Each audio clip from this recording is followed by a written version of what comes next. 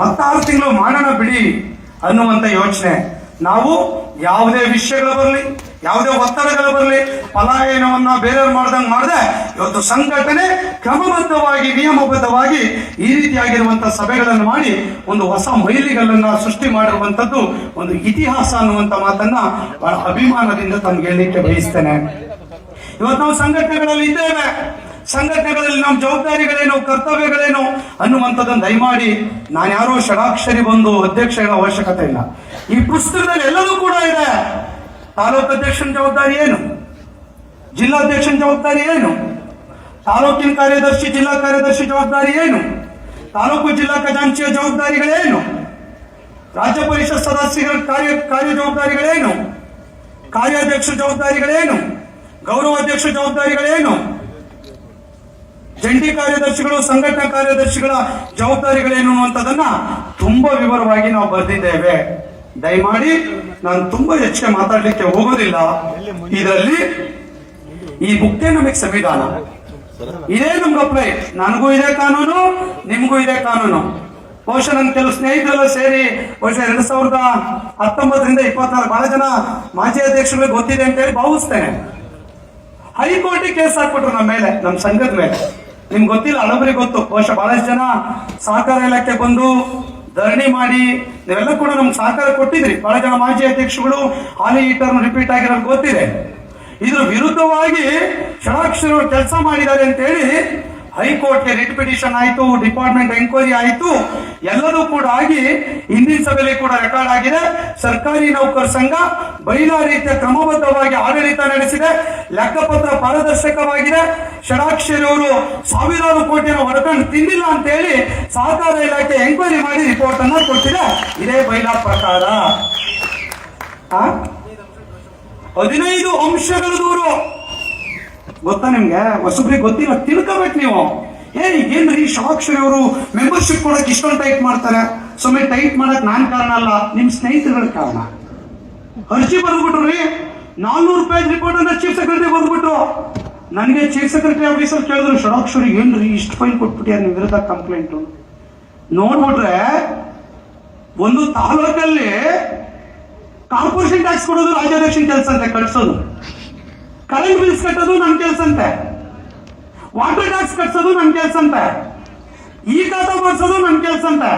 ಇವೆಲ್ಲ ಮಾಡಿಲ್ಲ. ಹಿಂಗಾಗಿ ಪ್ರತಿ ತಾಲೂಕು ಜಿಲ್ಲೆ ಅವರೇಜ್ ತೆಗೆದುಕೊಂಡ್ರೆ 500 ಕೋಟಿಯ ಆರ್ಥಿಕ ವ್ಯವಹಾರ ಆಗಿದೆ ಅನ್ನುವಂತ ದೂರು. ಯೋಚನೆ ಮಾಡಿ, ಯಾಕಪ್ಪ ಷಡಾಕ್ಷರಿ ಅವರು ಮೆಂಬರ್ಶಿಪ್ ಇಷ್ಟೊಂದು ವಿಧಿ ಮಾಡ್ತಾರೆ? ಷಡಾಕ್ಷರಿ ಅವರು ಫುಲ್ ಟೈಟ್ ಆಗಿ ಎಲ್ಲದನ್ನು ಕೂಡ ನೋಡ್ತಾರೆ. ಮೆಂಬರ್ಶಿಪ್ ಕೊಡೋಲ್ಲ ಅಂತ ವಾಟ್ಸ್ಆಪ್ ನಲ್ಲಿ ಕೆಲವರುಗಳು ಟೆಕ್ಸ್ಟ್ ಮಾಡೋದು ಹಾಕೋದು ನನ್ನ ನಿರ್ಣಯ ಅಲ್ಲ. ಕಾನ್ಸ್ಟಿಟ್ಯೂಷನ್ ಬೈಲಾ ನಿರ್ಣಯ, ಎಕ್ಸಿಕ್ಯೂಟಿವ್ ಕಮಿಟಿ ನಿರ್ಣಯ. ಪಾಪ ತಾಲೂಕು ಅಧ್ಯಕ್ಷ ಇಲ್ಲಿ ಬಂದಿದ್ದಾರೆ.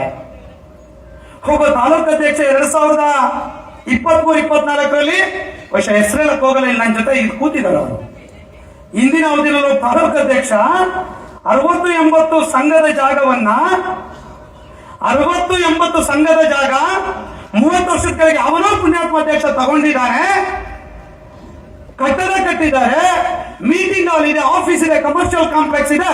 ಆ ಜಾಗವನ್ನ ನಾನು ಸರ್ಕಾರಿ ನೌಕರ ಸಂಘದ ತಾಲೂಕು ಅಧ್ಯಕ್ಷ ನನ್ನ ಹೆಸರಿನಲ್ಲಿ, ನನ್ನ ಸ್ಮರಣಾರ್ಥವಾಗಿ, ನೀನು ಬದುಕಿದಾನೆ ಸ್ಮರಣೆ ಅಂತ ಅವನೇ ಹೇಳ್ಕೊಂಡ್ಬಿಟ್ಟ, ನನ್ನ ಸ್ಮರಣಾರ್ಥವಾಗಿ ಈ ಜಾಗವನ್ನು ಸರ್ಕಾರಕ್ಕೆ ಮುಫತ್ತಾಗಿ ಬರ್ಕೊಡ್ತೇನೆ ಅಂತ ಹೇಳಿ ತಹಶೀಲ್ದಾರಿಗೆ ಬರ್ಕೊಟ್ಟಂತ ಪುಣ್ಯಾತ್ಮ ಇಲ್ಲಿದ್ದಾರೆ.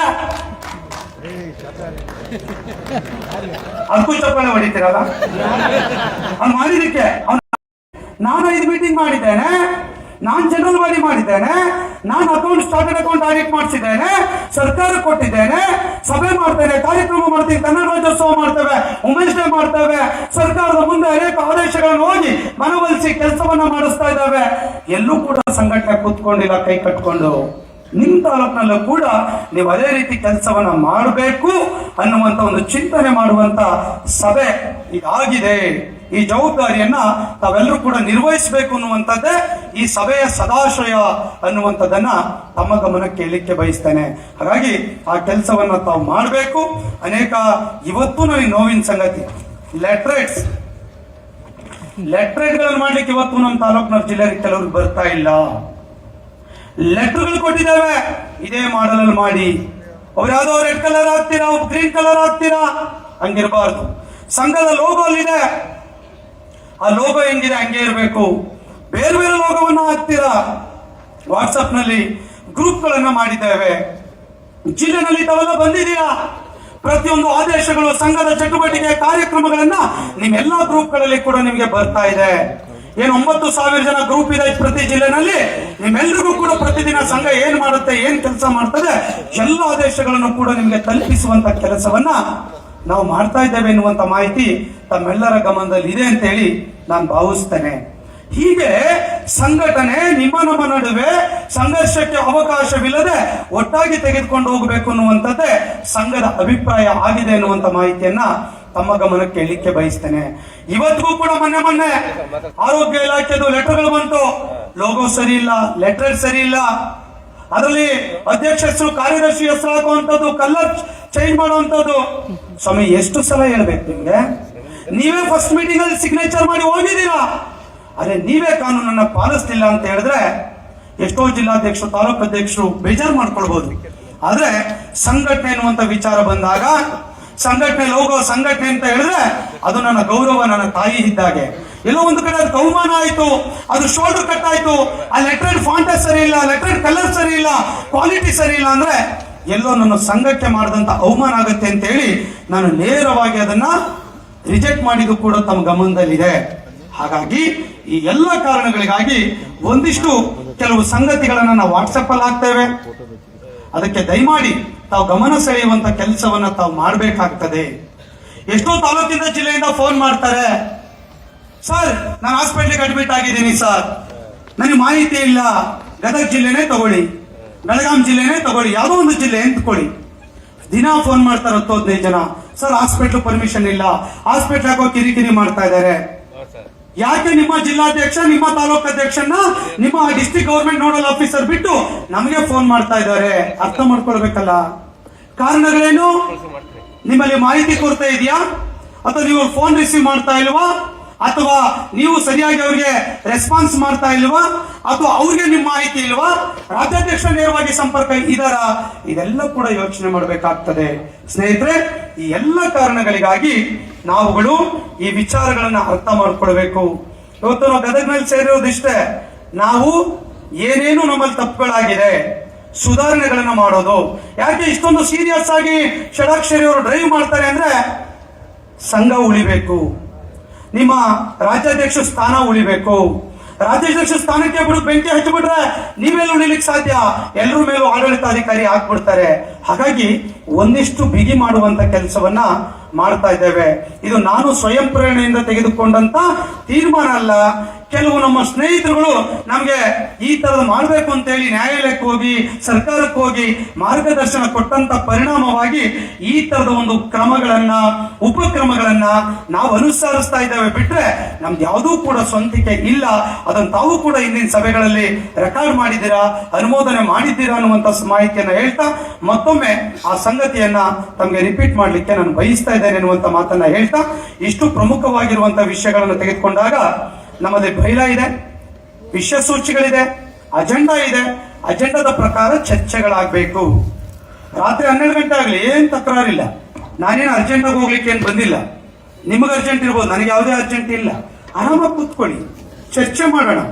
NPS ಏನಾಗಬೇಕು, ಸೆಂಟ್ರಲ್ ಪೇ ಏನಾಗಬೇಕು, ಶಿಕ್ಷಕರುಗಳ ಸಮಸ್ಯೆಗಳೇನಾಗಬೇಕು, ಬೇರೆ ಇಲಾಖೆ ಸಮಸ್ಯೆಗಳೇನಾಗಬೇಕು, ಆ ಎಲ್ಲ ಸಮಸ್ಯೆಗಳಿಗೂ ಕೂಡ ಒಂದು ಚರ್ಚೆಯ ಮೂಲಕ ಪರಿಹಾರ ಕಂಡುಕೊಳ್ಳುವಂತ ವೇದಿಕೆ ಇದಾಗಿದೆ ಎನ್ನುವಂತ ಮಾಹಿತಿಯನ್ನ ತಮ್ಮ ಗಮನಕ್ಕೆ ಹೇಳ್ತಾ, ಎಲ್ಲರೂ ಕೂಡ ಆವೇಶಭರಿತವಾಗುವಂತದ್ದು ಅವಶ್ಯಕತೆ ಇಲ್ಲ.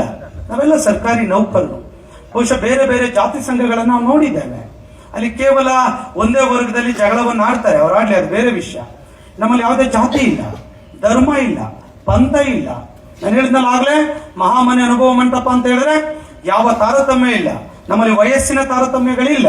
ಇಲ್ಲೆಲ್ಲರೂ ಕೂಡ ನೀವು ಮುಂದೆ ಕೂತಿದ್ರೆ, ಮೇಲ್ ಕೂತಿದ್ದಾರೆ, ನಮ್ಮಲ್ಲೆಲ್ಲ ಕೂಡ ಒಂದೇ ಎನ್ನುವಂತ ಭಾವನೆಯಲ್ಲಿ ಈ ಸಂಘವನ್ನ ತೆಗೆದುಕೊಂಡು ಹೋಗ್ಬೇಕು ಅನ್ನುವಂತ ವಿಚಾರದಲ್ಲಿ ಈ ಸಭೆನೂ ಕೂಡ ಅದೇ ರೀತಿ ಆಗ್ಬೇಕು ಅನ್ನುವಂಥದ್ದು ನನ್ನ ಆಶಯ ಅಲ್ಲ, ಕರ್ನಾಟಕ ರಾಜ್ಯ ಸರ್ಕಾರಿ ನೌಕರ ಸಂಘದ ಆಶಯ ಆಗಿದೆ ಅನ್ನುವಂಥದ್ದನ್ನ ಈ ಸಭೆಯ ಮೂಲಕ ನಾನು ಹೇಳಲಿಕ್ಕೆ ನಾನು ಬಯಸ್ತಾ ಇದ್ದೇನೆ ಅನ್ನುವಂತ ಒಂದು ಸಂಗತಿಯನ್ನ ಈ ಸಂದರ್ಭದಲ್ಲಿ ಹೇಳ್ತಾ, ಎಲ್ರಿಗೂ ಮಾತಾಡ್ಲಿಕ್ಕೆ ಅವಕಾಶ ಇದೆ.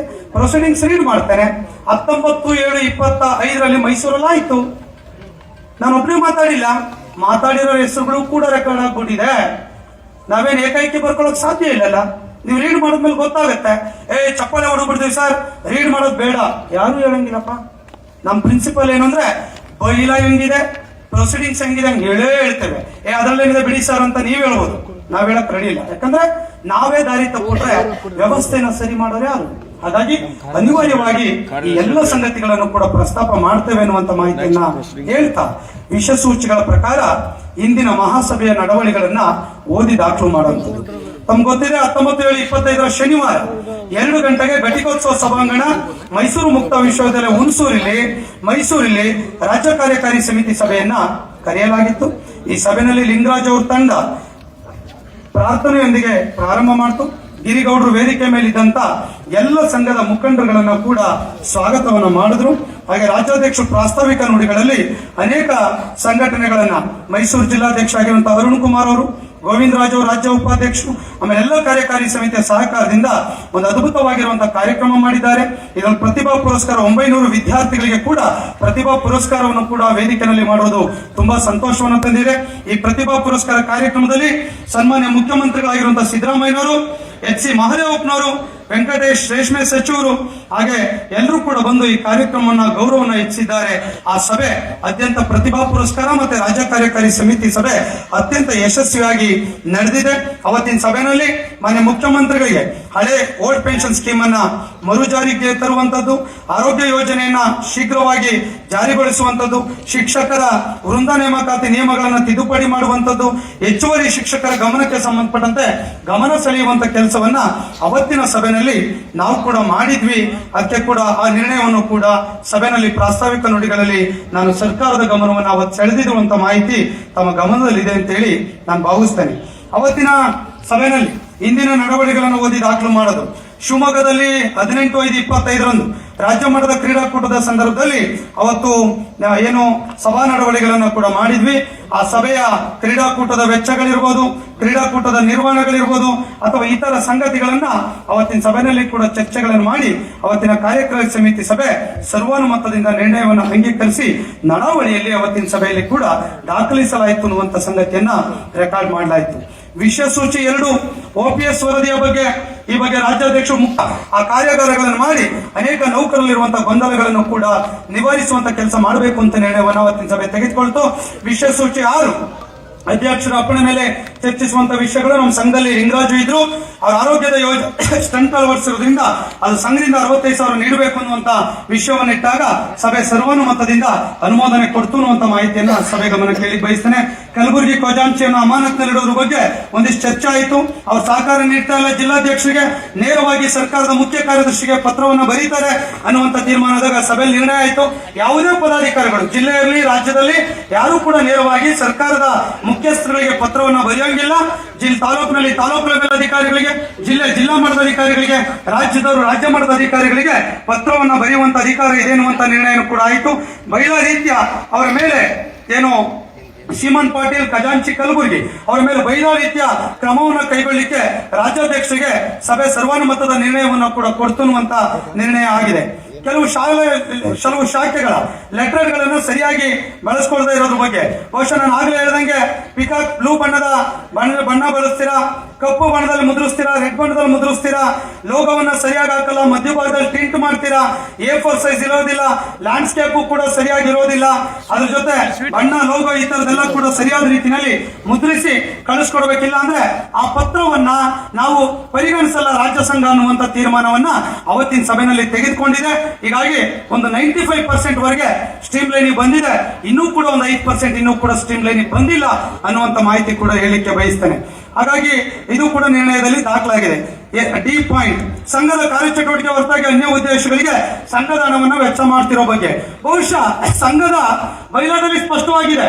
ಸರ್ಕಾರಿ ನೌಕರರ ದೇವದೇಶ, ಅವರ ಏಳಿಗೆಗಾಗಿ, ಅವರ ಒಳಿತಿಗಾಗಿ ಸಂಘದ ಕಾರ್ಯಚಟುವಟಿಕೆ ಹಣವನ್ನು ಬಳಸಬೇಕು ಅನ್ನುವಂಥದ್ದು ತೀರ್ಮಾನ ಆಗಿದೆ. ಆದ್ರೆ ಇಲ್ಲಿ ಕೆಲವರೆಲ್ಲ ಸ್ವಂತಕ್ಕೆ, ಪ್ರವಾಸಕ್ಕೆ, ಬೇರೆ ಬೇರೆ ಉದ್ದೇಶಕ್ಕೆ ಬಳಸುವಂತ ವ್ಯವಸ್ಥೆಗಳು ಕೂಡ ನಮ್ಮಲ್ಲಿದೆ. ಹಾಗಾಗಿ ಇದ್ರ ಬಗ್ಗೆ ಕೂಡ ನಾವು ಒಂದು ಕಠಿಣ ಕ್ರಮವನ್ನು ತೆಗೆದುಕೊಳ್ಬೇಕಲ್ಲ ಅಂತ ಹೇಳಿ ತೀರ್ಮಾನಗಳನ್ನು ಕೂಡ ಮಾಡಿದ್ದೇವೆ. ಪಾರದರ್ಶಕವಾಗಿರಬೇಕು, ಬೈಲ ರೀತಿಯ ಸಂಘದ ಆರ್ಥಿಕ ವೆಚ್ಚಗಳನ್ನ ಮಾಡಬೇಕು, ಅದಕ್ಕೆ ಕಾರ್ಯಕಾರಿ ಸಮಿತಿಯ ಅನುಮೋದನೆಗಳನ್ನ ಮಾಡಬೇಕು, ಅನವಶ್ಯಕ ದುಂದು ವೆಚ್ಚಗಳನ್ನು ಕೂಡ ಮಾಡಬಾರದು. ಬೈಲ ರೀತಿಯಲ್ಲಿ ಒದಗಿಸಿರುವಂತಹ ಪ್ರಮುಖ ಕಾರ್ಯಕ್ರಮ, ಪ್ರಮುಖ ತೀರ್ಮಾನ, ಪ್ರಮುಖ ಯೋಜನೆಗಳಿಗೆ ರಾಜ್ಯದ ಕಾರ್ಯಕಾರಿ ಸಮಿತಿಯ ಅನುಮೋದನೆಯನ್ನು ಕೂಡ ಪಡಿಬೇಕು ಅನ್ನುವಂತ ತೀರ್ಮಾನ ಅವತ್ತಿನ ಸಭೆಯಲ್ಲಿ ಆಗಿದೆ ಎನ್ನುವಂತ ಮಾಹಿತಿಯನ್ನ ನಾನು ತಮ್ಮ ಗಮನಕ್ಕೆ ಹೇಳಲಿಕ್ಕೆ ನಾನು ಬಯಸ್ತಾ ಇದ್ದೇನೆ. ಅದಾದ ನಂತರ ಅದು ಕೂಡ ನಿರ್ಣಯ ಆಯಿತು. ನಮಗೆ ಸಾರ್ವತ್ರಿಕ ಚುನಾವಣೆಯಲ್ಲಿ ನೇಮಕಗೊಂಡ ಚುನಾವಣಾಧಿಕಾರಿಗಳಿಗೆ ಕೆಲವು ಶಾಖೆಗಳು ಸಂಭಾವನೆಗಳನ್ನ ಕೊಟ್ಟಿಲ್ಲ ಅನ್ನುವಂತ ಮಾಹಿತಿ ಇದೆ. ಒಂದು 5-6 ಶಾಖೆಗಳ ಮಾಹಿತಿ ನಮಗೆ ದೂರು ಕಂಪ್ಲೇಂಟ್ ಬಂದಾಗ ನಾವು ಕೂಡ ಸೂಚನೆ ಕೊಟ್ಟಿದ್ದೇವೆ, ಎಕ್ಸಿಕ್ಯೂಟಿವ್ ಕಮಿಟಿ ತೀರ್ಮಾನ ಮಾಡಿದ್ದೇವೆ. ಆ ಏನು ಚುನಾವಣಾಧಿಕಾರಿಗಳು ಚುನಾವಣಾ ಕಾರ್ಯವನ್ನ ನಿರ್ವಹಿಸಿದ್ದಾರೆ, ಇನ್ನೂ ಕೂಡ ಕೆಲವು ಸರ್ಟಿಫಿಕೇಟ್ ಕೂಡ ಕೊಟ್ಟಿಲ್ಲ, ಅವರೇ ಒರಿಜಿನಲ್ ಎತ್ತಿಟ್ಕೊಂಡ್ಬಿಟ್ಟಿದ್ದಾರೆ, ಚುನಾವಣೆಗೆ ಮಾತ್ರ ಜೆರಾಕ್ಸ್ ಕೊಟ್ಟಿದ್ದಾರೆ ಎನ್ನುವಂತ ಮಾಹಿತಿ ಇದೆ. ಹಾಗಾಗಿ ಅವ್ರಿಗೆ ಏನೇನಿದೆ ಅವ್ರ ಜೊತೆ ಕೂತ್ಕೊಂಡು, ಈಗ ಹೊಸಬರಾಗಿರ್ಬೋದು ಇನ್ನೊಬ್ಬರಾಗಿರ್ಬೋದು, ನಾನು ಹಿಂದೆ ಕೂಡ ಅಧ್ಯಕ್ಷ ಇದ್ರು 2019ರಲ್ಲಿ, ಅವಾಗ ಸುಮಾರು 30 ಲಕ್ಷ ಪೇಮೆಂಟ್ ಮಾಡಿರಲಿಲ್ಲ. ಹಂಗಂತ ಸುಮ್ಮನೆ ಬಿಡ್ಲಿಕ್ಕೆ ಆಗ್ಲಿಲ್ಲ.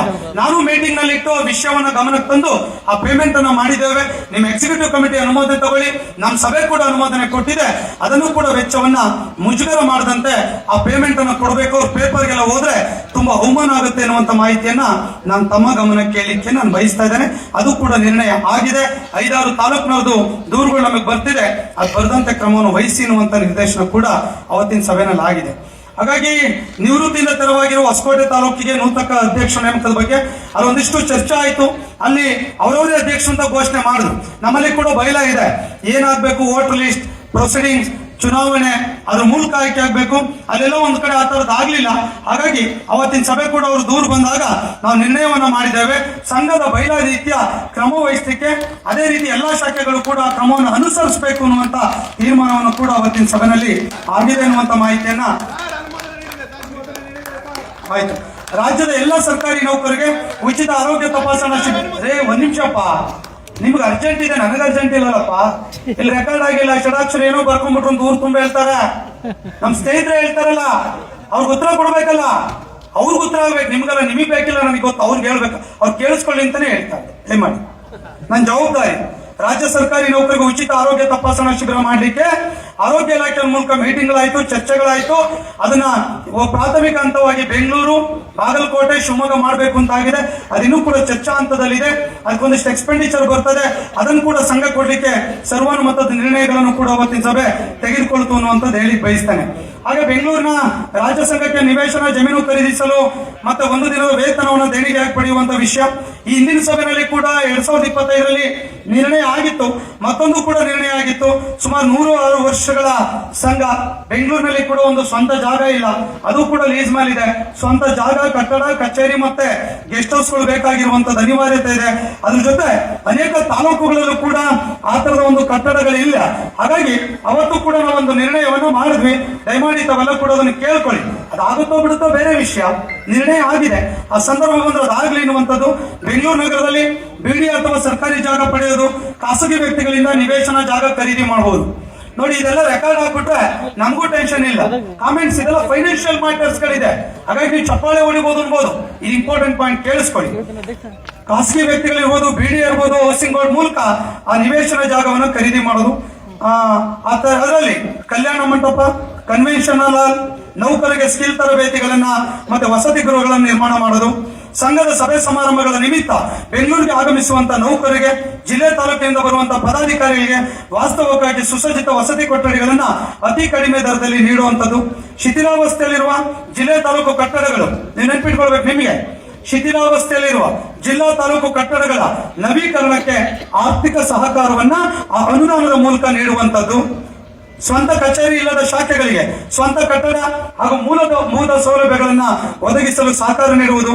ಯಾವ ಶಾಖೆಗಳಿಗೆ ಖಾಲಿ ನಿವೇಶನ ಜಾಗ ಖರೀದಿಸಲು ಮೇಲ್ಕಂಡ ನಿರ್ಮಾಣ ಕಾಮಗಾರಿಗಳು ಸಹಾಯಧನ ಮಾಡುವ ಉದ್ದೇಶಕ್ಕಾಗಿ ರಾಜ್ಯಾದ್ಯಂತ ಕರ್ತವ್ಯ ನಿರ್ವಹಿಸುತ್ತಿರುವ ಅಧಿಕಾರಿಗಳ 1 ದಿನದ ವೇತನವನ್ನು ಪಡೆದು ಆದೇಶವನ್ನು ಹೊರಡಿಸುವುದು. ಸರ್ಕಾರಿ ನೌಕರ ದೇಣಿಗೆಯಿಂದ ಸಂಗ್ರಹವಾಗುವ ಪೂರ್ಣ ಮೊತ್ತವನ್ನ ಪ್ರತ್ಯೇಕ ಬ್ಯಾಂಕ್ ಖಾತೆಗಳನ್ನ ನಿರ್ವಹಣೆ ಮಾಡುವಂತದ್ದು. ಇಷ್ಟು ಪ್ರಮುಖವಾಗಿರುವಂತಹ ನಿರ್ಣಯಕ್ಕೆ ಅವತ್ತಿನ ಸಭೆ ಒಂದು ಅನುಮೋದನೆಯನ್ನ ಕೂಡ ಕೊಟ್ಟಿತ್ತು. ಆದ್ರೆ ನಾವು ಸರ್ಕಾರಕ್ಕೆ ಲೆಟರ್ ಕೊಟ್ಟಿದ್ದೇವೆ, ಅನೇಕ ಹರ್ಡಲ್ಸ್ ಗಳಿದೆ. ಯಾಕಂದ್ರೆ ನಾವು ಕೂಡ ಅದ್ರ ಬಗ್ಗೆ ಸೀರಿಯಸ್ ಆಗಿ ಮಾಡಿಲ್ಲ. ನಿರ್ಣಯ ಆಗಿದೆ ಸರ್, ಸರ್ಕಾರದ ಗಮನ ಸೆಳೆದಿದ್ದೇವೆ. ಸರ್ಕಾರ ಏನ್ ತೀರ್ಮಾನ ಮಾಡ್ತದೆ ಎನ್ನುವಂತದನ್ನ ನೋಡ್ಲಿಕ್ಕೆ ಹೋಗ್ಬೇಕು. ಯಾಕಂದ್ರೆ ಬಿಲ್ಡಿಂಗ್ ಕಟ್ಟೋದು ತುಂಬಾ ಸುಲಭ. 100 ಕೋಟಿ ಕಟ್ತಿದಂಗೆ ಏನ್ ಮಾಡ್ತಾರೆ, ನನ್ಗೆ ಬಹುಶಃ ಈ ಕಟ್ಟಡ ಕಟ್ಟದ ನೆನಪಿದೆ. ಬೆಂಗಳೂರಿನಲ್ಲಿ ನಮ್ಮ ಪಶುಪಾಲನಾ ಇಲಾಖೆ ಒಬ್ಬ ನಂಗೆ ಆಗ್ಲಿಲ್ಲ, ಸೋತ್ಬಿಟ್ಟಿದ್ದ ಚುನಾವಣೆಯಲ್ಲಿ. ಷಡಾಕ್ಷರಿ ಅವರಿಗೆ ಬಿಲ್ಡಿಂಗ್ ಅಲ್ಲಿ ಕಮಿಷನ್ ನೋಡಿದ್ದಾರೆ ಅಂತ ಹೇಳಿ ಕಂಪ್ಲೇಂಟ್ ಮಾಡ್ಬಿಟ್ಟ ಅವನು. ಬಹುಶಃ BTV ನಲ್ಲಿ ಬಂತು, ಎಲ್ಲಾ ಟಿವಿಲಿ ಬಂತು. ನಮಗೆ ನೌಕರರ ಬಗ್ಗೆ ಅಭಿಮಾನ ಇತ್ತು, ಅವ್ರಿಗೆ ಏನಂತ ಗೊತ್ತಿತ್ತು. ಅವ್ರು ಒಳ್ಳೆಯರಿದ್ರು ಸರಿ ಆಯ್ತು, ಬೇರೆ ಇದ್ರೇನು. ಇವೆಲ್ಲ ಏನಾಗುತ್ತೆ ಅಂದ್ರೆ ಫೈನಾನ್ಷಿಯಲ್ ಮ್ಯಾಟರ್ ಇರೋದ್ರಿಂದ ತುಂಬಾ ನಾವು ಸೀರಿಯಸ್ ಆಗಿಲ್ಲ. ನಿರ್ಣಯಗಳು ಕೂಡ ಆಗಿದೆ. ತಾವೆಲ್ಲ ಯಾವ ರೀತಿ ಹೇಳ್ತೀರಾ ಮುಂದಿನ ವಿಷಯ ಚರ್ಚೆ ಮಾಡಿದಾಗ ಅದು ನಿರ್ಣಯ ಆಗಿದೆ ಅನ್ನುವಂತ ಸಂಗತಿಯನ್ನ ತಮ್ಮ ಗಮನಕ್ಕೆ ಕೇಳಲಿಕ್ಕೆ ಬಯಸ್ತೇನೆ. ಇಂದಿನ ರಾಜ್ಯ ಕಾರ್ಯಕಾರಿ ಸಮಿತಿಯ ವೆಚ್ಚಗಳನ್ನು ಭರಿಸೋದ್ರ ಬಗ್ಗೆ 19/7/25 ಘಟಿಕೋತ್ಸವ ಸಂಗಮ ಮೈಸೂರಿನಲ್ಲಿ ಪ್ರತಿಭಾ ಪುರಸ್ಕಾರ ಇರ್ಬೋದು, ಮತ್ತೆ ಎಕ್ಸಿಕ್ಯೂಟಿವ್ ಕಮಿಟಿ ನೋಡಿ, ಪ್ರತಿಭಾ ಪುರಸ್ಕಾರ ಜೊತೆ ಎಕ್ಸಿಕ್ಯೂಟಿವ್ ಕಮಿಟಿ ಮಾಡ್ತೇವೆ. ಅದು ಮಾಡಿಬಿಟ್ರೆ ಅಟ್ಲೀಸ್ಟ್ ಸುಮಾರು ಒಂದು 10-15 ಲಕ್ಷ ರೂಪಾಯಿ ಉಳಿತದೆ ಅಂತ ಹೇಳಿ ಎಲ್ಲ ಸಂದರ್ಭದಲ್ಲಿ ಶಿವಮೊಗ್ಗದಲ್ಲಿ ಸ್ಪೋರ್ಟ್ಸ್ ಆಯ್ತು, ಅಲ್ಲೊಂದು ಎಕ್ಸಿಕ್ಯೂಟಿವ್ ಕಮಿಟಿ, ಪ್ರತಿಭಾ ಪುರಸ್ಕಾರ ಮೈಸೂರು ಆಯ್ತು, ಅಲ್ಲೇ ಎಕ್ಸಿಕ್ಯೂಟಿವ್ ಕಮಿಟಿ, ಬೆಂಗಳೂರಿನಲ್ಲಿ ಒಂದಾಯ್ತು, ಅಲ್ಲೇ ಮುಗಿಸ್ಬಿಟ್ವಿ. ಹಿಂಗ್ ಮಾಡೋದ್ರಿಂದ ನಮ್ಗೆ ಒಂದು 15 ಲಕ್ಷ ರೂಪಾಯಿ ಉಳಿತಾ ಇತ್ತು. ಆದ್ರೆ ಗದಗ್ನಲ್ಲಿ ಮಾಡೋಣ ಅಂತ ಯೋಚನೆ ಮಾಡಿದೆ, ಆದ್ರೆ ಆಗ್ಲಿಲ್ಲ. ಯಾಕಂದ್ರೆ ಮುಂದಿನ ತಿಂಗಳು ಸ್ಪೋರ್ಟ್ಸ್ ಇನ್ನು 2 ತಿಂಗಳು ಆಗ್ಬೋದು, ಏಪ್ರಿಲ್ ಆಗ್ಬೋದು, ತುಂಬಾ ಡಿಲೇ ಆಗ್ಬಾರ್ದು ಅಂತ ಹೇಳಿ ಇವತ್ತು ಕರೆದಿದ್ದೇವೆ. ಇದೊಂದು ಅಡಿಷನಲ್ ಎಕ್ಸ್ಪೆಂಡಿಚರ್ ಇದೆ. ಅಲ್ಲಿ ಏನ್ ಕಾರ್ಯಕ್ರಮ ಮೈಸೂರಲ್ಲಿ ಆಯ್ತು, LEDಗೆ 1,20,000 ಖರ್ಚು ಮಾಡಿದ್ದೇವೆ. ವೇದಿಕೆ ಅಲಂಕಾರ 50,000, ಅತಿಥಿ ಗಣ್ಯರಿಗೆ ನೆನಪಿನ ಕಾಣಿಕೆ 1,50,000, ಫ್ಲೆಕ್ಸು, ಬ್ಯಾನರ್, ಮುದ್ರಣ ಅಳವಡಿಕೆ 3 ಲಕ್ಷ, ಶಾಮಿಯಾನ, ಚೇರು, ಟೇಬಲ್, ಟೀಪಾಯ್, ವೇದಿಕೆ ನಿರ್ಮಾಣ 1 ಲಕ್ಷ, ಊಟಕ್ಕೆ 5 ಲಕ್ಷ, 2 ಕಾರ್ಯಕ್ರಮ ಸೇರಿ. ರಾಜ್ಯ ಸಂಘದ ಪದಾಧಿಕಾರಿಗಳ ಪ್ರಯಾಣ, ಸಾರಿಗೆ, ವಸತಿ ವೆಚ್ಚ ಏನ ಬೆಂಗಳೂರಿಂದ ಬರ್ತಾರೆ ಪದಾಧಿಕಾರಿಗಳು, ಅದು ಮತ್ತೆ ಅಲ್ಲಿ ಉಳ್ಕೊಂಡವ್ರಿಗೆ ವಸತಿ, ಪ್ರಯಾಣ, ಸಾರಿಗೆ 1 ಲಕ್ಷ, ಇತರ ವೆಚ್ಚಗಳ 50,000. ಟೋಟಲ್ ಅವತ್ತಿನ ಕಾರ್ಯಕ್ರಮ 13,70,000 ಆಯ್ತು. ಅದನ್ನೆಲ್ಲ ಕೂಡ ಡಿಸ್ಕೌಂಟ್ ಮಾಡಿ 12,20,000 ಇದರಲ್ಲಿ ಆ ಕಾರ್ಯಕ್ರಮವನ್ನ ನಾವು ಮುಗಿಸಿದ್ದೇವೆ ಎನ್ನುವಂತ ಮಾಹಿತಿಯನ್ನ ತಮ್ಮ ಗಮನಕ್ಕೆ ನಾನು ಹೇಳಲಿಕ್ಕೆ ನಾನು ಬಯಸ್ತಾ ಇದ್ದೇನೆ ಎನ್ನುವಂತ ಮಾತನ್ನ ತಮ್ಮ ಗಮನಕ್ಕೆ ಹೇಳಲಿಕ್ಕೆ ಬಯಸ್ತೇನೆ. ಸದಸ್ಯತ್ವ ಶುಲ್ಕ ಬಾಬ್ತಿನ ಮೊತ್ತವನ್ನ ಪಡೆದುಕೊಳ್ಳುವ ಸಂಬಂಧ ಶಾಖೆಗಳು ರಾಜ್ಯ ಸಂಘಕ್ಕೆ ಸಲ್ಲಿಸಬೇಕಾದಂತ ದಾಖಲಾತಿಗಳ ಬಗ್ಗೆ ಸದಸ್ಯತ್ವ ಶುಲ್ಕವನ್ನ ಸರ್ಕಾರದ ಆದೇಶಾನುಸಾರ HRMS ಮೂಲಕ ನೇರವಾಗಿ ರಾಜ್ಯ ಸಂಘಕ್ಕೆ ಹಣ ಜಮಾ ಆಗ್ತಿದೆ. ಈಗಾಗಲೇ 2-3 ಸರ್ಕ್ಯುಲರ್ ನ ಕಳಿಸಿದ್ದೇವೆ, ಚೆಕ್ ಲಿಸ್ಟ್ ಮೂಲಕ ನಾವು ಕಳಿಸಿದ್ದೇವೆ. ಅದರ ಮಾಹಿತಿಯನ್ನ ಪೂರ್ಣಗೊಳಿಸಿ ತಮ್ಮ ಸದಸ್ಯತ್ವದ ಹಣವನ್ನ ತೆಗೆದುಕೊಳ್ಬೇಕು ಅಂತ ಹೇಳಿದ್ದೇವೆ. 2024ರಲ್ಲಿ ಹೇಳಿದ್ವಿ, 25ರಲ್ಲಿ ಹೇಳಿದ್ದೇವೆ. ಪೂರ್ಣ ಪ್ರಮಾಣದ ಮಾಹಿತಿಗಳನ್ನ ಬಹುಶಃ ಒಂದು 6-7 ಸಂಘಗಳು ಮಾತ್ರ ಸಲ್ಲಿಸಿದೆ. ಇನ್ನೂ ಕೂಡ ಬೇರೆ ಬೇರೆ ಇನ್ನೂ ಸಭೆ ಕರೆದಿಲ್ಲ, ಜನರಲ್ ಬಾಡಿ ಕರೆದಿಲ್ಲ, ತೀರ್ಮಾನಗಳಾಗಿಲ್ಲ, ಚಾರ್ಟರ್ಡ್ ಅಕೌಂಟ್ ಆಗಿಲ್ಲ, ಚೆಕ್ ಲಿಸ್ಟ್ ಗಳಾಗಿಲ್ಲ, ಜಾಗದ ರೆಕಾರ್ಡ್, ಟ್ಯಾಕ್ಸ್ ಕಟ್ಟೋದಿರ್ಬೋದು, ಆಧಾರ್ ಕಾರ್ಡ್ ಗಳನ್ನ ಇನ್ಸರ್ಟ್ ಮಾಡುವಂತದಿರ್ಬೋದು, ಪ್ಯಾನ್ ಕಾರ್ಡ್ ಬಗ್ಗೆ ಇರ್ಬೋದು, ಯಾವುದೇ ತೀರ್ಮಾನಗಳನ್ನು ಕೂಡ ಕೆಲವು ಮಾಡಿಲ್ಲ. ಅವನ್ನೆಲ್ಲ ಕೂಡ ಮಾಡಿ ಚೆಕ್ ಲಿಸ್ಟ್ ಪ್ರಕಾರ ಆ ಮಾಹಿತಿಯನ್ನ ರಾಜ್ಯ ಸಂಘಕ್ಕೆ ಸಲ್ಲಿಸಿ ಆ ಒಂದು ಮೊತ್ತವನ್ನ ತೆಗೆದುಕೊಳ್ಬೇಕು ಅನ್ನುವಂತ ತೀರ್ಮಾನ ಅವತ್ತಿನ ಸಭೆಯಲ್ಲಿ ಆಯಿತು. ಇದರಲ್ಲಿ ಇನ್ನೊಂದು ಸಂಘ, ಒಬ್ಬ ಅರಕನಹಳ್ಳಿ ಒಬ್ಬ ಲೀಡರ್ ಇದ್ದ, ನೀವು ನಂಬ್ತೀರಾ, ನಮ್ಮ ಸರ್ಕಾರಿ ನೌಕರ ಸಂಘದ ತಾಲೂಕು ಅಧ್ಯಕ್ಷ ಇದ್ದ. ಅವು ಏನ್ ಮಾಡ್ದ, ಆ ಸಭೆಯಲ್ಲಿ ಒಂದು ನಿರ್ಣಯ ಮಾಡಿ 40 ಲಕ್ಷ ಒಂದು ಟೀಚರ್ ಸೊಸೈಟಿಗೆ ಸಂಘ ದುಡ್ಡು ತಗೊಂಡು ಹೋಗ್ಬಿಟ್ಟು ಅಲ್ಲಿ ಇಟ್ಬಿಟ್ಟ. ಟೀಚರ್ ಸೊಸೈಟಿನಲ್ಲಿ ಕೂಡ ಆತ ಅಧ್ಯಕ್ಷ ಇದ್ದ, ಇಲ್ಲೂ ಕೂಡ ಇದ್ದ. ಅಲ್ಲಿ ಇಟ್ಬಿಟ್ಟಾದ್ಮೇಲೆ ಏನ್ ಮಾಡ್ದ, ಆ ಸೊಸೈಟಿ ಲಿಕ್ವಿಡೇಟ್ ಆಯ್ತು. ದುಡ್ಡು ಯಾರ್ದು? ಸರ್ಕಾರಿ ನೌಕರ ದೇಣಿಗೆ, ವಾಣಿಜ್ಯ ಮಳಿಗೆ ದೇಣಿಗೆ, ಸಮುದಾಯ ಭವನದ ದೇಣಿಗೆ. ಆತ ವಾಲಂಟರಿ ರಿಟೈರ್ಮೆಂಟ್ ತಗೊಂಡು ಮನೆಗೆ ಹೋದ. 40 ಲಕ್ಷಕ್ಕೆ ಹೊಣೆಗಾರಿ ಯಾರು? ಯಾಕೆ ಸದಸ್ಯತ್ವದ ಬಗ್ಗೆ ಹೇಳ್ತೀವಿ ಅಂದ್ರಲ್ಲ, 40 ಲಕ್ಷ ಯಾರು ದುಡ್ಡು? ಅಲ್ಲೇ ಮಾಡ್ದ, ಅಲ್ಲಿಗೆ ಆಗ್ತ ಸೊಸೈಟಿ ಹೋಯ್ತು, ತಿನ್ಕೊಂಡು ಹೋದ, ಲಿಕ್ವಿಡೇಟ್ ಆಯ್ತು. ಆ ತಾಲೂಕಿನ 40 ಲಕ್ಷ ಹಣ ಇವತ್ತು ಎಂಕ್ವೈರಿ ನಡೀತಾ ಇದೆ. ಕ್ರಿಮಿನಲ್ ಕೇಸ್ ಕೂಡ ಹೂಡ್ಲಿಕ್ಕೆ ಹಿಂದಿನ ಸಭೆಯಲ್ಲಿ ನಿರ್ಣಯ ಆಗಿದೆ ಅವ್ರ ಮೇಲೆ ಅನ್ನೋದನ್ನ. ಹೂಡ್ಬೋದು ಅವ್ರ ಮೇಲೆ ಕ್ರಿಮಿನಲ್ ಕೇಸು? ಎಸ್, ಬೈಲಾ ಪ್ರಕಾರ ರಾಷ್ಟ್ರೀಕೃತ ಬ್ಯಾಂಕ್ ಅಲ್ಲೇ ಇಡಬೇಕು. ಅದನ್ನ ಬಿಟ್ಬಿಟ್ಟು ಯಾವುದೋ ಒಂದು ಸೊಸೈಟಿಲಿ ಇಟ್ಟು ಇವತ್ತು 40 ಲಕ್ಷ ಸಂಘದ ಹಣ ಹೋಗಿದೆ ಅನ್ನುವಂಥದ್ದು ಹೇಳಿಕ್ ಬಯಸ್ತೇನೆ. ಅದು ಕೂಡ ನಿರ್ಣಯ ಆಗಿದೆ. ಶಾಖಾ ಸಂಘಗಳು ಪ್ರತ್ಯೇಕವಾಗಿ ಪ್ಯಾನ್ ಕಾರ್ಡ್ ಗಳನ್ನು ಹೊಂದುವ ಬಗ್ಗೆ ಬಹುಶಃ ರಾಜ್ಯ ಸಂಘದ ಪ್ಯಾನ್ ಕಾರ್ಡ್ಗೆ ತಾಲೂಕು ಜಿಲ್ಲಾ ಸಂಘಗಳು ಕೂಡ ಲಿಂಕ್ ಆಗ್ತಿದೆ.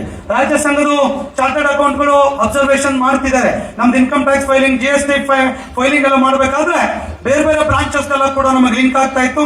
ಹಾಗಾಗಿ ಅವರು ಕೂಡ ಆಡಿಟರ್ ಒಂದು ಲೀಗಲ್ ಒಪಿನಿಯನ್ ಕೂಡ ನಮಗೆ ಕೊಟ್ಟಿದ್ರು. ತಾಲೂಕು ಜಿಲ್ಲಾ ಶಾಖೆಗಳು ಪ್ರತ್ಯೇಕ ಪ್ಯಾನ್ ಕಾರ್ಡ್ ಗಳನ್ನು ಹೊಂದಬೇಕು. ಅದರ ಅಕೌಂಟ್ ಬೇರೆ ಇದೆ, ಅದರ ಪ್ರೊಸೀಡಿಂಗ್ಸ್ ಗಳು ಬೇರೆ ಇದೆ, ಅದರ ಎಕ್ಸ್ಪೆಂಡಿಚರ್ ಬೇರೆ ಇದೆ.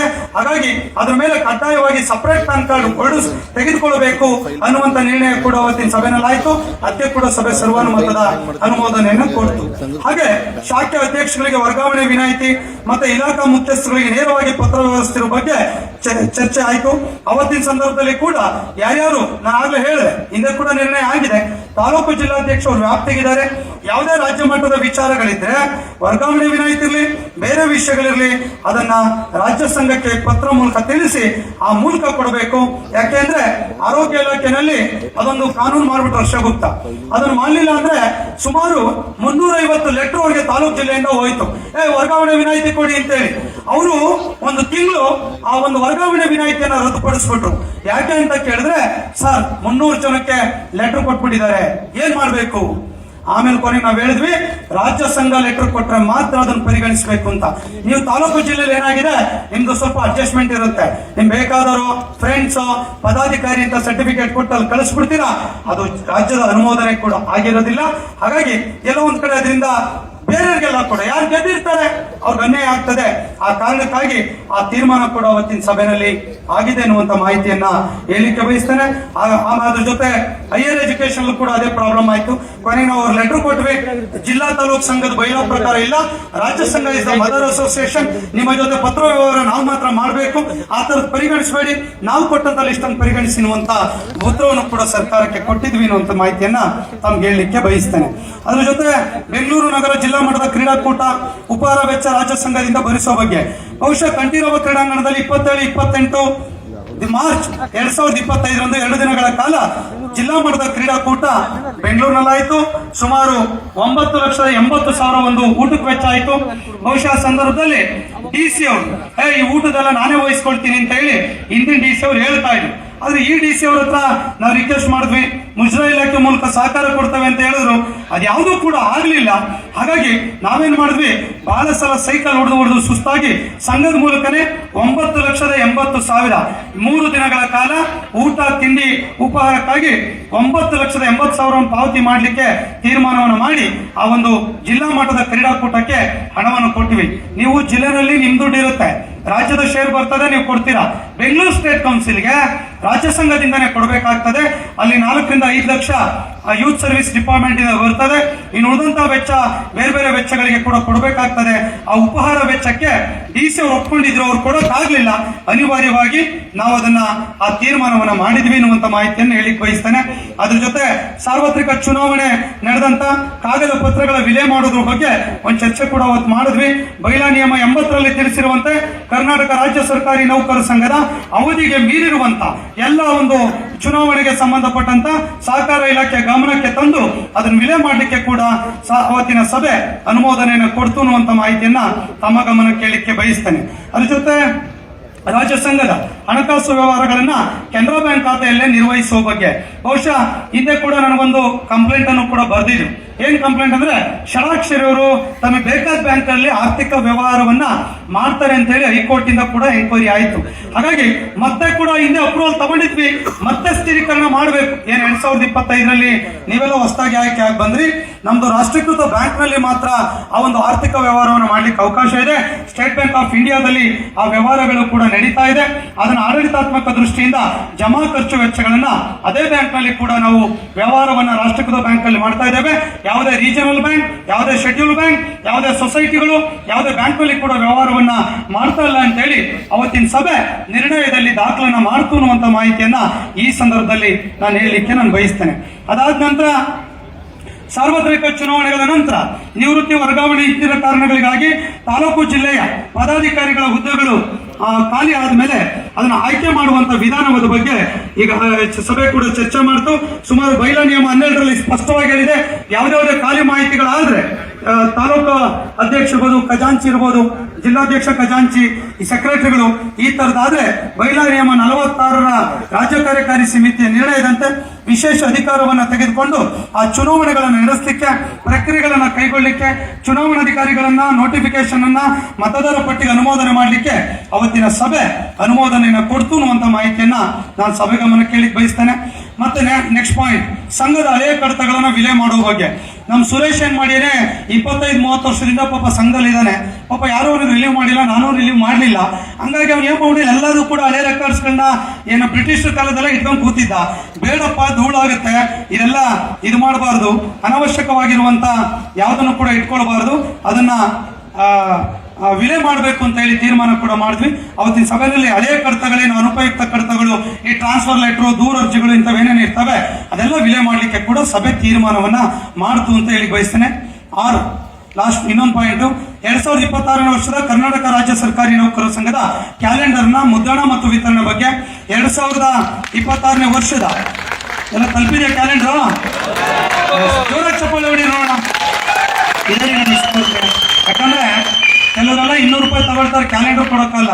Is the first time all over India ಯಾವ ರಾಜ್ಯದಲ್ಲೂ ನಮ್ಮ ರಾಜ್ಯ ಸರ್ಕಾರಿ ನೌಕರರಿಗೆ ಹೋಗಿಲ್ಲ. ಅವೆಲ್ಲರೂ ಕೂಡ ಅದಕ್ಕೆ ಕೂಡ ಕೊಟ್ಟಿದ್ದೀರಾ. ಕ್ಯಾಲೆಂಡರ್ಗೆ ಶಾಖೆಗಳು ಕಳಿಸ್ಕೊಡೋದ್ರ ಬಗ್ಗೆ ಮತ್ತೆ ಚುನಾಯಿತ ಪದಾಧಿಕಾರಿಗಳ ಮೂಲಕ, ನಿರ್ದೇಶಕರ ಮುಖಾಂತರ ಆ ಕ್ಯಾಲೆಂಡರ್ಗಳನ್ನ ಎಲ್ರಿಗೂ ಕೂಡ ತಲುಪಿಸಬೇಕು ಅನ್ನುವಂತ ನಿರ್ಣಯ ಕೂಡ ಆಯ್ತು. ಅದನ್ನ ವೀರೇಶ್ ಅವರು, ಒಡೆನ್ಪುರ್ ಅವರು ಕೂಡ ಏನಿರಬೇಕು, ಸಂಘದ ಆದೇಶಗಳ ಬಗ್ಗೆ ಕೂಡ ಅದನ್ನು ತಿಳಿಸಬೇಕು ಅನ್ನುವಂತ ಒಂದಿಷ್ಟು ಅಭಿಪ್ರಾಯಗಳನ್ನು ಕೂಡ ವ್ಯಕ್ತಪಡಿಸಿದ್ರು. ಬಹುಶಃ 4,50,000 ನಾವು 5,12,000 ಜನ ಇದ್ದೀವಿ. ಕೆಲವರು ತಗೊಂಡು ಹೋಗಲ್ಲ, ಕೆಲವು ಬೋರ್ಡ್ ಕಾರ್ಪೊರೇಷನ್ ಇದ್ದಾರೆ, ಅದು ಬೆಂಗಳೂರಿನಲ್ಲಿ, ತಾಲೂಕು ಜಿಲ್ಲೆಯಲ್ಲಿ ಹೋಗುತ್ತೆ. ಹಾಗಾಗಿ ಒಂದು 4.5 ಲಕ್ಷ ಅಂದಾಜು ಮೇಲೆ ಒಳ್ಳೆ ಡಿಸೈನ್ ಮಾಡಿ ಆ ಕ್ಯಾಲೆಂಡರ್ ನ ಮುದ್ರಿಸಲಿಕ್ಕೆ, ಅವರಿಗೆ ಪೇಮೆಂಟ್ ಮಾಡಲಿಕ್ಕೆ ಕೂಡ ಅವತ್ತಿನ ಸಭೆ ಕೊಟೇಶನ್ ಆಧಾರದ ಮೇಲೆ ಕೊಡ್ಲಿಕ್ಕೆ ತೀರ್ಮಾನ ಮಾಡಿತು. ಅದನ್ನು ಕೂಡ ನಿರ್ಣಯದಲ್ಲಿ ದಾಖಲಿಸಲಾಯಿತು ಅನ್ನುವಂತ ಮಾಹಿತಿಯನ್ನ ಹೇಳಲಿಕ್ಕೆ ಬಯಸ್ತೇನೆ. ಅವತ್ತಿನ ಸಭೆಯಲ್ಲಿ ಸದಸ್ಯರ ಅಭಿಪ್ರಾಯಗಳನ್ನು ಸಂಗ್ರಹ. ಬಹುಶಃ ನಿಮ್ಗೆ ಗೊತ್ತಿದೆ, ನಾನು ಯಾವತ್ತೂ ಏಕಾಏಕಿ ಓಡಿ ಪಲಾಯನವಾದವನ್ನು ಮಾಡಲ್ಲ. ಎಲ್ರಿಗೂ ಮುಕ್ತ ಅವಕಾಶವನ್ನ ಕೊಡ್ತೇವೆ. ಅಜೆಂಡಾದ ಮೇಲೆ ಮಾತಾಡಬೇಕು, ಚರ್ಚೆಗಳು ಮಾತಾಡಬೇಕು, ಏನ್ ವಿಷಯ ಇದೆ ಅದ್ರ ಮೇಲೆ ಚರ್ಚೆಗಳನ್ನು ಮಾಡಬೇಕು ಅನ್ನುವಂತ ನಿರ್ಣಯ ಇದೆ. ಅದರಂತೆ ಈಗ ನಿಮ್ಗೆ ಗೊತ್ತಾಗುತ್ತೆ, ನನಗೆ ಕೊಟ್ಟಿಲ್ಲ ಇದೆ ನೋಡಿ, ಎಷ್ಟು ಜನ ಮಾತಾಡಿದ ರೆಕಾರ್ಡ್ ಆಗಿದೆ. ಇಲ್ಲ ಸರ್ ನಾನು ಮಾತಾಡಿದ ನೀವು ಬರ್ಕೊಂಡಿದ್ದೀರಾ ಅಂದ್ರೆ ಎದ್ದು ಅದನ್ನು ಡಿಲೀಟ್ ಮಾಡಿಸ್ಬೋದು, ನಿಮ್ಗೆ ಅವಕಾಶ ಇದೆ ವೈಲಾದಲ್ಲಿ. ನೋಡಿ, ಕಲಬುರಗಿ ಜಿಲ್ಲಾ ಖಜಾಂಚಿಗಳಾದ ಶ್ರೀಮಂತ್ ಪಾಟೀಲ್ ರವರು 24-29 ಅವಧಿಯಲ್ಲಿ ನಮ್ಮ ಜಿಲ್ಲಾಧ್ಯಕ್ಷ ಒಂದು ಸಭೆ ನಡೆಸಿಲ್ಲ. ಚುನಾವಣೆಯಲ್ಲಿ ಸೋತರನ್ನ ಜಿಲ್ಲಾ ಕಾರ್ಯದರ್ಶಿಯಾಗಿ ನೇಮಕ ಮಾಡಿದ್ದಾರೆ. ಈ ಕ್ರಮವನ್ನು ಆಕ್ಷೇಪಿಸಿದಕ್ಕಾಗಿ ಅನಗತ್ಯವಾಗಿ ನನ್ನ ವಿರುದ್ಧ ಆರೋಪ ಮಾಡ್ತಿದ್ದಾರೆ. ನಾನು ಚೆಕ್ ಸಹಿ ಮಾಡಲಿಕ್ಕೆ ನಿರಾಕರಿಸಿರುವುದಿಲ್ಲ. ಕ್ರೀಡಾಕೂಟದ ಎಲ್ಲಾ ವೆಚ್ಚಗಳನ್ನು ಸಹಿ ಮಾಡಿರುತ್ತೇನೆ. ಚೆಕ್ಗಳಿಗೆ ಸಹಿ ಮಾಡುತ್ತಿಲ್ಲ ಎಂದು ಸುಳ್ಳು ಆರೋಪ ಮಾಡಿರುವುದನ್ನ ಅಲ್ಲಗಳೆದು ನನ್ನನ್ನು 6 ತಿಂಗಳ ಕಾಲ ಅಮಾನತ್ತಿರುವಂತಹ ತಮ್ಮ ನಿರ್ಣಯವನ್ನು ಪ್ರಸ್ತಾವನೆಯನ್ನು ಕೈ ಬಿಡಬೇಕು ಅಂತ ಹೇಳಿ ಮನವಿ ಮಾಡಿದ್ರು. ಈ ಸಂಬಂಧ ಪ್ರಸ್ತಾಪಿಸಿದ ರಾಜ್ಯಾಧ್ಯಕ್ಷರು ತಾವು ಖಜಾಂಚಿ ಹುದ್ದೆ ಜವಾಬ್ದಾರಿಗಳನ್ನು ಅರಿತು ಕಾರ್ಯನಿರ್ವಹಿಸಿ ಹಾಗೂ ನೇರವಾಗಿ ಸರ್ಕಾರದ ಮುಖ್ಯ ಕಾರ್ಯದರ್ಶಿಗಳಿಗೆ ಪತ್ರ ಬರೆದಿರೋದು ಸರಿ ಇಲ್ಲ. ಆದಾಗ್ಯೂ ತಾವು ಹೇಳುತ್ತಿರುವ ಬಗ್ಗೆ ಜಿಲ್ಲಾಧ್ಯಕ್ಷರಾದಂತಹ ಕಲಬುರಗಿ ಅವರಿಗೆ ಸಂಪೂರ್ಣ ಪತ್ರದಲ್ಲಿ ಬರೆದು ಮಾಹಿತಿಯನ್ನು ಪಡೆದು ಕ್ರಮ ವಹಿಸುವುದಾಗಿ ಅವತ್ತಿನ ಸಭೆಯಲ್ಲಿ ತಿಳಿಸಿದರು. ಹಾಸನ ಜಿಲ್ಲಾಧ್ಯಕ್ಷರಾದ ಬಿ.ಪಿ. ಕೃಷ್ಣೇಗೌಡರು ಮಾತನಾಡಿ, ಜಿಲ್ಲಾ ಸಂಘದ ಕಟ್ಟಡ ಶಿಥಿಲಾಗಿದೆ, ಕಟ್ಟಡ ನವೀಕರಣ ಮಾಡಲು ರಾಜ್ಯ ಸಂಘಕ್ಕೆ ಮನವಿ ಮಾಡಿದ್ದೇವೆ. ರಾಜ್ಯ ಸಂಘದ ಅನುಮೋದನೆ ನೀಡುವಂತೆ ರಾಜ್ಯಾಧ್ಯಕ್ಷರು ಮನವಿ ಮಾಡಿದರು. ರಾಜ್ಯ ಸಂಘದ ನಿರ್ದೇಶನದ ಪ್ರಕಾರ ಮಳಿಗೆಗಳನ್ನು ಹರಾಜು ಮಾಡುವ ಮೂಲಕ ಬಾಡಿಗೆ ನೀಡಲು ರಾಜ್ಯ ಸಂಘದ ಅನುಮೋದನೆಯನ್ನು ಕೋರಿದರು. ಹಾಗೂ ಈ ಸಾಲಿನ ಪ್ರತಿಭಾ ಪುರಸ್ಕಾರ ಕಾರ್ಯಕ್ರಮವನ್ನು ಹಾಸನ ಜಿಲ್ಲಾ ಕೇಂದ್ರದ ನಡೆಸಲು ಅವಕಾಶ ನೀಡುವಂತೆ ಮನವಿ ಮಾಡಿದರು. ಈ ಬಗ್ಗೆ ಪ್ರತಿಕ್ರಿಯಿಸಿದಂತಹ ರಾಜ್ಯಾಧ್ಯಕ್ಷರು ಸಂಘದ ಬೈಲಾ ರೀತಿಯ ಕ್ರಮ ವಹಿಸಲಾಗುವುದೆಂದು ಸಭೆಯಲ್ಲಿ ತಿಳಿಸಿದರು. ಸಭೆಯಲ್ಲಿ ನಿರ್ಣಯದ ಮೂಲಕ ದಾಖಲಿಸಲಾಯಿತು. ಅಫ್ಜಲ್ಪುರ ತಾಲೂಕಿನ ಅಧ್ಯಕ್ಷರು ಮಾತನಾಡಿ, ತಾಲೂಕು ಸರ್ಕಾರಿ ನೌಕರ ಸಂಘಕ್ಕೆ ಸ್ಥಳೀಯ ಪ್ರಾಧಿಕಾರದಿಂದ ಸಿಎ ನಿವೇಶನವನ್ನ 30 ವರ್ಷದ ಲೀಸ್ ಅವಧಿಗೆ ಕೇಳಿದ್ದೇವೆ. ಅವರು ರಾಜ್ಯ ಸಂಘದಿಂದ 5 ವರ್ಷದ ಆಡಿಟ್ ವರದಿಯನ್ನು ಕೇಳುತ್ತಿದ್ದರು ತಿಳಿದು ಬಂದಿದೆ. ಮಧ್ಯಪ್ರವೇಶಿಸಿದ ರಾಜ್ಯಾಧ್ಯಕ್ಷರು ನಿವೇಶನಕ್ಕಾಗಿ ಹಣ ಪಾವತಿಸಕ್ಕೆ ಏನು ವ್ಯವಸ್ಥೆ ಮಾಡಿಕೊಂಡಿದ್ದೀರಿ? ಸಿಂಧನೂರು ತಾಲೂಕು ಶಾಖೆ ಅಧ್ಯಕ್ಷರನ್ನ ಸಂಪರ್ಕ ಮಾಡಿ ಅವ್ರು ಯಾವ ರೀತಿಯಲ್ಲಿ ನೌಕರರಿಂದ ಒಂದು ಹಣವನ್ನ ವೈಯಕ್ತಿಕವಾಗಿ ಕಲೆಕ್ಟ್ ಮಾಡಿಕೊಂಡು ಆ ನಿವೇಶನ ತೆಗೆದುಕೊಂಡಿದ್ದಾರೆ. ಲೀಸ್ ಆಧಾರದ ಮೇಲೆ ಆ ಜಾಗವನ್ನ ತೆಗೆದುಕೊಳ್ಳೋದಾಗ್ಲಿ, ಕಟ್ಟಡ ಕಟ್ಟೋದು ತುಂಬಾ ಕಷ್ಟ ಇದೆ. ಅದೆಲ್ಲ ಕೂಡ ಯೋಚನೆ ಮಾಡಿ ತಾವು ಮುಂದುವರಿಬೇಕು ಅನ್ನುವಂತ ನಿರ್ದೇಶನವನ್ನ ಅವತ್ತಿನ ಅಫ್ಜಲ್ಪುರ ಅಧ್ಯಕ್ಷರಿಗೆ ಹೇಳಲಾಯಿತು. ಅದು ನಿರ್ಣಯದಲ್ಲಿ ಕೂಡ ದಾಖಲು ಮಾಡಲಾಯಿತು. ಜೇವರ್ಗಿ ತಾಲೂಕಿನ ಅಧ್ಯಕ್ಷರಾಗಿರುವಂತಹ ದಾನಪ್ಪಗೌಡರು ಮಾತನಾಡಿ, ಪ್ರೌಢಶಾಲಾ ಶಿಕ್ಷಕರ ಟೈಮ್ ಬಾಂಡ್ ಇನ್ಕ್ರಿಮೆಂಟ್ ಕಡ್ಡಾಯವಾಗಿ ಬಿಇಒಗಳು ಶಿಫಾರಸು ಮಾಡಬೇಕೆಂದು ಹೇಳ್ತಾ ಇದ್ದಾರೆ. ಗಣತಿ ಕಾರ್ಯ ನಿರ್ವಹಿಸರಿಗೆ EL ಕೊಡ್ತಾ ಇಲ್ಲ. ಪ್ರೌಢಶಾಲಾ ಶಿಕ್ಷಕರ ಸಂಘದ ಅಧ್ಯಕ್ಷರಾಗಿರುವಂತಹ ಸಿದ್ಬಸಪ್ಪನವ್ರಿಗೆ ಮಾಹಿತಿಯನ್ನು ಸಂಪರ್ಕ ಮಾಡಿ ನಿಮ್ಮ ಸಮಸ್ಯೆಗಳಿಗೆ ಪರಿಹಾರ ಕಂಡುಕೊಳ್ಳಿ. ಒಂದ್ ವೇಳೆ ಅವ್ರು ಆಗ್ಲಿಲ್ಲ ಅಂದ್ರೆ ನಮಗೆ ಪತ್ರದ ಮೂಲಕ ತಿಳಿಸಿ ಅದನ್ನ ಸರ್ಕಾರದ ಗಮನ, ಇಲಾಖೆ ಗಮನ ಸೆಳೆಯುವಂತ ಕೆಲಸವನ್ನ ಮಾಡ್ತೇವೆ ಎನ್ನುವಂತ ಮಾಹಿತಿಯನ್ನ ಹೇಳಿದ್ವಿ. ಜೊತೆಗೆ ಯಾರ್ಯಾರು ಗಣತಿ ಕಾರ್ಯವನ್ನ ಮಾಡಿದ್ದಾರೆ ಅವ್ರಿಗೆ EL ಕೊಡ್ಲಿಕ್ಕೆ ಅವಕಾಶ ಇಲ್ಲ. ಅವ್ರಿಗೆ ಅನುದಾನವನ್ನ ಕೊಟ್ಟಿರುವ ಸಹಾಯಧನ ಕೊಟ್ಟಿರೋದ್ರಿಂದ ಅದಕ್ಕೆ ಅವಕಾಶ ಇಲ್ಲ. ಅದು ಇಲಾಖೆ ಕೂಡ ನಿರ್ದೇಶನವನ್ನು ನೀಡಿದೆ ಎನ್ನುವಂತ ಮಾಹಿತಿ ಕೂಡ ಅವರಿಗೆ ತಿಳಿಸುವಂತ ಕೆಲಸವನ್ನ ಮಾಡಿದ್ವಿ. ಭದ್ರಾವತಿ ತಾಲೂಕಿನ ಅಧ್ಯಕ್ಷರು ಪ್ರೌಢಶಾಲಾ ಶಿಕ್ಷಕರ ಸಂಘದ ರಾಜ್ಯಾಧ್ಯಕ್ಷರಾಗಿರುವ ಸಿದ್ಬಸಪ್ಪನವರು ಮಾತನಾಡಿ, ಪ್ರೌಢಶಾಲೆಯಿಂದ ಆಯ್ಕೆಯಾಗಿರುವಂತಹ ಸಂಘದ ಪದಾಧಿಕಾರಿಗಳಿಗೆ ಕೌನ್ಸಿಲಿಂಗ್ ನಲ್ಲಿ ವರ್ಗಾವಣೆ ವಿನಾಯಿತಿ ಕೊಡಿಸುವಂತೆ ಮನವಿ ಮಾಡಿದ್ರು. ರಾಜ್ಯದಲ್ಲಿ 40,000 ಪ್ರೌಢಶಾಲಾ ಶಿಕ್ಷಕರು ಕರ್ತವ್ಯ ನಿರ್ವಹಿಸ್ತಾ ಇದ್ದಾರೆ. ಮುಖ್ಯ ಶಿಕ್ಷಕರ ಭರ್ತಿ ಹೊಂದಲು ಪರೀಕ್ಷೆ ನಡೆಸ್ತಾ ಇದ್ದಾರೆ. 25-30 ವರ್ಷಗಳ ಸೇವೆ ಸಲ್ಲಿಸಿ ಅನುಭವ ಇರುವಂತಹ ಶಿಕ್ಷಕರಿಗೆ ಪರೀಕ್ಷೆಯಿಂದ ಹಾಗೂ BLO ಕೆಲಸಗಳಿಂದ ವಿನಾಯಿತಿ ನೀಡಬೇಕು. ಸರ್ಕಾರ ದಿನಕ್ಕೊಂದು ಆದೇಶ ಮಾಡುತ್ತಿರುವುದರಿಂದ ಪ್ರೌಢಶಾಲಾ ಶಿಕ್ಷಕರು ಒತ್ತಡದಲ್ಲಿ ಕಾರ್ಯನಿರ್ವಹಿಸ್ತಾ ಇದ್ದಾರೆ. ಶಾಲೆಗಳಲ್ಲಿ 75% ಫಲಿತಾಂಶ ಕೊಡಬೇಕೆಂದು ಅವೈಜ್ಞಾನಿಕವಾಗಿದೆ. 5, 10, 15 ಟೈಮ್ ಬಾಂಡ್ಗಳನ್ನ ಬಗ್ಗೆ ಇರಬಹುದು. ದ್ವಿತೀಯ ಭಾಷಾ ನೀತಿ ಹಿಂದಿ ಶಿಕ್ಷಕರಿಗೆ ಅನ್ವಯ ಆಗ್ತಿದೆ. ಈ ಹಿಂದಿನಂತೆ ತ್ರಿಭಾಷಾ ನೀತಿ ಕೂಡ ಜಾರಿ ಆಗಬೇಕು. ಈ ವಿಷಯಗಳ ಬಗ್ಗೆ ಇಲಾಖೆ ಸಚಿವರು ಕಾರ್ಯದರ್ಶಿಗಳ ಜೊತೆ ಸಮಸ್ಯೆಯನ್ನ ಬಗೆಹರಿಸಬೇಕಂತ ಹೇಳಿದ್ರು.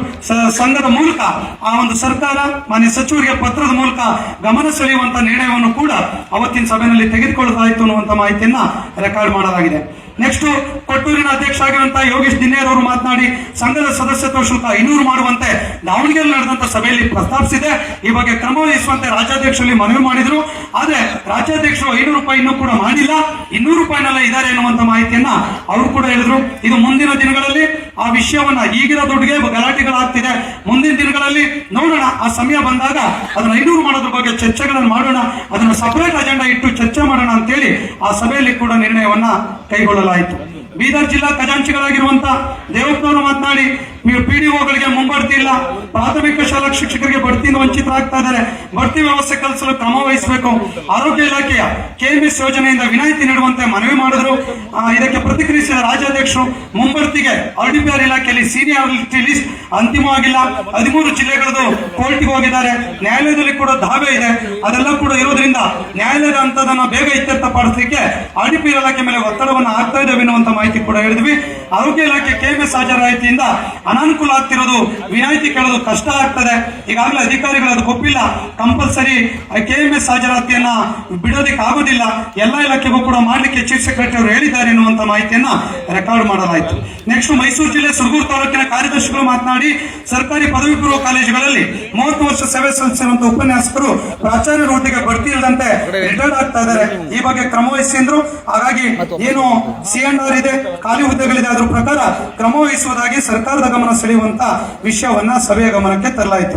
ಸಭೆಯಲ್ಲಿ ಹಾಜರಿದ್ದ ಹಲವು ಸದಸ್ಯರುಗಳು ಪ್ರಾಥಮಿಕ, ಇದನ್ನ ಜನರಲ್ ಬಹಳ ಜನ ಮಾತಾಡೋದ್ರಿಂದ ನಾವು ಇಂಡಿವಿಜುವಲ್ ಆಗಿ ಹೇಳಕ್ಕಾಗಿಲ್ಲ, ಬಹಳ ಜನ ಸದಸ್ಯರು ಪ್ರಾಥಮಿಕ ಶಾಲಾ ಶಿಕ್ಷಕರ ವೃಂದ ಮತ್ತು ನೇಮಕಾತಿ ನಿಯಮಗಳ ತಿದ್ದುಪಡಿ ಆಗದೇ ಇರುವುದರ ಬಗ್ಗೆ, ಹೆಚ್ಚುವರಿ ಶಿಕ್ಷಕರ ವರ್ಗಾವಣೆ ಬಗ್ಗೆ, PhD, GPT ಶಿಕ್ಷಕರ ಭರ್ತಿ ಸಮಸ್ಯೆಗಳ ಬಗ್ಗೆ ಶಾಲಾ ಶಿಕ್ಷಕರ ಸಂಘದವರು ಕೂಡ ಒಟ್ಟಿಗೆ ಸೇರಿ ಸಮಸ್ಯೆಯನ್ನ ಬಗೆಹರಿಸಬೇಕು. ಅವರು ಮಾಡ್ತಿಲ್ಲ ಅಂತ ಹೇಳಿದ್ರೆ ನೀವು ಕೂಡ ಅದೇ ರೀತಿ ಹೇಳಿದ್ರೆ ಸಮಸ್ಯೆ ಆಗ್ತದೆ.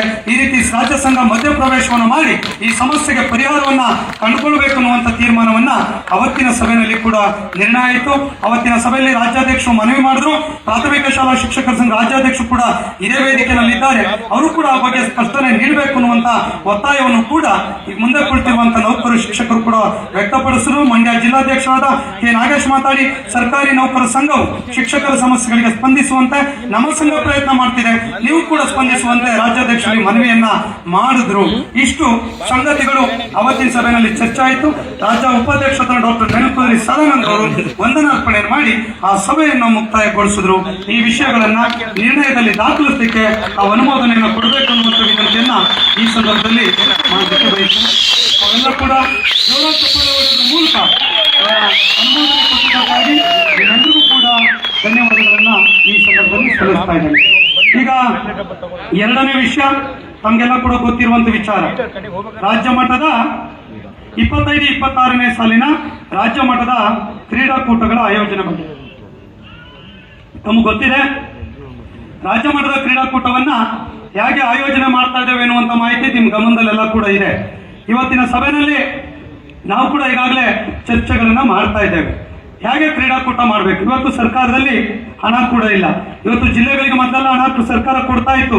ಇವತ್ತು 2 ವರ್ಷದ ಒಟ್ಟಿಗೆ ಕ್ರೀಡಾಕೂಟ ಮಾಡಬೇಕು ಅನ್ನುವಂತ ಕಾರಣಕ್ಕಾಗಿ ಆ ಕ್ರೀಡಾಕೂಟಗಳು ಯಶಸ್ವಿ ಆಗಬೇಕು. ಈಗಾಗಲೇ ತಾವು ಜಿಲ್ಲಾ ಮಟ್ಟದ ಕ್ರೀಡಾಕೂಟಗಳನ್ನು ಕೂಡ ತಾವು ಮಾಡಿದ್ದೀರಾ. ಅದಕ್ಕೆ ಸಂಬಂಧಪಟ್ಟಂತೆ ಇನ್ನು ಯಾವ ಜಿಲ್ಲೆಯವರು ಮಾಡಿಲ್ಲ. ಸುರೇಶ್, ಕಾಪಿ ಕೊಡಿ, ಎಲ್ಲಿದೆ ಕೊಡ್ರಿ, ನನಗೆ ಕೊಡಿ ಕಾಪಿ. ಬಹುಶಃ ಬಳ್ಳಾರಿ, ವಿಜಯನಗರ, ಕೋಲಾರ, ಮತ್ತೆ ಯಾರು ಇಲ್ಲ, ಬಳ್ಳಾರಿ, ಚಿಕ್ಕಮಗಳೂರು, ಚಿಕ್ಕಬಳ್ಳಾಪುರ, ಕೋಲಾರ, ಧಾರವಾಡ ಈಗ ನಡೆದಿದೆ. ವಿಜಯನಗರ ಈ ಜಿಲ್ಲೆದು ಕೂಡ ಕ್ರೀಡಾಕೂಟಗಳಾಗಿಲ್ಲ. ಬಹುಶಃ 26 ಜಿಲ್ಲೆದು ಕ್ರೀಡಾಕೂಟ ಮುಗಿದಿದೆ. ಇಲ್ಲಿವರೆಗೆ ಕೂಡ ಆನ್ಲೈನ್ ಅಲ್ಲಿ 5,895 ನೌಕರರು ಆನ್ಲೈನ್ ಮೂಲಕ ಅದನ್ನ ಎನ್ರೋಲ್ ಮಾಡಿದ್ದಾರೆ. ಆ ಮಾಹಿತಿಯನ್ನು ಕೂಡ ಸಭೆಯ ಗಮನ ಕೇಳಲಿಕ್ಕೆ ನಾನು ಬಯಸ್ತೇನೆ. ಆನ್ಲೈನ್ ಲಿಂಕ್ ಮೂಲಕ ನಮ್ಮ ಮಾಹಿತಿ ಕೊಟ್ಟಿದ್ದೇವೆ, ಅಲ್ಲೆಲ್ಲ ಕೂಡ ಬಂದು ನೀವು ಗಲಾಟೆ ಮಾಡೋದು, ನ್ಯೂಸೆನ್ಸ್ ಮಾಡೋದು ಅವಶ್ಯಕತೆ ಇಲ್ಲ. ಯಾರ್ಯಾರು ಆನ್ಲೈನ್ ಮೂಲಕ ಅಪ್ಲೈ ಮಾಡಿದ್ದಾರೆ ಅದನ್ನ ಮಾಡಲಿಕ್ಕೆ ಕೂಡ ಈಗಾಗಲೇ ನಿರ್ದೇಶನ ಕೊಟ್ಟಿದ್ದೇವೆ. ಅದನ್ನು ಕೂಡ ಸಭಾ ನಿರ್ಣಯದಲ್ಲಿ ದಾಖಲು ಮಾಡ್ತಾ ಇದ್ದೇವೆ ಎನ್ನುವಂತ ಮಾಹಿತಿಯನ್ನ ತಮ್ಗೆ ಹೇಳಲಿಕ್ಕೆ ಬಯಸ್ತೇನೆ. ಈ ವರ್ಷದ ಒಂದು ಕ್ರೀಡಾಕೂಟವನ್ನ ಫೆಬ್ರವರಿ ಮತ್ತು ಮಾರ್ಚ್ ಅಂತ್ಯದೊಳಗಾಗಿ SSLC ಮತ್ತೆ PUC ಪರೀಕ್ಷೆಗಳನ್ನ ಅಥವಾ ಬೇರೆ ಬೇರೆ ಹಬ್ಬಗಳನ್ನ ಇದೆಲ್ಲ ಕೂಡ ಗಮನದಲ್ಲಿ ಇಟ್ಕೊಂಡು ಮಾಡಬೇಕು ಅನ್ನುವಂತ ವಿಚಾರ ಇದೆ. ಆ ಒಂದು ವಿಚಾರಕ್ಕೆ ಬಹುಶಃ ಬೆಂಗಳೂರು ಇರ್ಬೋದು, ಮೈಸೂರು ಇರ್ಬೋದು ಅಥವಾ ಮಂಗಳೂರಿನ ಮೂಡುಬಿದಿರೆಯ ಅಲ್ವಸ್ ಕ್ಯಾಂಪಸ್ ನಲ್ಲಿ ಬಂದಿದೆ. ತೀರ್ಮಾನಕ್ಕೆ ಅವತ್ತಿನ ಸಂದರ್ಭಕ್ಕೆ ನಿಮ್ಮ ರಾಜ್ಯಾಧ್ಯಕ್ಷ ತೀರ್ಮಾನವನ್ನ ಮಾಡ್ತಾರೆ. ಯಾಕಂದ್ರೆ ನೋಡ್ಬೇಕು ಜಾಗ, ಗ್ರೌಂಡ್, ಮತ್ತೆ ಮುಖ್ಯಮಂತ್ರಿಗಳು ಬರಬೇಕು, ಉಪಮುಖ್ಯಮಂತ್ರಿಗಳು ಬರಬೇಕು, ಸಚಿವರು ಬರಬೇಕು, ಒಂದಿಷ್ಟು ಎಕಾನಮಿ ಆಗಬೇಕು. ಇದೆಲ್ಲ ಕೂಡ ಯೋಚನೆಯನ್ನ ಮಾಡಬೇಕು ಅನ್ನುವಂತ ವಿಚಾರ ಕೂಡ ತಮ್ಮ ಗಮನದಲ್ಲಿ ನಾನು ಹೇಳಲಿಕ್ಕೆ ನಾನು ಬಯಸ್ತಾ ಇದ್ದೇನೆ. ಇದ್ರ ಜೊತೆ ಈ ಒಂದು ಕಾರ್ಯಕ್ರಮವನ್ನು ಮಾಡಲಿಕ್ಕೆ ಸುಮಾರು 3 ಕೋಟಿ ವೆಚ್ಚ ಆಗ್ತದೆ. ಈ ಬಹುಶಃ ಲಾಸ್ಟ್ ಟೈಮ್ ಎಲ್ಲ ಕೂಡ 3,60,00,000 ವೆಚ್ಚ ಆಗಿದೆ. ಸರ್ಕಾರ ಲಾಸ್ಟ್ ಟೈಮ್ ಕೊಟ್ಟಿತ್ತು, ಆದ್ರೆ ಇನ್ನೂ ಕೂಡ ಅಡಿಷನಲ್ ಆಗಿರುವಂತ 1,80,00,000 ಹಣವನ್ನ ಸರ್ಕಾರ ಕೊಡ್ಲಿಕ್ಕೆ ಇನ್ನೂ ಕೂಡ ಆರ್ಥಿಕ ಲೆಕ್ಕಲ್ಲಿ ಪ್ರಸ್ತಾವನೆ ಇದೆ. ಅದನ್ನು ಕೂಡ ನಮ್ಮ ಯಾರು ಕೃಷ್ಣೇಗೌಡರು ರೆಕಾರ್ಡ್ ಮಾಡಿ ಅದಿನ್ನೂ ಕೂಡ ಕೊಡ್ಲಿಕ್ಕೆ ಆಗಲ್ಲ, ಈ ವರ್ಷಕ್ಕೆ ಕೊಡ್ತೇವೆ ಅನ್ನುವಂತ ಮಾಹಿತಿ ಕೂಡ ಸರ್ಕಾರ ಹೇಳ್ತಾ ಇದೆ. ಅದನ್ನ ಈಗಾಗಲೇ ಸಂಘ ಭರಿಸಿದೆ ಅನ್ನುವಂತ ಮಾಹಿತಿ ಕೂಡ ತಮ್ಮ ಗಮನಕ್ಕೆ ಹೇಳಲಿಕ್ಕೆ ನಾನು ಬಯಸ್ತೇನೆ. ಹಾಗಾಗಿ 1,87,00,000 ಯೂತ್ ಸರ್ವಿಸ್ ಡಿಪಾರ್ಟ್ಮೆಂಟ್ ಪ್ರಪೋಸಲ್ ಆರ್ಥಿಕ ಇಲಾಖೆಯಲ್ಲಿ ಇದೆ. ಅವರು ಸ್ವಲ್ಪ ಬ್ಯಾಲೆನ್ಸ್ ಮಾಡ್ತಾ ಇದ್ದಾರೆ. ಅವ್ರು ನಮ್ಗೆ 2025 ಸ್ಯಾಂಕ್ಷನ್ ಮಾಡ್ಬೇಕಾದ್ರೆ ಹೇಳಿದ್ರು 2 ಕೋಟಿ ಹಣ ಈಗ ಕೊಡ್ತಾ ಇದ್ದೇವೆ, ನಿಮ್ಗೆ ಹೆಚ್ಚುವರಿ ಆದ್ರೆ ನಮ್ಗೆ ಪ್ರಸ್ತಾವನೆ ಸಲ್ಲಿಸಿ ನಾವು ಅದನ್ನ ಮಾಡಿಕೊಡ್ತೇವೆ ಅಂತ ಹೇಳಿದ್ರು. ಆದ್ರೆ ಅವ್ರು ಮೀನಾಮೇಷ ಎಣಿಸ್ತಾ ಇದ್ದಾರೆ ಎನ್ನುವಂತ ಮಾಹಿತಿ ಕೂಡ ನಾನು ಸಭೆ ಗಮನಕ್ಕೆ ಹೇಳಲಿಕ್ಕೆ ನಾನು ಬಯಸ್ತೇನೆ. ಹಾಗಾಗಿ ಅದ್ರ ಜೊತೆ ಇನ್ನೊಂದು ವಿಚಾರ, ಈಗ ಈ ವರ್ಷದ್ದು ಕೂಡ ಕ್ರೀಡಾಕೂಟ ಮಾಡಬೇಕು, ಮತ್ತೆ 3 ಕೋಟಿ ಅನುದಾನ ಕೊಡಬೇಕು ಅಂತ ಹೇಳಿ ಈಗಾಗಲೇ ನಾವು ಸನ್ಮಾನ್ಯ ಮುಖ್ಯಮಂತ್ರಿಗಳಿಗೆ ಜಾಫರ್ ಸರ್ ಅವರಿಗೆ ರಿಕ್ವೆಸ್ಟ್ ಅನ್ನು ಕೂಡ ಮಾಡಿದ್ದೇವೆ. ಆ ವಿಷಯ ಈಗಾಗಲೇ ಚರ್ಚೆಯಲ್ಲಿ ಇದೆ ಅನ್ನುವಂತ ಮಾಹಿತಿಯನ್ನ ತಮ್ಗೆ ಹೇಳಲಿಕ್ಕೆ ಬಯಸ್ತಾನೆ. ಬಹುಶಃ ಬೆಂಗಳೂರು ಆದ್ರೆ ನಮ್ಗೆ ವಸತಿ ಮಾಡೋದು ತಪ್ಪುತ್ತೆ, ಅವರವರೇ ವಸತಿ ಮಾಡ್ಕೊಳ್ತಾರೆ. ಮತ್ತೆ ಎಲ್ಲಾ ಫೆಸಿಲಿಟೀಸ್ಗಳು ಕೂಡ ಇರೋದ್ರಿಂದ ಇದೊಂದು ಯೋಚನೆ. ಮತ್ತೆ ಮೂಡುಬಿದಿರೆ ಅಲ್ವಾಸ್ ಅಲ್ಲಿ ಮಾಡೋದ್ರಿಂದ ಏನಾಗುತ್ತೆ ಅಂದ್ರೆ ಅಲ್ಲಿ ಊಟದ್ದು ಎಲ್ಲದೂ ಕೂಡ ಕೊಡ್ತಾರೆ. ಒಂದು ನಾಮಿನಲ್ ಅಮೌಂಟ್ ಅನ್ನು ಅವ್ರಿಗೆ ಅವ್ರ ಇನ್ಸ್ಟಿಟ್ಯೂಷನ್ ಕೊಟ್ರೆ ಎಲ್ಲ ಗ್ರೌಂಡ್, ಟೀಚರ್ಸ್ ಎಲ್ಲ ವ್ಯವಸ್ಥೆ ಕೂಡ ಹಾಗಾಗಿ ಅದು ಕೂಡ ಚರ್ಚೆಗಳು ನಡೀತಾ ಇದೆ. ಅವ್ರ ಫೀಸಿಬಿಲಿಟಿ ಅವರೆಲ್ಲ ಮಾಡ್ಬೇಕು ಅಂದ್ರೆ ಏಪ್ರಿಲ್ಗೆ ಹೋಗ್ಬೇಕು. ಹಾಗಾಗಿ ಏಪ್ರಿಲ್ ಮಾಡ್ಬೇಕಾ, ಇದೆಲ್ಲ ಇದೆ. ಫೆಬ್ರವರಿ ಎಂಡ್ ಮಾಡ್ಬೇಕಾ, ಅದು ಎಕ್ಸಾಮಿಗೆ ಮುಂಚೆ ಮಾಡ್ಬೇಕಾ, ಎಕ್ಸಾಮ್ ಆದ್ಮೇಲೆ ಬಿಸಿಲು ಜಾಸ್ತಿ, ಈಗಾಗಲೇ ಜಿಲ್ಲಾ ಮಟ್ಟದ ಕ್ರೀಡಾಕೂಟ ಮುಗಿದಿರೋದ್ರಿಂದ ಅದೆಲ್ಲದೂ ಕೂಡ ಚರ್ಚೆಗಳಿದೆ. ಆ ತೀರ್ಮಾನಗಳನ್ನ ನೀವೇನೇನು ಅಭಿಪ್ರಾಯ ಕೊಡ್ತಿರೋದ್ರ ಮೇಲೆ ಆ ತೀರ್ಮಾನಗಳನ್ನ ನಾವು ಮಾಡೋಣ ಅನ್ನುವಂತ ಮಾತನ್ನು ಹೇಳಿ ಬಯಸ್ತೇನೆ. ಬಹುಶಃ ಸುಮಾರು 12,000 ರಿಂದ 13,000 ಕ್ರೀಡಾಪಟುಗಳು ಭಾಗವಹಿಸ್ತಾರೆ. ಟ್ರ್ಯಾಕ್ ಶೂಟ್ಗೆ ಲಾಸ್ಟ್ ಟೈಮ್ ಕೂಡ 1,25,00,000 ಖರ್ಚಾಗಿತ್ತು. ಲಾಸ್ಟ್ ಟೈಮ್ ಟಿ ಶರ್ಟ್ ಖರೀದಿ ಮಾಡ್ಲಿಕ್ಕೆ 15 ಲಕ್ಷ ಖರ್ಚಾಗಿತ್ತು. ಕ್ಯಾಪ್ ಖರೀದಿ ಮಾಡ್ಲಿಕ್ಕೆ 13 ಲಕ್ಷ ಖರ್ಚಾಗಿತ್ತು. ಮುಖ್ಯ ಅತಿಥಿಗಳ ಸನ್ಮಾನ ಸ್ಮರಣಿಕೆ ಖರೀದಿಗೆ 17,000. ಮತ್ತೆ ಭಾಗವಹಿಸುವಂತಹ ಕ್ರೀಡಾಪಟುಗಳು, ತೀರ್ಪುಗಾರರು ಸುಮಾರು 3 ದಿನಗಳ ಊಟ ಉಪಹಾರದ ವೆಚ್ಚ, ಅವರಿಗೆ ತೀರ್ಪುಗಾರ ಸಂಭಾವನೆ ಸೇರಿ 9,70,000 ಅಂತ ಹೇಳಿ ಯೋಚನೆ ಮಾಡಿದ್ದೇವೆ. ರಾಜ್ಯ ಮಟ್ಟದ ಕ್ರೀಡಾಕೂಟದಲ್ಲಿ ವಿಜೇತರಾಗುವ ಕ್ರೀಡಾಪಟುಗಳಿಗೆ ನೀಡುವಂತ ನೆನಪಿನ ಕಾಣಿಕೆ ಸುಮಾರು 2 ಲಕ್ಷ.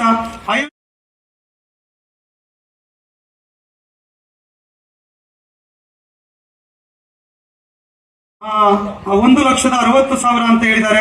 ಕಾರ್ಯಕ್ರಮದ ನಿರೂಪಕರ ಸಂಭಾವನೆ ಇನ್ನಿತರ ವೆಚ್ಚಗಳು 1 ಲಕ್ಷ. 2 ದಿನಗಳ ಸಂಗೀತ ಸಂಜೆ ಈ ತರದೆಲ್ಲ ಕೂಡ 26 ಲಕ್ಷ. ಲಾಸ್ಟ್ ಟೈಮ್ ವಿಜಯ ಪ್ರಕಾಶ್ ಬೇರೆ ಬೇರೆ ಕರ್ಸಿದ್ವಿ, ಈಗ ಅಷ್ಟು ಮಾಡ್ಲಿಕ್ಕೆ ಹಣ ಇರೋದ್ರಿಂದ ಒಂದಿಷ್ಟು ಆ ಸಂಗತಿಯನ್ನ ಒಂದು ಜಾನಪದ ಶೈಲಿಯಲ್ಲಿ 26 ಲಕ್ಷ ಹೇಳಿದ್ರೆ 10 ಲಕ್ಷದೊಳಗೆ ಅದನ್ನು ಕೂಡ ಮಾಡಬೇಕು ಅನ್ನುವಂತ ಸಲಹೆ ಕೂಡ ನಮ್ದಾಗಿದೆ ಅನ್ನುವಂತ ಮಾಹಿತಿಯಲ್ಲಿ ಬಯಸ್ತೇನೆ. ಭಾಗವಹಿಸಿರುವಂತ ಎಲ್ರಿಗೂ ಕೂಡ 3 ದಿನಗಳ ಕಾಲ ಕುಡಿಯುವ ನೀರಿಗಾಗಿ 5 ಲಕ್ಷ ಆಗ್ತಾ ಇದೆ. ಕ್ರೀಡಾಕೂಟದ ಫ್ಲೆಕ್ಸ್ ಮುದ್ರಣ ವೆಚ್ಚ 9 ಲಕ್ಷ ಆಗ್ತದೆ. ಆಹ್ವಾನ ಪತ್ರಿಕೆ, ಐಡಿ ಕಾರ್ಡ್, ಟ್ಯಾಗ್, ಪೌಚ್, ಹಾಜರಾತಿ ಪ್ರಮಾಣ ಪತ್ರ, LED ಬ್ಯಾನರ್, ಇನ್ನಿತರ ಡಿಸೈನ್ ಇದೆಲ್ಲ ಸೇರಿ 12 ಲಕ್ಷ ವೆಚ್ಚ ಆಗ್ತದೆ.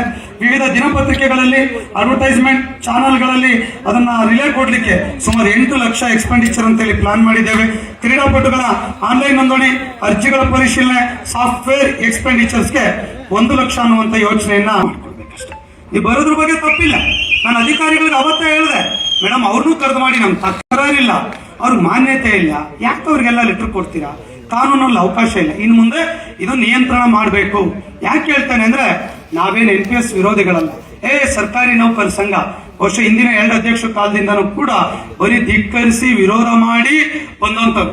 ಬಹುಶಃ ಅವರು ಮಾಜಿ ಅಧ್ಯಕ್ಷರು, ರಾಜ್ಯ ಮಟ್ಟದ ಕ್ರೀಡಾಕೂಟ ನಡೀತಾ ಇತ್ತು, ಅನ್ಪಾರ್ಲಿಮೆಂಟರಿ ವರ್ಡಲ್ಲಿ ಅವ್ರನ್ನ ಮಾತಾಡಿದ್ರು.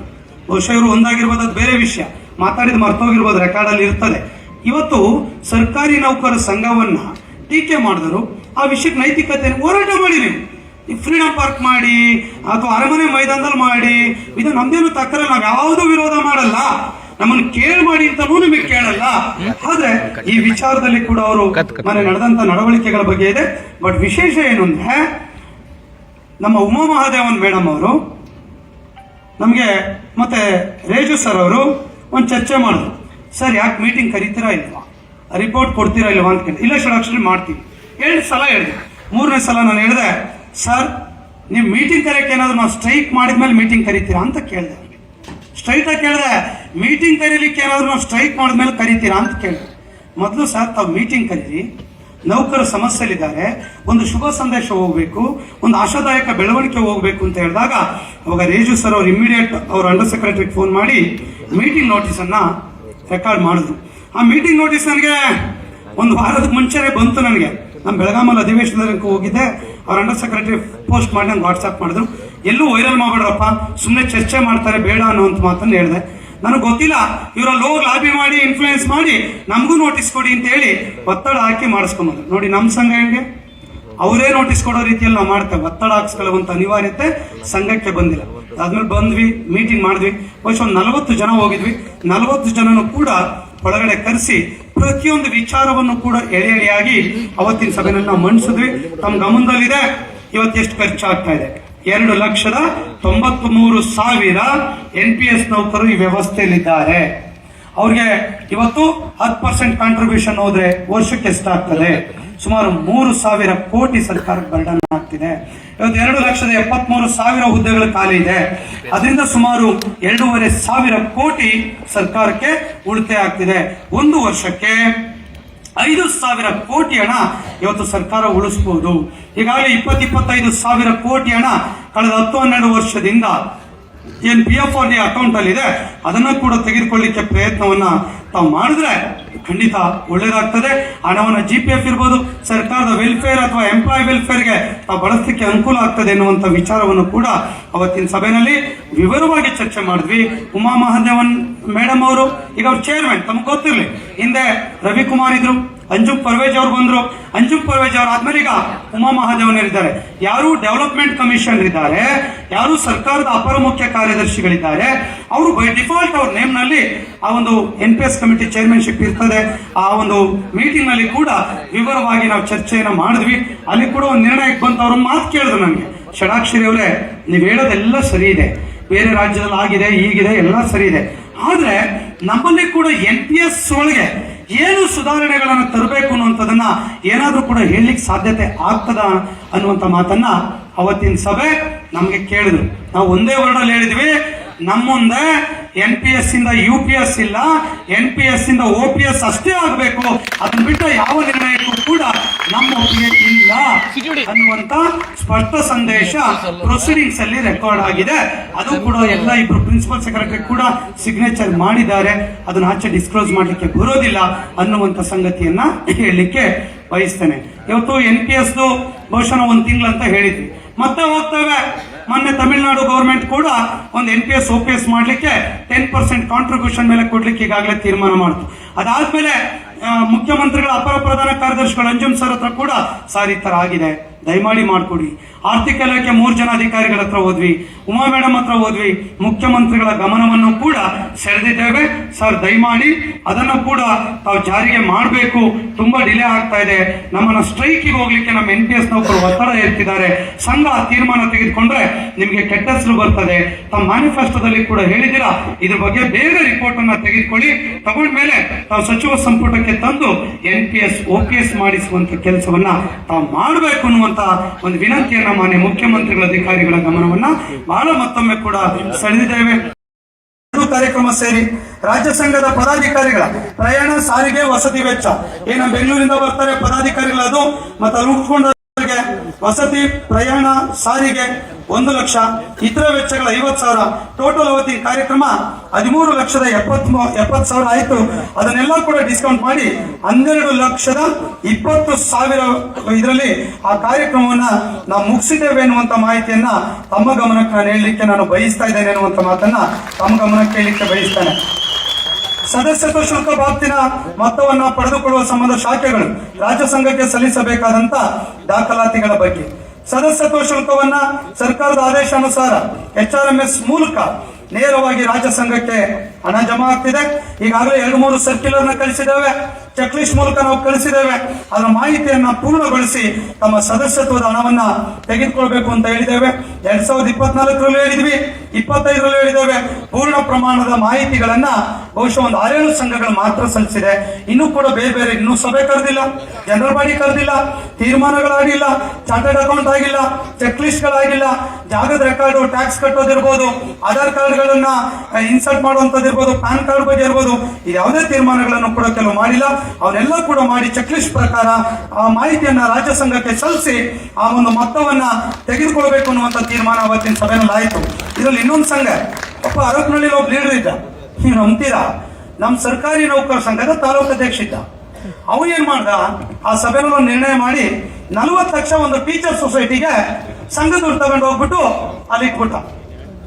ಟೀಚರ್ ಸೊಸೈಟಿನಲ್ಲಿ ಕೂಡ ಆತ ಅಧ್ಯಕ್ಷ ಇದ್ದ, ಇಲ್ಲೂ ಕೂಡ ಇದ್ದ. ಅಲ್ಲಿ ಇಟ್ಬಿಟ್ಟಾದ್ಮೇಲೆ ಏನ್ ಮಾಡ್ದ, ಆ ಸೊಸೈಟಿ ಲಿಕ್ವಿಡೇಟ್ ಆಯ್ತು. ದುಡ್ಡು ಯಾರ್ದು? ಸರ್ಕಾರಿ ನೌಕರ ದೇಣಿಗೆ, ವಾಣಿಜ್ಯ ಮಳಿಗೆ ದೇಣಿಗೆ, ಸಮುದಾಯ ಭವನದ ದೇಣಿಗೆ. ಆತ ವಾಲಂಟರಿ ರಿಟೈರ್ಮೆಂಟ್ ತಗೊಂಡು ಮನೆಗೆ ಹೋದ. 40 ಲಕ್ಷಕ್ಕೆ ಹೊಣೆಗಾರಿ ಯಾರು? ಯಾಕೆ ಸದಸ್ಯತ್ವದ ಬಗ್ಗೆ ಹೇಳ್ತೀವಿ ಅಂದ್ರಲ್ಲ, 40 ಲಕ್ಷ ಯಾರು ದುಡ್ಡು? ಅಲ್ಲೇ ಮಾಡಿದಾಗ ಆಗ್ತಾ ಸೊಸೈಟಿ ಹೋಯ್ತು, ತಿನ್ಕೊಂಡು ಹೋದ, ಲಿಕ್ವಿಡೇಟ್ ಆಯ್ತು. ಆ ತಾಲೂಕಿನ 40 ಲಕ್ಷ ಹಣ ಇವತ್ತು ಎಂಕ್ವೈರಿ ನಡೀತಾ ಇದೆ. ಕ್ರಿಮಿನಲ್ ಕೇಸ್ ಕೂಡ ಹೂಡ್ಲಿಕ್ಕೆ ಹಿಂದಿನ ಸಭೆಯಲ್ಲಿ ನಿರ್ಣಯ ಆಗಿದೆ ಅವ್ರ ಮೇಲೆ ಅನ್ನೋದನ್ನ. ಹೂಡ್ಬೋದು ಅವ್ರ ಮೇಲೆ ಕ್ರಿಮಿನಲ್ ಕೇಸು? ಎಸ್. ಪೈಲ ಪ್ರಕಾರ ರಾಷ್ಟ್ರೀಕೃತ ಬ್ಯಾಂಕ್ ಅಲ್ಲೇ ಇಡಬೇಕು. ಅದನ್ನ ಬಿಟ್ಬಿಟ್ಟು ಯಾವುದೋ ಒಂದು ಸೊಸೈಟಿಲಿ ಇಟ್ಟು ಇವತ್ತು 40 ಲಕ್ಷ ಸಂಘದ ಹಣ ಹೋಗಿದೆ ಅನ್ನುವಂಥದ್ದು ಹೇಳಿಕ್ ಬಯಸ್ತೇನೆ. ಅದು ಕೂಡ ನಿರ್ಣಯ ಆಗಿದೆ. ಶಾಖಾ ಸಂಘಗಳು ಪ್ರತ್ಯೇಕವಾಗಿ ಪ್ಯಾನ್ ಕಾರ್ಡ್ಗಳನ್ನು ಹೊಂದುವ ಬಗ್ಗೆ ಬಹುಶಃ ರಾಜ್ಯ ಸಂಘದ ಪ್ಯಾನ್ ಕಾರ್ಡ್ಗೆ ತಾಲೂಕು ಜಿಲ್ಲಾ ಸಂಘಗಳು ಕೂಡ ಲಿಂಕ್ ಆಗ್ತಿದೆ. ರಾಜ್ಯ ಸಂಘದ ಚಾರ್ಟರ್ಡ್ ಅಕೌಂಟ್ಗಳು ಅಬ್ಸರ್ವೇಷನ್ ಮಾಡ್ತಿದ್ದಾರೆ. ನಮ್ದು income tax filing, GST filing ಎಲ್ಲ ಮಾಡಬೇಕಾದ್ರೆ ಬೇರೆ ಬೇರೆ ಬ್ರಾಂಚಸ್ ಎಲ್ಲ ಕೂಡ ನಮಗೆ ಲಿಂಕ್ ಆಗ್ತಾ ಇತ್ತು. ಹಾಗಾಗಿ ಅವರು ಕೂಡ ಆಡಿಟರ್ ಒಂದು ಲೀಗಲ್ ಒಪಿನಿಯನ್ ಕೂಡ ನಮಗೆ ಕೊಟ್ಟಿದ್ರು. ತಾಲೂಕು ಜಿಲ್ಲಾ ಶಾಖೆಗಳು ಪ್ರತ್ಯೇಕ ಪ್ಯಾನ್ ಕಾರ್ಡ್ಗಳನ್ನು ಹೊಂದಬೇಕು. ಅದರ ಅಕೌಂಟ್ ಬೇರೆ ಇದೆ, ಅದರ ಪ್ರೊಸೀಡಿಂಗ್ಸ್ ಗಳು ಬೇರೆ ಇದೆ, ಅದರ ಎಕ್ಸ್ಪೆಂಡಿಚರ್ ಬೇರೆ ಇದೆ. ಹಾಗಾಗಿ ಅದ್ರ ಮೇಲೆ ಕಡ್ಡಾಯವಾಗಿ ಸಪರೇಟ್ ಪ್ಯಾನ್ ಕಾರ್ಡ್ ತೆಗೆದುಕೊಳ್ಳಬೇಕು ಅನ್ನುವಂತ ನಿರ್ಣಯ ಕೂಡ ಅವತ್ತಿನ ಸಭೆಯಲ್ಲಿ ಆಯಿತು. ಅದಕ್ಕೆ ಕೂಡ ಸಭೆ ಸರ್ವಾನುಮತದ ಅನುಮೋದನೆಯನ್ನು ಕೊಡ್ತು. ಹಾಗೆ ಶಾಖೆ ಅಧ್ಯಕ್ಷರಿಗೆ ವರ್ಗಾವಣೆ ವಿನಾಯಿತಿ ಮತ್ತೆ ಇಲಾಖಾ ಮುಖ್ಯಸ್ಥರಿಗೆ ನೇರವಾಗಿ ಪತ್ರ ವ್ಯವಸ್ಥೆ ಬಗ್ಗೆ ಚರ್ಚೆ ಆಯಿತು. ಅವತ್ತಿನ ಸಂದರ್ಭದಲ್ಲಿ ಕೂಡ ಯಾರ್ಯಾರು ನಾನು ಆಗ್ಲೇ ಹೇಳಿದೆ, ಹಿಂದೆ ಕೂಡ ನಿರ್ಣಯ ಆಗಿದೆ. ತಾಲೂಕು ಜಿಲ್ಲಾಧ್ಯಕ್ಷ ಅವರು ವ್ಯಾಪ್ತಿಗಿದ್ದಾರೆ. ಯಾವುದೇ ರಾಜ್ಯ ಮಟ್ಟದ ವಿಚಾರಗಳಿದ್ರೆ ವರ್ಗಾವಣೆ ವಿನಾಯಿತಿ ಇರಲಿ, ಬೇರೆ ವಿಷಯಗಳಿರಲಿ, ಅದನ್ನ ರಾಜ್ಯ ಸಂಘಕ್ಕೆ ಪತ್ರ ಮೂಲಕ ತಿಳಿಸಿ ಆ ಮೂಲಕ ಕೊಡಬೇಕು. ಯಾಕೆಂದ್ರೆ ಆರೋಗ್ಯ ಇಲಾಖೆನಲ್ಲಿ ಅದೊಂದು ಕಾನೂನು ಮಾಡ್ಬಿಟ್ಟು ವರ್ಷಗುಪ್ತ. ಅದನ್ನು ಮಾಡಲಿಲ್ಲ ಅಂದ್ರೆ ಸುಮಾರು 350 ಲೆಟರ್ ಅವರಿಗೆ ತಾಲೂಕು ಜಿಲ್ಲೆಯಿಂದ ಹೋಯ್ತು, ವರ್ಗಾವಣೆ ವಿನಾಯಿತಿ ಕೊಡಿ ಅಂತೇಳಿ. ಅವರು ಒಂದು ತಿಂಗಳು ಆ ಒಂದು ವರ್ಗಾವಣೆ ವಿನಾಯಿತಿಯನ್ನು ರದ್ದುಪಡಿಸ್ಬಿಟ್ರು. ಯಾಕೆ ಅಂತ ಕೇಳಿದ್ರೆ, ಸರ್ 300 ಜನಕ್ಕೆ ಲೆಟರ್ ಕೊಟ್ಬಿಟ್ಟಿದ್ದಾರೆ, ಏನ್ ಮಾಡ್ಬೇಕು? ಆಮೇಲೆ ಕೊನೆಗೆ ನಾವು ಹೇಳಿದ್ವಿ, ರಾಜ್ಯ ಸಂಘ ಲೆಟರ್ ಕೊಟ್ರೆ ಮಾತ್ರ ಅದನ್ನು ಪರಿಗಣಿಸಬೇಕು ಅಂತ. ನೀವು ತಾಲೂಕು ಜಿಲ್ಲೆಯಲ್ಲಿ ಏನಾಗಿದೆ, ನಿಮ್ದು ಸ್ವಲ್ಪ ಅಡ್ಜಸ್ಟ್ಮೆಂಟ್ ಇರುತ್ತೆ. ನಿಮ್ ಬೇಕಾದವರು ಫ್ರೆಂಡ್ಸ್ ಪದಾಧಿಕಾರಿ ಅಂತ ಸರ್ಟಿಫಿಕೇಟ್ ಕೊಟ್ಟು ಅಲ್ಲಿ ಕಳಿಸ್ಬಿಡ್ತೀರಾ, ಅದು ರಾಜ್ಯದ ಅನುಮೋದನೆ ಕೂಡ ಆಗಿರೋದಿಲ್ಲ. ಹಾಗಾಗಿ ಎಲ್ಲ ಒಂದ್ ಕಡೆ ಅದರಿಂದ ಬೇರೆಯವರಿಗೆಲ್ಲ ಕೂಡ ಯಾರು ಗೆದ್ದಿರ್ತಾರೆ ಅವ್ರಿಗೆ ಅನ್ಯಾಯ ಆಗ್ತದೆ. ಆ ಕಾರಣಕ್ಕಾಗಿ ಆ ತೀರ್ಮಾನ ಕೂಡ ಅವತ್ತಿನ ಸಭೆಯಲ್ಲಿ ಆಗಿದೆ ಅನ್ನುವಂತ ಮಾಹಿತಿಯನ್ನ ಹೇಳಿಕೆ ಬಯಸ್ತೇನೆ. ಅದ್ರ ಜೊತೆ ಹೈಯರ್ ಎಜುಕೇಶನ್ ಕೂಡ ಅದೇ ಪ್ರಾಬ್ಲಮ್ ಆಯ್ತು. ಕೊನೆಗೆ ನಾವು ಅವ್ರ ಲೆಟರ್ ಕೊಟ್ವಿ, ಜಿಲ್ಲಾ ತಾಲೂಕು ಸಂಘದ ಬೈಲಾ ಪ್ರಕಾರ ಇಲ್ಲ, ರಾಜ್ಯ ಸಂಘ ಇಸ್ ದ ಮದರ್ ಅಸೋಸಿಯೇಷನ್, ನಿಮ್ಮ ಜೊತೆ ಪತ್ರ ವ್ಯವಹಾರ ನಾವು ಮಾತ್ರ ಮಾಡಬೇಕು, ಆ ತರದ್ ಪರಿಗಣಿಸಬೇಡಿ, ನಾವು ಕೊಟ್ಟಂತ ಲಿಸ್ಟ್ ಅನ್ನು ಪರಿಗಣಿಸಿ ಅನ್ನುವಂತ ಉತ್ತರವನ್ನು ಕೂಡ ಸರ್ಕಾರಕ್ಕೆ ಕೊಟ್ಟಿದ್ವಿ ಅನ್ನುವಂತ ಮಾಹಿತಿಯನ್ನ ತಮ್ಗೆ ಹೇಳಲಿಕ್ಕೆ ಬಯಸ್ತೇನೆ. ಅದ್ರ ಜೊತೆ ಬೆಂಗಳೂರು ನಗರ ಜಿಲ್ಲಾ ಮಟ್ಟದ ಕ್ರೀಡಾಕೂಟ ಉಪಹಾರ ವೆಚ್ಚ ರಾಜ್ಯ ಸಂಘದಿಂದ ಭರಿಸುವ ಬಗ್ಗೆ ಬಹುಶಃ ಕಂಠೀರವ ಕ್ರೀಡಾಂಗಣದಲ್ಲಿ 27-28 ಮಾರ್ಚ್ 2025 2 ದಿನಗಳ ಕಾಲ ಜಿಲ್ಲಾ ಮಟ್ಟದ ಕ್ರೀಡಾಕೂಟ ಬೆಂಗಳೂರಿನಲ್ಲಾಯಿತು. ಸುಮಾರು 9,80,000 ಒಂದು ಊಟಕ್ಕೆ ವೆಚ್ಚ ಆಯಿತು. ಬಹುಶಃ ಸಂದರ್ಭದಲ್ಲಿ DC ಅವರು ಈ ಊಟದೆಲ್ಲ ನಾನೇ ವಹಿಸ್ಕೊಳ್ತೀನಿ ಅಂತ ಹೇಳಿ ಹಿಂದಿನ DC ಅವರು ಹೇಳ್ತಾ ಇದ್ರು. ಆದ್ರೆ ಈ ಡಿ ಸಿ ಅವ್ರ ಹತ್ರ ನಾವು ರಿಕ್ವೆಸ್ಟ್ ಮಾಡಿದ್ವಿ, ಮುಜರಾಯಿ ಇಲಾಖೆ ಮೂಲಕ ಸಹಕಾರ ಕೊಡ್ತೇವೆ ಅಂತ ಹೇಳಿದ್ರು. ಅದ್ಯಾವುದೂ ಕೂಡ ಆಗ್ಲಿಲ್ಲ. ಹಾಗಾಗಿ ನಾವೇನ್ ಮಾಡಿದ್ವಿ, ಬಹಳ ಸಲ ಸೈಕಲ್ ಹೊಡೆದು ಸುಸ್ತಾಗಿ ಸಂಘದ ಮೂಲಕನೇ 9,80,000 3 ದಿನಗಳ ಕಾಲ ಊಟ ತಿಂಡಿ ಉಪಹಾರಕ್ಕಾಗಿ 9,80,000 ಪಾವತಿ ಮಾಡಲಿಕ್ಕೆ ತೀರ್ಮಾನವನ್ನು ಮಾಡಿ ಆ ಒಂದು ಜಿಲ್ಲಾ ಮಟ್ಟದ ಕ್ರೀಡಾಕೂಟಕ್ಕೆ ಹಣವನ್ನು ಕೊಟ್ಟಿವಿ. ನೀವು ಜಿಲ್ಲೆನಲ್ಲಿ ನಿಮ್ ದುಡ್ಡು ಇರುತ್ತೆ, ರಾಜ್ಯದ ಶೇರ್ ಬರ್ತದೆ, ನೀವು ಕೊಡ್ತೀರಾ. ಬೆಂಗಳೂರು ಸ್ಟೇಟ್ ಕೌನ್ಸಿಲ್ಗೆ ರಾಜ್ಯ ಸಂಘದಿಂದನೇ ಕೊಡಬೇಕಾಗ್ತದೆ. ಅಲ್ಲಿ 4 ರಿಂದ 5 ಲಕ್ಷ ಯೂತ್ ಸರ್ವಿಸ್ ಡಿಪಾರ್ಟ್ಮೆಂಟ್ ಇಂದ ಬರ್ತದೆ. ಇನ್ನು ಉಳಿದಂತಹ ವೆಚ್ಚ ಬೇರೆ ಬೇರೆ ವೆಚ್ಚಗಳಿಗೆ ಕೂಡ ಕೊಡಬೇಕಾಗ್ತದೆ. ಆ ಉಪಹಾರ ವೆಚ್ಚಕ್ಕೆ ಡಿ ಸಿ ಅವರು ಒಪ್ಕೊಂಡಿದ್ರು, ಅವ್ರು ಕೊಡೋಕ್ಕಾಗ್ಲಿಲ್ಲ. ಅನಿವಾರ್ಯವಾಗಿ ನಾವು ಅದನ್ನ ಆ ತೀರ್ಮಾನವನ್ನ ಮಾಡಿದ್ವಿ ಎನ್ನುವಂತ ಮಾಹಿತಿಯನ್ನು ಹೇಳಿಕ್ ಬಯಸ್ತೇನೆ. ಅದ್ರ ಜೊತೆ ಸಾರ್ವತ್ರಿಕ ಚುನಾವಣೆ ನಡೆದಂತ ಕಾಗದ ಪತ್ರಗಳ ವಿಲೆ ಮಾಡೋದ್ರ ಬಗ್ಗೆ ಒಂದು ಚರ್ಚೆ ಕೂಡ ಅವತ್ತು ಮಾಡಿದ್ವಿ. ಬೈಲಾ ನಿಯಮ 80ರಲ್ಲಿ ತಿಳಿಸಿರುವಂತೆ ಕರ್ನಾಟಕ ರಾಜ್ಯ ಸರ್ಕಾರಿ ನೌಕರ ಸಂಘದ ಅವಧಿಗೆ ಮೀರಿರುವಂತ ಎಲ್ಲ ಒಂದು ಚುನಾವಣೆಗೆ ಸಂಬಂಧಪಟ್ಟಂತ ಸಹಕಾರ ಇಲಾಖೆ ಗಮನಕ್ಕೆ ತಂದು ಅದನ್ನು ವಿಲೆ ಮಾಡಲಿಕ್ಕೆ ಕೂಡ ಅವತ್ತಿನ ಸಭೆ ಅನುಮೋದನೆಯನ್ನು ಕೊಡ್ತು ಅನ್ನುವಂತ ಮಾಹಿತಿಯನ್ನ ತಮ್ಮ ಗಮನಕ್ಕೆ ಕೇಳಲಿಕ್ಕೆ ಬಯಸ್ತೇನೆ. ಅದ್ರ ಜೊತೆ ರಾಜ್ಯ ಸಂಘದ ಹಣಕಾಸು ವ್ಯವಹಾರಗಳನ್ನ ಕೆನರಾ ಬ್ಯಾಂಕ್ ಖಾತೆಯಲ್ಲೇ ನಿರ್ವಹಿಸುವ ಬಗ್ಗೆ ಬಹುಶಃ ಹಿಂದೆ ಕೂಡ ನನಗೊಂದು ಕಂಪ್ಲೇಂಟ್ ಅನ್ನು ಕೂಡ ಬರೆದಿದ್ರು. ಏನ್ ಕಂಪ್ಲೇಂಟ್ ಅಂದ್ರೆ, ಷಡಾಕ್ಷರಿ ಅವರು ತಮಗೆ ಬೇಕಾದ ಬ್ಯಾಂಕ್ ಅಲ್ಲಿ ಆರ್ಥಿಕ ವ್ಯವಹಾರವನ್ನ ಮಾಡ್ತಾರೆ ಅಂತ ಹೇಳಿ ಹೈಕೋರ್ಟ್ ಇಂದ ಕೂಡ ಎಂಕ್ವೈರಿ ಆಯಿತು. ಹಾಗಾಗಿ ಮತ್ತೆ ಕೂಡ ಹಿಂದೆ ಅಪ್ರೂವಲ್ ತಗೊಂಡಿದ್ವಿ, ಮತ್ತೆ ಸ್ಥಿರೀಕರಣ ಮಾಡಬೇಕು. ಏನ್ 2025ರಲ್ಲಿ ನೀವೆಲ್ಲ ಹೊಸದಾಗಿ ಆಯ್ಕೆ ಆಗಿ ಬಂದ್ರಿ, ನಮ್ದು ರಾಷ್ಟ್ರೀಕೃತ ಬ್ಯಾಂಕ್ ನಲ್ಲಿ ಮಾತ್ರ ಆ ಒಂದು ಆರ್ಥಿಕ ವ್ಯವಹಾರವನ್ನು ಮಾಡ್ಲಿಕ್ಕೆ ಅವಕಾಶ ಇದೆ. ಸ್ಟೇಟ್ ಬ್ಯಾಂಕ್ ಆಫ್ ಇಂಡಿಯಾದಲ್ಲಿ ಆ ವ್ಯವಹಾರಗಳು ಕೂಡ ನಡೀತಾ ಇದೆ. ಅದನ್ನ ಆಡಳಿತಾತ್ಮಕ ದೃಷ್ಟಿಯಿಂದ ಜಮಾ ಖರ್ಚು ವೆಚ್ಚಗಳನ್ನ ಅದೇ ಬ್ಯಾಂಕ್ ನಲ್ಲಿ ಕೂಡ ನಾವು ವ್ಯವಹಾರವನ್ನ ರಾಷ್ಟ್ರೀಕೃತ ಬ್ಯಾಂಕ್ ಅಲ್ಲಿ ಮಾಡ್ತಾ ಇದ್ದೇವೆ.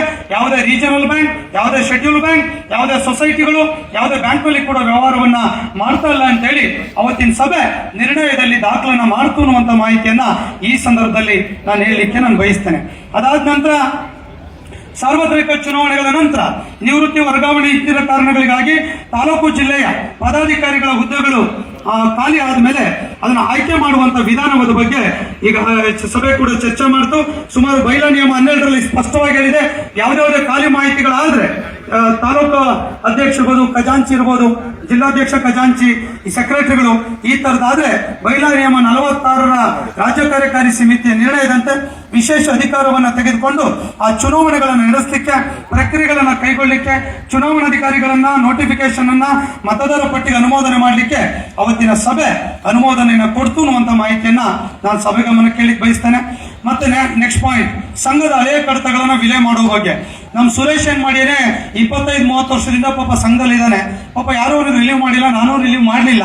ಹಂಗಾಗಿ ಅವ್ನು ಏನ್ ಮಾಡಿ ಎಲ್ಲರೂ ಕೂಡ ಹಳೆ ರೆಕಾರ್ಡ್ಸ್ಗಳನ್ನ ಏನು ಬ್ರಿಟಿಷ್ ಕಾಲದಲ್ಲೇ ಇಟ್ಕೊಂಡು ಕೂತಿದ್ದ. ಬೇಡಪ್ಪ, ಧೂಳಾಗುತ್ತೆ, ಇದೆಲ್ಲ ಇದು ಮಾಡಬಾರ್ದು, ಅನವಶ್ಯಕವಾಗಿರುವಂತ ಯಾವುದನ್ನು ಕೂಡ ಇಟ್ಕೊಳ್ಬಾರ್ದು, ಅದನ್ನ ವಿಲೆ ಮಾಡಬೇಕು ಅಂತ ಹೇಳಿ ತೀರ್ಮಾನ ಕೂಡ ಮಾಡಿದ್ವಿ.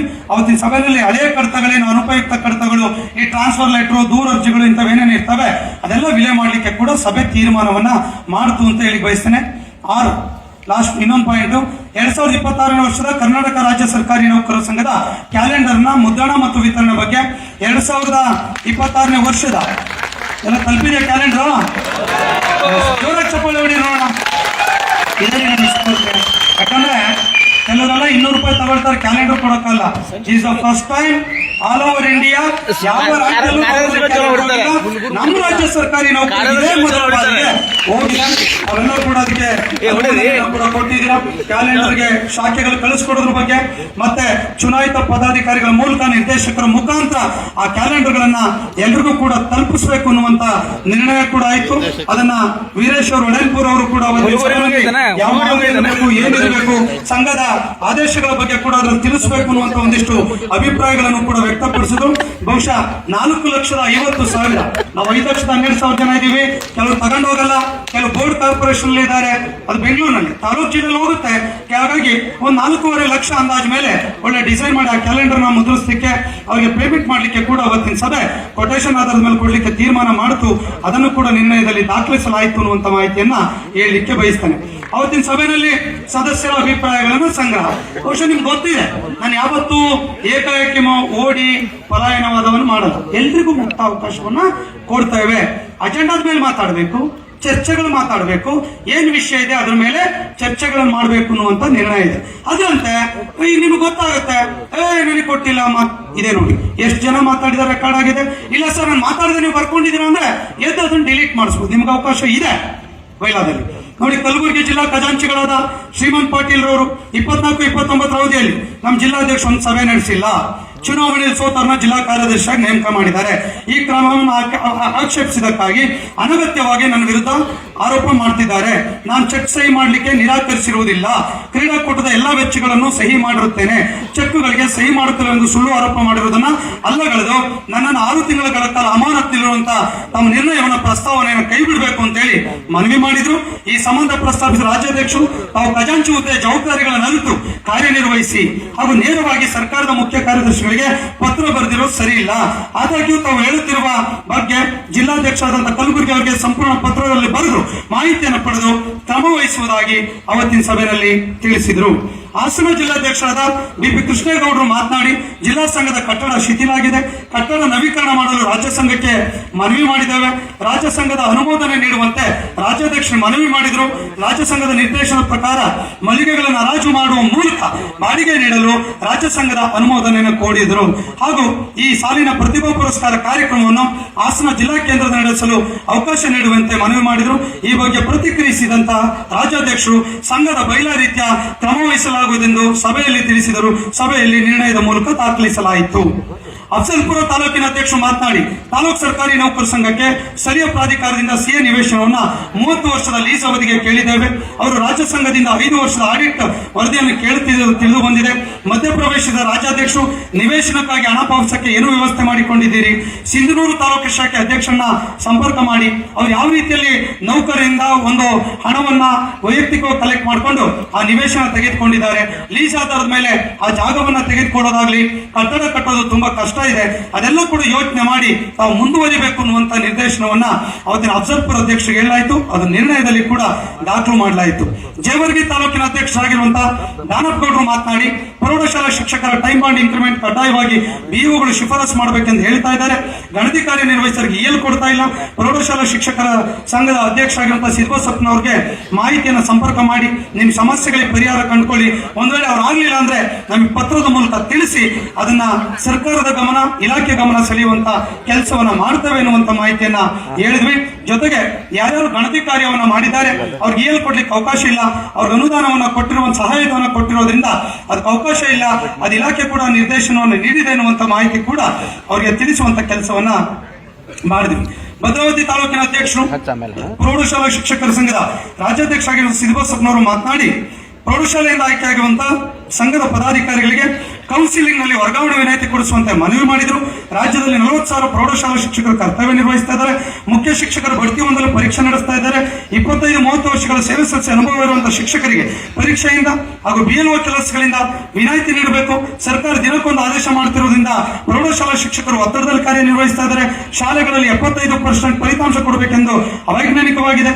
5, 10, 15 ಟೈಮ್ ಬಾಂಡ್ಗಳನ್ನ ಬಗ್ಗೆ ಇರಬಹುದು. ದ್ವಿತೀಯ ಭಾಷಾ ನೀತಿ ಹಿಂದಿ ಶಿಕ್ಷಕರಿಗೆ ಅನ್ವಯ ಆಗ್ತಿದೆ. ಈ ಹಿಂದಿನಂತೆ ತ್ರಿಭಾಷಾ ನೀತಿ ಕೂಡ ಜಾರಿ ಆಗಬೇಕು.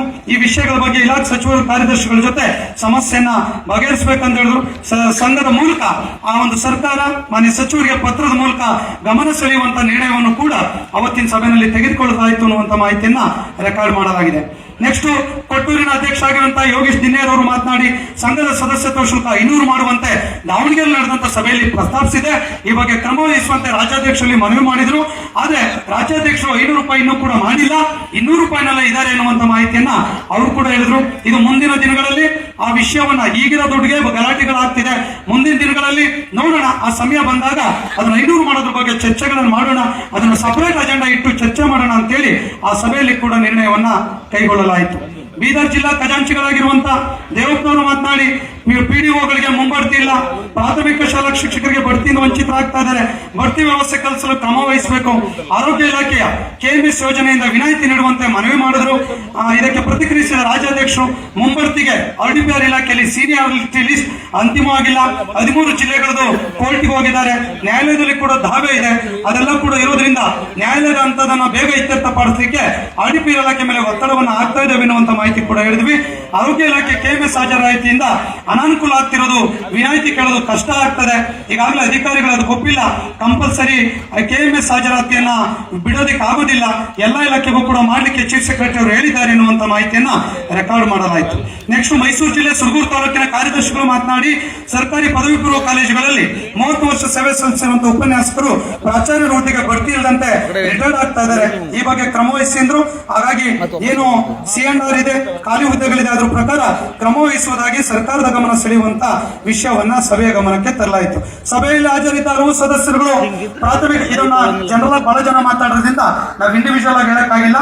ಬಹಳ ಜನ ಸದಸ್ಯರು ಪ್ರಾಥಮಿಕ ಶಾಲಾ ಶಿಕ್ಷಕರ ವೃಂದ ಮತ್ತು ನೇಮಕಾತಿ ನಿಯಮಗಳ ತಿದ್ದುಪಡಿ ಆಗದೇ ಇರುವುದರ ಬಗ್ಗೆ, ಹೆಚ್ಚುವರಿ ಶಿಕ್ಷಕರ ವರ್ಗಾವಣೆ ಬಗ್ಗೆ, PhD GPT ಶಿಕ್ಷಕರ ಬಡ್ತಿ ಸಮಸ್ಯೆಗಳ ಬಗ್ಗೆ ಶಾಲಾ ಶಿಕ್ಷಕರ ಸಂಘದವರು ಕೂಡ ಒಟ್ಟಿಗೆ ಸೇರಿ ಸಮಸ್ಯೆಯನ್ನ ಬಗೆಹರಿಸಬೇಕು.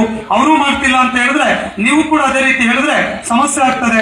ಈ ರೀತಿ ರಾಜ್ಯ ಸಂಘ ಮಧ್ಯಪ್ರವೇಶವನ್ನು ಮಾಡಿ ಈ ಸಮಸ್ಯೆಗೆ ಪರಿಹಾರವನ್ನ ಕಂಡುಕೊಳ್ಬೇಕು ಅನ್ನುವಂತ ತೀರ್ಮಾನವನ್ನ ಅವತ್ತಿನ ಸಭೆಯಲ್ಲಿ ಕೂಡ ನಿರ್ಣಯ ಆಯಿತು. ಅವತ್ತಿನ ಸಭೆಯಲ್ಲಿ ರಾಜ್ಯಾಧ್ಯಕ್ಷರು ಮನವಿ ಮಾಡಿದ್ರು. ಪ್ರಾಥಮಿಕ ಶಾಲಾ ಶಿಕ್ಷಕರ ಸಂಘ ರಾಜ್ಯಾಧ್ಯಕ್ಷರು ಕೂಡ ಇದೇ ವೇದಿಕೆಯಲ್ಲಿ ಇದ್ದಾರೆ. ಅವರು ಕೂಡ ಆ ಬಗ್ಗೆ ಸ್ಪಷ್ಟನೆ ನೀಡಬೇಕು ಅನ್ನುವಂತ ಒತ್ತಾಯವನ್ನು ಕೂಡ ಈಗ ಮುಂದೆ ಕುಳಿತಿರುವಂತ ನೌಕರರು ಶಿಕ್ಷಕರು ಕೂಡ ವ್ಯಕ್ತಪಡಿಸಿದ್ರು. ಮಂಡ್ಯ ಜಿಲ್ಲಾಧ್ಯಕ್ಷರಾದ K ನಾಗೇಶ್ ಮಾತಾಡಿ, ಸರ್ಕಾರಿ ನೌಕರ ಸಂಘವು ಶಿಕ್ಷಕರ ಸಮಸ್ಯೆಗಳಿಗೆ ಸ್ಪಂದಿಸುವಂತೆ ನಮ್ಮ ಸಂಘ ಪ್ರಯತ್ನ ಮಾಡ್ತಿದೆ, ನೀವು ಕೂಡ ಸ್ಪಂದಿಸುವಂತೆ ರಾಜ್ಯಾಧ್ಯಕ್ಷರಿಗೆ ಮನವಿಯನ್ನ ಮಾಡಿದ್ರು. ಇಷ್ಟು ಸಂಗತಿಗಳು ಅವತ್ತಿನ ಸಭೆಯಲ್ಲಿ ಚರ್ಚೆ ಆಯಿತು. ರಾಜ್ಯ ಉಪಾಧ್ಯಕ್ಷರಾದ ಡಾಕ್ಟರ್ ನೆನಕುರಿ ಸದಾನಂದ ಅವರು ವಂದನಾರ್ಪಣೆಯನ್ನು ಮಾಡಿ ಆ ಸಭೆಯನ್ನು ಮುಕ್ತಾಯಗೊಳಿಸಿದ್ರು. ಈ ವಿಷಯಗಳನ್ನ ನಿರ್ಣಯದಲ್ಲಿ ದಾಖಲಿಸಲಿಕ್ಕೆ ಆ ಅನುಮೋದನೆಯನ್ನು ಕೊಡಬೇಕು ಅನ್ನುವಂಥ ವಿನಂತಿಯನ್ನ ಈ ಸಂದರ್ಭದಲ್ಲಿ ಮಾಡಲಿಕ್ಕೆ ಬಯಸ್ತೇನೆ. ಅವೆಲ್ಲ ಕೂಡ ಜೋರ ಚಪ್ಪಾಳೆ ಹೊಡೆಯೋದ್ರ ಮೂಲಕ ಅನುಮೋದನೆ ಕೊಟ್ಟಿದ್ದಕ್ಕಾಗಿ ಎಲ್ಲರಿಗೂ ಕೂಡ ಧನ್ಯವಾದಗಳನ್ನ ಈ ಸಂದರ್ಭದಲ್ಲಿ ಸಲ್ಲಿಸ್ತಾ ಇದ್ದೇನೆ. ಈಗ ಎರಡನೇ ವಿಷಯ ತಮಗೆಲ್ಲ ಕೂಡ ಗೊತ್ತಿರುವಂತ ವಿಚಾರ, ರಾಜ್ಯ ಮಟ್ಟದ 25-26ನೇ ಸಾಲಿನ ರಾಜ್ಯ ಮಟ್ಟದ ಕ್ರೀಡಾಕೂಟಗಳ ಆಯೋಜನೆ ಬಗ್ಗೆ ತಮಗೆ ಗೊತ್ತಿದೆ. ರಾಜ್ಯ ಮಟ್ಟದ ಕ್ರೀಡಾಕೂಟವನ್ನ ಹೇಗೆ ಆಯೋಜನೆ ಮಾಡ್ತಾ ಇದ್ದೇವೆ ಎನ್ನುವಂತ ಮಾಹಿತಿ ನಿಮ್ಮ ಗಮನದಲ್ಲೆಲ್ಲ ಕೂಡ ಇದೆ. ಇವತ್ತಿನ ಸಭೆಯಲ್ಲಿ ನಾವು ಕೂಡ ಈಗಾಗಲೇ ಚರ್ಚೆಗಳನ್ನ ಮಾಡ್ತಾ ಇದ್ದೇವೆ. ಹೇಗೆ ಕ್ರೀಡಾಕೂಟ ಮಾಡಬೇಕು. ಇವತ್ತು ಸರ್ಕಾರದಲ್ಲಿ ಹಣ ಕೂಡ ಇಲ್ಲ. ಇವತ್ತು ಜಿಲ್ಲೆಗಳಿಗೆ ಮೊದಲೆಲ್ಲ ಹಣ ಸರ್ಕಾರ ಕೊಡ್ತಾ ಇತ್ತು. ಇವತ್ತು 2 ವರ್ಷದ ಒಟ್ಟಿಗೆ ಕ್ರೀಡಾಕೂಟ ಮಾಡಬೇಕು ಅನ್ನುವಂತ ಕಾರಣಕ್ಕಾಗಿ ಆ ಕ್ರೀಡಾಕೂಟಗಳು ಯಶಸ್ವಿ ಆಗಬೇಕು. ಈಗಾಗಲೇ ತಾವು ಜಿಲ್ಲಾ ಮಟ್ಟದ ಕ್ರೀಡಾಕೂಟಗಳನ್ನು ಕೂಡ ತಾವು ಮಾಡಿದ್ದೀರಾ. ಅದಕ್ಕೆ ಸಂಬಂಧಪಟ್ಟಂತೆ ಇನ್ನು ಯಾವ ಜಿಲ್ಲೆಯವರು ಮಾಡಿಲ್ಲ. ಸುರೇಶ್ ಕಾಪಿ ಕೊಡಿ, ಎಲ್ಲಿದೆ ಕೊಡ್ರಿ, ನನಗೆ ಕೊಡಿ ಕಾಪಿ. ಬಹುಶಃ ಬಳ್ಳಾರಿ, ವಿಜಯನಗರ್, ಕೋಲಾರ ಮತ್ತೆ ಯಾರು ಇಲ್ಲೇ ಬಳ್ಳಾರಿ, ಚಿಕ್ಕಮಗಳೂರು, ಚಿಕ್ಕಬಳ್ಳಾಪುರ, ಕೋಲಾರ, ಧಾರವಾಡ ಈಗ ನಡೆದಿದೆ. ವಿಜಯನಗರ ಈ ಜಿಲ್ಲೆದು ಕೂಡ ಕ್ರೀಡಾಕೂಟಗಳಾಗಿಲ್ಲ. ಬಹುಶಃ 26 ಜಿಲ್ಲೆದು ಕ್ರೀಡಾಕೂಟ ಮುಗಿದಿದೆ. ಇಲ್ಲಿವರೆಗೆ ಕೂಡ ಆನ್ಲೈನ್ ಅಲ್ಲಿ 5895 ನೌಕರರು ಆನ್ಲೈನ್ ಮೂಲಕ ಅದನ್ನ ಎನ್ರೋಲ್ ಮಾಡಿದ್ದಾರೆ. ಆ ಮಾಹಿತಿಯನ್ನು ಕೂಡ ಸಭೆಯ ಗಮನ ಕೇಳಲಿಕ್ಕೆ ನಾನು ಬಯಸ್ತೇನೆ. ಆನ್ಲೈನ್ ಲಿಂಕ್ ಮೂಲಕ ನಮ್ಮ ಮಾಹಿತಿ ಕೊಟ್ಟಿದ್ದೇವೆ. ಅಲ್ಲೆಲ್ಲ ಕೂಡ ಬಂದು ನೀವು ಗಲಾಟೆ ಮಾಡೋದು, ನ್ಯೂಸೆನ್ಸ್ ಮಾಡೋದು ಅವಶ್ಯಕತೆ ಇಲ್ಲ. ಯಾರ್ಯಾರು ಆನ್ಲೈನ್ ಮೂಲಕ ಅಪ್ಲೈ ಮಾಡಿದ್ದಾರೆ ಅದನ್ನ ಮಾಡಲಿಕ್ಕೆ ಕೂಡ ಈಗಾಗಲೇ ನಿರ್ದೇಶನ ಕೊಟ್ಟಿದ್ದೇವೆ. ಅದನ್ನು ಕೂಡ ಸಭಾ ನಿರ್ಣಯದಲ್ಲಿ ದಾಖಲು ಮಾಡ್ತಾ ಇದ್ದೇವೆ ಎನ್ನುವಂತ ಮಾಹಿತಿಯನ್ನ ತಮ್ಗೆ ಹೇಳಲಿಕ್ಕೆ ಬಯಸ್ತೇನೆ. ಈ ವರ್ಷದ ಒಂದು ಕ್ರೀಡಾಕೂಟವನ್ನ ಫೆಬ್ರವರಿ ಮತ್ತು ಮಾರ್ಚ್ ಅಂತ್ಯದೊಳಗಾಗಿ SSLC ಮತ್ತೆ PUC ಪರೀಕ್ಷೆಗಳನ್ನ ಅಥವಾ ಬೇರೆ ಬೇರೆ ಹಬ್ಬಗಳನ್ನ ಇದೆಲ್ಲ ಕೂಡ ಗಮನದಲ್ಲಿ ಇಟ್ಕೊಂಡು ಮಾಡಬೇಕು ಅನ್ನುವಂತ ವಿಚಾರ ಇದೆ. ಆ ಒಂದು ವಿಚಾರಕ್ಕೆ ಬಹುಶಃ ಬೆಂಗಳೂರು ಇರ್ಬೋದು, ಮೈಸೂರು ಇರ್ಬೋದು ಅಥವಾ ಮಂಗಳೂರಿನ ಮೂಡುಬಿದಿರೆಯ ಆಲ್ವಾಸ್ ಕ್ಯಾಂಪಸ್ ನಲ್ಲಿ ಬಂದಿದೆ. ತೀರ್ಮಾನಕ್ಕೆ ಅವತ್ತಿನ ಸಂದರ್ಭಕ್ಕೆ ನಿಮ್ಮ ರಾಜ್ಯಾಧ್ಯಕ್ಷ ತೀರ್ಮಾನವನ್ನ ಮಾಡ್ತಾರೆ. ಯಾಕಂದ್ರೆ ನೋಡ್ಬೇಕು ಜಾಗ, ಗ್ರೌಂಡ್, ಮತ್ತೆ ಮುಖ್ಯಮಂತ್ರಿಗಳು ಬರಬೇಕು, ಉಪಮುಖ್ಯಮಂತ್ರಿಗಳು ಬರಬೇಕು, ಸಚಿವರು ಬರಬೇಕು, ಒಂದಿಷ್ಟು ಎಕಾನಮಿ ಆಗಬೇಕು. ಇದೆಲ್ಲ ಕೂಡ ಯೋಚನೆಯನ್ನ ಮಾಡಬೇಕು ಅನ್ನುವಂತ ವಿಚಾರ ಕೂಡ ತಮ್ಮ ಗಮನದಲ್ಲಿ ನಾನು ಹೇಳಲಿಕ್ಕೆ ನಾನು ಬಯಸ್ತಾ ಇದ್ದೇನೆ. ಇದ್ರ ಜೊತೆ ಈ ಒಂದು ಕಾರ್ಯಕ್ರಮವನ್ನು ಮಾಡಲಿಕ್ಕೆ ಸುಮಾರು 3 ಕೋಟಿ ವೆಚ್ಚ ಆಗ್ತದೆ. ಈ ಬಹುಶಃ ಲಾಸ್ಟ್ ಟೈಮ್ ಎಲ್ಲ ಕೂಡ 3,60,00,000 ವೆಚ್ಚ ಆಗಿದೆ. ಸರ್ಕಾರ ಲಾಸ್ಟ್ ಟೈಮ್ ಕೊಟ್ಟಿತ್ತು. ಆದ್ರೆ ಇನ್ನೂ ಕೂಡ ಅಡಿಷನಲ್ ಆಗಿರುವಂತ 1,80,00,000 ಹಣವನ್ನ ಸರ್ಕಾರ ಕೊಡ್ಲಿಕ್ಕೆ ಇನ್ನೂ ಕೂಡ ಆರ್ಥಿಕ ಇಲಾಖೆಯಲ್ಲಿ ಪ್ರಸ್ತಾವನೆ ಇದೆ. ಅದನ್ನು ಕೂಡ ನಮ್ಮ ಯಾರು ಕೃಷ್ಣೇಗೌಡರು ರೆಕಾರ್ಡ್ ಮಾಡಿ ಅದಿನ್ನೂ ಕೂಡ ಕೊಡ್ಲಿಕ್ಕೆ ಆಗಲ್ಲ, ಈ ವರ್ಷ ಕೊಡ್ತೇವೆ ಅನ್ನುವಂತ ಮಾಹಿತಿ ಕೂಡ ಸರ್ಕಾರ ಹೇಳ್ತಾ ಇದೆ. ಅದನ್ನ ಈಗಾಗಲೇ ಸಂಘ ಭರಿಸಿದೆ ಅನ್ನುವಂತ ಮಾಹಿತಿ ಕೂಡ ತಮ್ಮ ಗಮನಕ್ಕೆ ಹೇಳಲಿಕ್ಕೆ ನಾನು ಬಯಸ್ತೇನೆ. ಹಾಗಾಗಿ 1,87,00,000 ಯೂತ್ ಸರ್ವಿಸ್ ಡಿಪಾರ್ಟ್ಮೆಂಟ್ ಪ್ರಪೋಸಲ್ ಆರ್ಥಿಕ ಇಲಾಖೆಯಲ್ಲಿ ಇದೆ. ಅವರು ಸ್ವಲ್ಪ ಬ್ಯಾಲೆನ್ಸ್ ಮಾಡ್ತಾ ಇದ್ದಾರೆ. ಅವ್ರು ನಮ್ಗೆ 2025 ಸ್ಯಾಂಕ್ಷನ್ ಮಾಡ್ಬೇಕಾದ್ರೆ ಹೇಳಿದ್ರು 2 ಕೋಟಿ ಹಣ ಈಗ ಕೊಡ್ತಾ ಇದ್ದೇವೆ, ನಿಮ್ಗೆ ಹೆಚ್ಚುವರಿ ಆದ್ರೆ ನಮ್ಗೆ ಪ್ರಸ್ತಾವನೆ ಸಲ್ಲಿಸಿ ನಾವು ಅದನ್ನ ಮಾಡಿಕೊಡ್ತೇವೆ ಅಂತ ಹೇಳಿದ್ರು. ಆದ್ರೆ ಅವ್ರು ಮೀನಾಮೇಷ ಎಣಿಸ್ತಾ ಇದ್ದಾರೆ ಎನ್ನುವಂತ ಮಾಹಿತಿ ಕೂಡ ನಾನು ಸಭೆ ಗಮನಕ್ಕೆ ಹೇಳಲಿಕ್ಕೆ ನಾನು ಬಯಸ್ತೇನೆ. ಹಾಗಾಗಿ ಅದ್ರ ಜೊತೆ ಇನ್ನೊಂದು ವಿಚಾರ, ಈಗ ಈ ವರ್ಷದ್ದು ಕೂಡ ಕ್ರೀಡಾಕೂಟ ಮಾಡಬೇಕು, ಮತ್ತೆ 3 ಕೋಟಿ ಅನುದಾನ ಕೊಡಬೇಕು ಅಂತ ಹೇಳಿ ಈಗಾಗಲೇ ನಾವು ಸನ್ಮಾನ್ಯ ಮುಖ್ಯಮಂತ್ರಿಗಳಿಗೆ ಜಾಫರ್ ಸರ್ ಅವರಿಗೆ ರಿಕ್ವೆಸ್ಟ್ ಅನ್ನು ಕೂಡ ಮಾಡಿದ್ದೇವೆ. ಆ ವಿಷಯ ಈಗಾಗಲೇ ಚರ್ಚೆಯಲ್ಲಿದೆ ಎನ್ನುವಂತ ಮಾಹಿತಿಯನ್ನ ತಮ್ಗೆ ಹೇಳಲಿಕ್ಕೆ ಬಯಸ್ತಾನೆ. ಬಹುಶಃ ಬೆಂಗಳೂರು ಆದ್ರೆ ನಮ್ಗೆ ವಸತಿ ಮಾಡೋದು ತಪ್ಪುತ್ತೆ, ಅವರವರೇ ವಸತಿ ಮಾಡ್ಕೊಳ್ತಾರೆ. ಮತ್ತೆ ಎಲ್ಲಾ ಫೆಸಿಲಿಟೀಸ್ಗಳು ಕೂಡ ಇರೋದ್ರಿಂದ ಇದೊಂದು ಯೋಚನೆ. ಮತ್ತೆ ಮೂಡುಬಿದ್ರೆ ಆಳ್ವಾಸಲ್ಲಿ ಮಾಡೋದ್ರಿಂದ ಏನಾಗುತ್ತೆ ಅಂದ್ರೆ ಅಲ್ಲಿ ಊಟದ್ದು ಎಲ್ಲದೂ ಕೂಡ ಕೊಡ್ತಾರೆ. ಒಂದು ನಾಮಿನಲ್ ಅಮೌಂಟ್ ಅನ್ನು ಅವ್ರಿಗೆ ಅವ್ರ ಇನ್ಸ್ಟಿಟ್ಯೂಷನ್ ಕೊಟ್ರೆ ಎಲ್ಲ ಗ್ರೌಂಡ್ ಸ್ಪೀಡ್ ಟೀಚರ್ಸ್ ಎಲ್ಲ ವ್ಯವಸ್ಥೆ ಕೂಡ ಹಾಗಾಗಿ ಅದು ಕೂಡ ಚರ್ಚೆಗಳು ನಡೀತಾ ಇದೆ. ಅವ್ರ ಫೀಸಿಬಿಲಿಟಿ ಅವರೆಲ್ಲ ಮಾಡ್ಬೇಕು ಅಂದ್ರೆ ಏಪ್ರಿಲ್ಗೆ ಹೋಗ್ಬೇಕು. ಹಾಗಾಗಿ ಏಪ್ರಿಲ್ ಮಾಡ್ಬೇಕಾ, ಇದೆಲ್ಲ ಇದೆ. ಫೆಬ್ರವರಿ ಎಂಡ್ ಮಾಡ್ಬೇಕಾ, ಅದು ಎಕ್ಸಾಮಿಗೆ ಮುಂಚೆ ಮಾಡ್ಬೇಕಾ, ಎಕ್ಸಾಮ್ ಆದ್ಮೇಲೆ ಬಿಸಿಲು ಜಾಸ್ತಿ, ಈಗಾಗಲೇ ಜಿಲ್ಲಾ ಮಟ್ಟದ ಕ್ರೀಡಾಕೂಟ ಮುಗಿದಿರೋದ್ರಿಂದ ಅದೆಲ್ಲದೂ ಕೂಡ ಚರ್ಚೆಗಳಿದೆ. ಆ ತೀರ್ಮಾನಗಳನ್ನ ನೀವೇನೇನು ಅಭಿಪ್ರಾಯ ಕೊಡ್ತಿರೋದ್ರ ಮೇಲೆ ಆ ತೀರ್ಮಾನಗಳನ್ನ ನಾವು ಮಾಡೋಣ ಅನ್ನುವಂತ ಮಾತನ್ನು ಹೇಳಿ ಬಯಸ್ತೇನೆ. ಬಹುಶಃ ಸುಮಾರು 12,000 ರಿಂದ 13,000 ಕ್ರೀಡಾಪಟುಗಳು ಭಾಗವಹಿಸ್ತಾರೆ. ಟ್ರ್ಯಾಕ್ ಶೂಟ್ಗೆ ಲಾಸ್ಟ್ ಟೈಮ್ ಕೂಡ 1,25,00,000 ಖರ್ಚಾಗಿತ್ತು. ಲಾಸ್ಟ್ ಟೈಮ್ ಟಿ ಶರ್ಟ್ ಖರೀದಿ ಮಾಡ್ಲಿಕ್ಕೆ 15 ಲಕ್ಷ ಖರ್ಚಾಗಿತ್ತು. ಕ್ಯಾಪ್ ಖರೀದಿ ಮಾಡ್ಲಿಕ್ಕೆ 13 ಲಕ್ಷ ಖರ್ಚಾಗಿತ್ತು. ಮುಖ್ಯ ಅತಿಥಿಗಳ ಸನ್ಮಾನ ಸ್ಮರಣಿಕೆ ಖರೀದಿಗೆ 17,000. ಮತ್ತೆ ಭಾಗವಹಿಸುವಂತಹ ಕ್ರೀಡಾಪಟುಗಳು, ತೀರ್ಪುಗಾರರು ಸುಮಾರು 3 ದಿನಗಳ ಊಟ ಉಪಹಾರದ ವೆಚ್ಚ, ಅವರಿಗೆ ತೀರ್ಪುಗಾರ ಸಂಭಾವನೆ ಸೇರಿ 9,70,000 ಅಂತೇಳಿ ಯೋಚನೆ ಮಾಡಿದ್ದೇವೆ. ರಾಜ್ಯ ಮಟ್ಟದ ಕ್ರೀಡಾಕೂಟದಲ್ಲಿ ವಿಜೇತರಾಗುವ ಕ್ರೀಡಾಪಟುಗಳಿಗೆ ನೀಡುವಂತ ನೆನಪಿನ ಕಾಣಿಕೆ ಸುಮಾರು 2 ಲಕ್ಷ. ಆಯೋಜಕರು ಪದಾಧಿಕಾರಿಗಳಿಗೆ ವಸತಿ ವ್ಯವಸ್ಥೆ ಸುಮಾರು 10 ಲಕ್ಷ. ಕ್ರೀಡಾಕೂಟದ ಗೌರವ ಸನ್ಮಾನ ಕ್ರೀಡಾ ಸಾಮಗ್ರಿಗಾಗಿ ಸುಮಾರು 1,60,000 ಅಂತ ಹೇಳಿದ್ದಾರೆ. ಕಾರ್ಯಕ್ರಮದ ನಿರೂಪಕರ ಸಂಭಾವನೆ ಇನ್ನಿತರ ವೆಚ್ಚಗಳು 1 ಲಕ್ಷ. 2 ದಿನಗಳ ಸಂಗೀತ ಸಂಜೆ ಈ ತರದೆಲ್ಲ ಕೂಡ 26 ಲಕ್ಷ. ಲಾಸ್ಟ್ ಟೈಮ್ ವಿಜಯ ಪ್ರಕಾಶ್ ಬೇರೆ ಬೇರೆ ಖರ್ಚಿದ್ವಿ, ಈಗ ಅಷ್ಟು ಮಾಡ್ಲಿಕ್ಕೆ ಹಣ ಇರೋದ್ರಿಂದ ಒಂದಿಷ್ಟು ಆ ಸಂಗತಿಯನ್ನ ಒಂದು ಜಾನಪದ ಶೈಲಿಯಲ್ಲಿ 26 ಲಕ್ಷ ಹೇಳಿದ್ರೆ 10 ಲಕ್ಷದೊಳಗೆ ಅದನ್ನು ಕೂಡ ಮಾಡಬೇಕು ಅನ್ನುವಂತ ಸಲಹೆ ಕೂಡ ನಮ್ದಾಗಿದೆ ಅನ್ನುವಂತ ಮಾಹಿತಿ ಹೇಳಿ ಬಯಸ್ತೇನೆ. ಭಾಗವಹಿಸಿರುವಂತ ಎಲ್ರಿಗೂ ಕೂಡ 3 ದಿನಗಳ ಕಾಲ ಕುಡಿಯುವ ನೀರಿಗಾಗಿ 5 ಲಕ್ಷ ಆಗ್ತಾ ಇದೆ. ಕ್ರೀಡಾಕೂಟದ ಫ್ಲೆಕ್ಸ್ ಮುದ್ರಣ ವೆಚ್ಚ 9 ಲಕ್ಷ ಆಗ್ತದೆ. ಆಹ್ವಾನ ಪತ್ರಿಕೆ, ಐಡಿ ಕಾರ್ಡ್, ಟ್ಯಾಗ್, ಪೌಚ್, ಹಾಜರಾತಿ ಪ್ರಮಾಣ ಪತ್ರ, LED ಬ್ಯಾನರ್, ಇನ್ನಿತರ ಡಿಸೈನ್ ಇದೆಲ್ಲ ಸೇರಿ 12 ಲಕ್ಷ ವೆಚ್ಚ ಆಗ್ತದೆ. ವಿವಿಧ ದಿನಪತ್ರಿಕೆಗಳಲ್ಲಿ ಅಡ್ವರ್ಟೈಸ್ಮೆಂಟ್ ಚಾನಲ್ಗಳಲ್ಲಿ ಅದನ್ನ ರಿಲೇ ಕೊಡ್ಲಿಕ್ಕೆ ಸುಮಾರು 8 ಲಕ್ಷ ಎಕ್ಸ್ಪೆಂಡಿಚರ್ ಅಂತೇಳಿ ಪ್ಲಾನ್ ಮಾಡಿದ್ದೇವೆ. ಕ್ರೀಡಾಪಟುಗಳ ಆನ್ಲೈನ್ ನೋಂದಣಿ, ಅರ್ಜಿಗಳ ಪರಿಶೀಲನೆ, ಸಾಫ್ಟ್ವೇರ್ ಎಕ್ಸ್ಪೆಂಡಿಚರ್ಸ್ಗೆ 1 ಲಕ್ಷ ಅನ್ನುವಂತ ಯೋಚನೆಯನ್ನ ಮಾಡಿದ್ದೇವೆ. ಉದ್ಘಾಟನಾ ಸಮಾರಂಭ, ಸಂಗೀತ ಸಂಜೆ ಹಾಗೂ ಸಾಂಸ್ಕೃತಿಕ ಕಾರ್ಯಕ್ರಮಕ್ಕಾಗಿ ಸೌಂಡ್ ಸಿಸ್ಟಮ್, ಲೈಟಿಂಗ್, ಜನರೇಟರ್ ಇನ್ನಿತರ ವೆಚ್ಚ ಸುಮಾರು 2,70,000 ಅಂತ ಯೋಚನೆ ಮಾಡಿದ್ದೇವೆ. ಮುಖ್ಯ ಅತಿಥಿಗಳ ಸತ್ಕಾರ, ಹಾಲು ಶಾರ ಖರೀದಿಗೆ ಸುಮಾರು 1 ಲಕ್ಷ ಅಂತ ಯೋಚನೆ ಮಾಡಿದ್ದೇವೆ. ರಾಜ್ಯ ಮಟ್ಟದ ಕ್ರೀಡಾಕೂಟದಲ್ಲಿ ವಿಜೇತರಾಗಿ ಟ್ರೋಫಿ, ರಾಷ್ಟ್ರ ಮಟ್ಟದಲ್ಲಿ ವಿಜೇತರಾಗುವಂತಹ ಕ್ರೀಡಾಪಟುಗಳಿಗೆ ಸತ್ಕರಿಸಲಿಕ್ಕೆ ಮೊಮೆಂಟ್ಗಳ ಖರೀದಿಗೆ 1,90,000 ಅಂತ ಯೋಚನೆಗಳಾಗಿದೆ. ಮುಖ್ಯ ವೇದಿಕೆ, ಬ್ಯಾರಿಕೇಡ್, ಜರ್ಮನ್ ಶಾಮಿಯಾನ, ಊಟಕ್ಕೆ ಜರ್ಮನ್ ಶಾಮಿಯಾನ ಜೊತೆ ಚೇರ್ಸ್ಗಳು. ರಾಜ್ಯಾಧ್ಯಕ್ಷ ಸ್ಥಾನ ಉಳಿಬೇಕು. ರಾಜ್ಯಾಧ್ಯಕ್ಷ ಸ್ಥಾನಕ್ಕೆ ಬಿಡು ಬೆಂಕಿ ಹಚ್ಚಿಬಿಟ್ರೆ ನೀವೆಲ್ಲ ಉಳಿಲಿಕ್ಕೆ ಸಾಧ್ಯ? ಎಲ್ಲರ ಮೇಲೂ ಆಡಳಿತಾಧಿಕಾರಿ ಆಗ್ಬಿಡ್ತಾರೆ. ಹಾಗಾಗಿ ಒಂದಿಷ್ಟು ಬಿಗಿ ಮಾಡುವಂತ ಕೆಲಸವನ್ನ ಮಾಡ್ತಾ ಇದ್ದೇವೆ. ಇದು ನಾನು ಸ್ವಯಂ ಪ್ರೇರಣೆಯಿಂದ ತೆಗೆದುಕೊಂಡಂತ ತೀರ್ಮಾನ ಅಲ್ಲ. ಕೆಲವು ನಮ್ಮ ಸ್ನೇಹಿತರುಗಳು ನಮ್ಗೆ ಈ ತರದ ಮಾಡ್ಬೇಕು ಅಂತ ಹೇಳಿ ನ್ಯಾಯಾಲಯಕ್ಕೆ ಹೋಗಿ ಸರ್ಕಾರಕ್ಕೆ ಹೋಗಿ ಮಾರ್ಗದರ್ಶನ ಕೊಟ್ಟಂತ ಪರಿಣಾಮವಾಗಿ ಈ ತರದ ಒಂದು ಕ್ರಮಗಳನ್ನ, ಉಪಕ್ರಮಗಳನ್ನ ನಾವು ಅನುಸರಿಸ್ತಾ ಇದ್ದೇವೆ. ಬಿಟ್ರೆ ನಮ್ದು ಯಾವುದೂ ಕೂಡ ಸ್ವಂತಿಕೆ ಇಲ್ಲ. ಅದನ್ನು ತಾವು ಕೂಡ ಇಂದಿನ ಸಭೆಗಳಲ್ಲಿ ರೆಕಾರ್ಡ್ ಮಾಡಿದ್ದೀರಾ, ಅನುಮೋದನೆ ಮಾಡಿದ್ದೀರಾ ಅನ್ನುವಂತ ಮಾಹಿತಿಯನ್ನ ಹೇಳ್ತಾ ಮತ್ತೊಮ್ಮೆ ಆ ಸಂಗತಿಯನ್ನ ತಮಗೆ ರಿಪೀಟ್ ಮಾಡ್ಲಿಕ್ಕೆ ನಾನು ಬಯಸ್ತಾ ಇದ್ದೇನೆ ಎನ್ನುವಂತ ಮಾತನ್ನ ಹೇಳ್ತಾ, ಇಷ್ಟು ಪ್ರಮುಖವಾಗಿರುವಂತಹ ವಿಷಯಗಳನ್ನು ತೆಗೆದುಕೊಂಡಾಗ ನಮ್ಮಲ್ಲಿ ಬೈಲ ಇದೆ, ವಿಷಯ ಸೂಚಿಗಳಿದೆ, ಅಜೆಂಡಾ ಇದೆ. ಅಜೆಂಡಾದ ಪ್ರಕಾರ ಚರ್ಚೆಗಳಾಗಬೇಕು. ರಾತ್ರಿ 12 ಗಂಟೆ ಆಗಲಿ ಏನ್ ತಕರಾರಿಲ್ಲ. ನಾನೇನು ಅರ್ಜೆಂಟಾಗಿ ಹೋಗ್ಲಿಕ್ಕೆ ಏನ್ ಬಂದಿಲ್ಲ. ನಿಮಗೆ ಅರ್ಜೆಂಟ್ ಇರ್ಬೋದು, ನನಗೆ ಯಾವುದೇ ಅರ್ಜೆಂಟ್ ಇಲ್ಲ. ಆರಾಮಾಗಿ ಕೂತ್ಕೊಳ್ಳಿ, ಚರ್ಚೆ ಮಾಡೋಣ.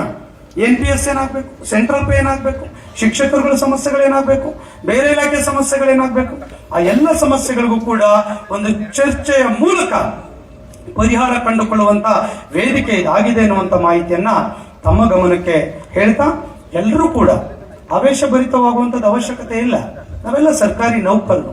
ಬಹುಶಃ ಬೇರೆ ಬೇರೆ ಜಾತಿ ಸಂಘಗಳನ್ನ ನಾವು ನೋಡಿದ್ದೇವೆ. ಅಲ್ಲಿ ಕೇವಲ ಒಂದೇ ವರ್ಗದಲ್ಲಿ ಜಗಳವನ್ನು ಆಡ್ತಾರೆ, ಅವರಾಡ್ಲಿ, ಅದು ಬೇರೆ ವಿಷಯ. ನಮ್ಮಲ್ಲಿ ಯಾವುದೇ ಜಾತಿ ಇಲ್ಲ, ಧರ್ಮ ಇಲ್ಲ, ಪಂಥ ಇಲ್ಲ.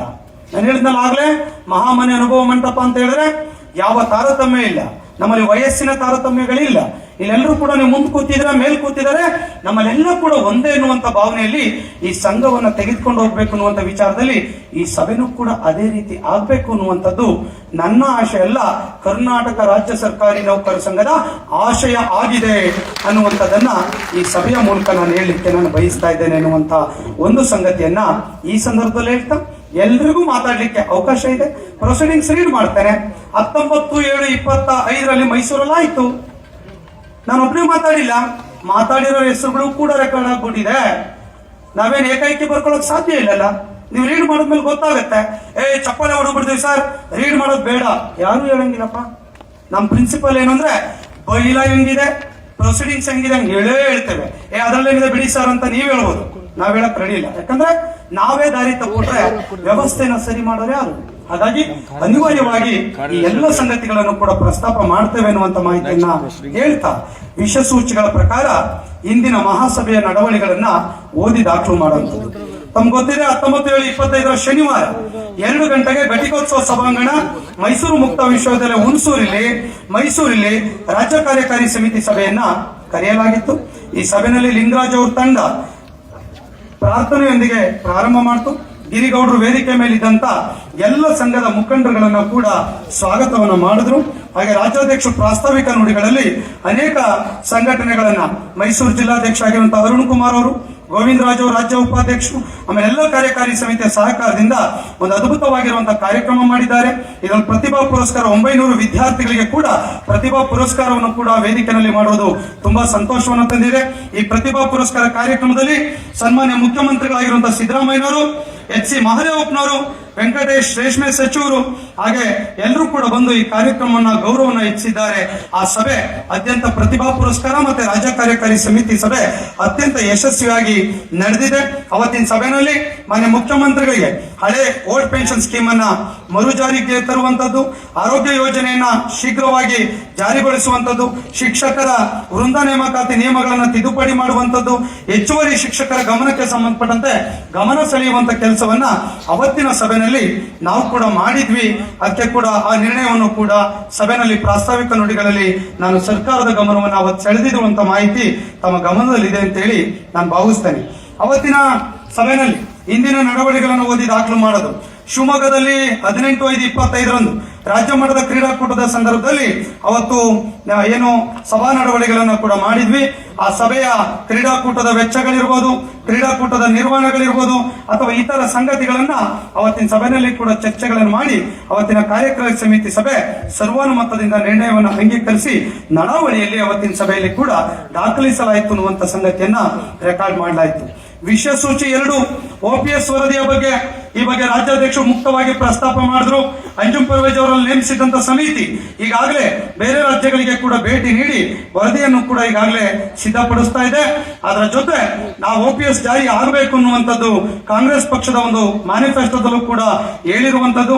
ಅವರ ಭರವಸೆ ಜಾರಿಗೊಳಿಸಬೇಕು ಅಂತ ಹೇಳಿದ್ರೆ ನಾವು ಸಂಘಟಿತರಾಗಬೇಕು, ಆ ಮೂಲಕ ಸರ್ಕಾರದ ಗಮನವನ್ನ ಸೆಳೆಯಬೇಕು, ಆ ಮೂಲಕ ಒತ್ತಡವನ್ನು ಹಾಕಿ ಆದಷ್ಟು ಬೇಗ ಸರ್ಕಾರದಿಂದ ವರದಿಯನ್ನು ತೆಗೆದುಕೊಂಡು ಅದನ್ನು ಜಾರಿಗೊಳಿಸಬೇಕು ಅನ್ನುವಂತ ಒತ್ತಾಯದ ನಿರ್ಣಯವನ್ನು ಕೂಡ ಅವತ್ತಿನ ಸಭೆಯಲ್ಲಿ ನಾವು ತೆಗೆದುಕೊಂಡ್ವಿ ಎನ್ನುವಂತ ವಿಷಯ ಸೂಚಿ 2ಕ್ಕೆ ಕೂಡ ಅವತ್ತಿನ ಸಭೆ ಸರ್ವಾನುಮತದ ಅನುಮೋದನೆ ಕೊಟ್ಟಿತ್ತು ಅಂತ ಹೇಳಿಕ್ಕೆ ನಾನು ಬಯಸ್ತೇನೆ. ಹಾಗೆ ವಿಷಯ ಸೂಚಿ 3 ರಾಜ್ಯ ಸರ್ಕಾರಿ ಏನೆಲ್ಲ ಹೇಳಂಬಿಡಿ, ಎಲ್ಲ ಹೇಳ್ತೀನಿ ಆರಾಮಾಗಿ. ಚಪ್ಪಾಳೆ ಕಡಿಮೆ ಹೊಡೆದ್ರೆ ಹೆಂಗ ಅನುಮೋದನೆ ಕೊಡೋಕ್ಕಾಗತ್ತೆ?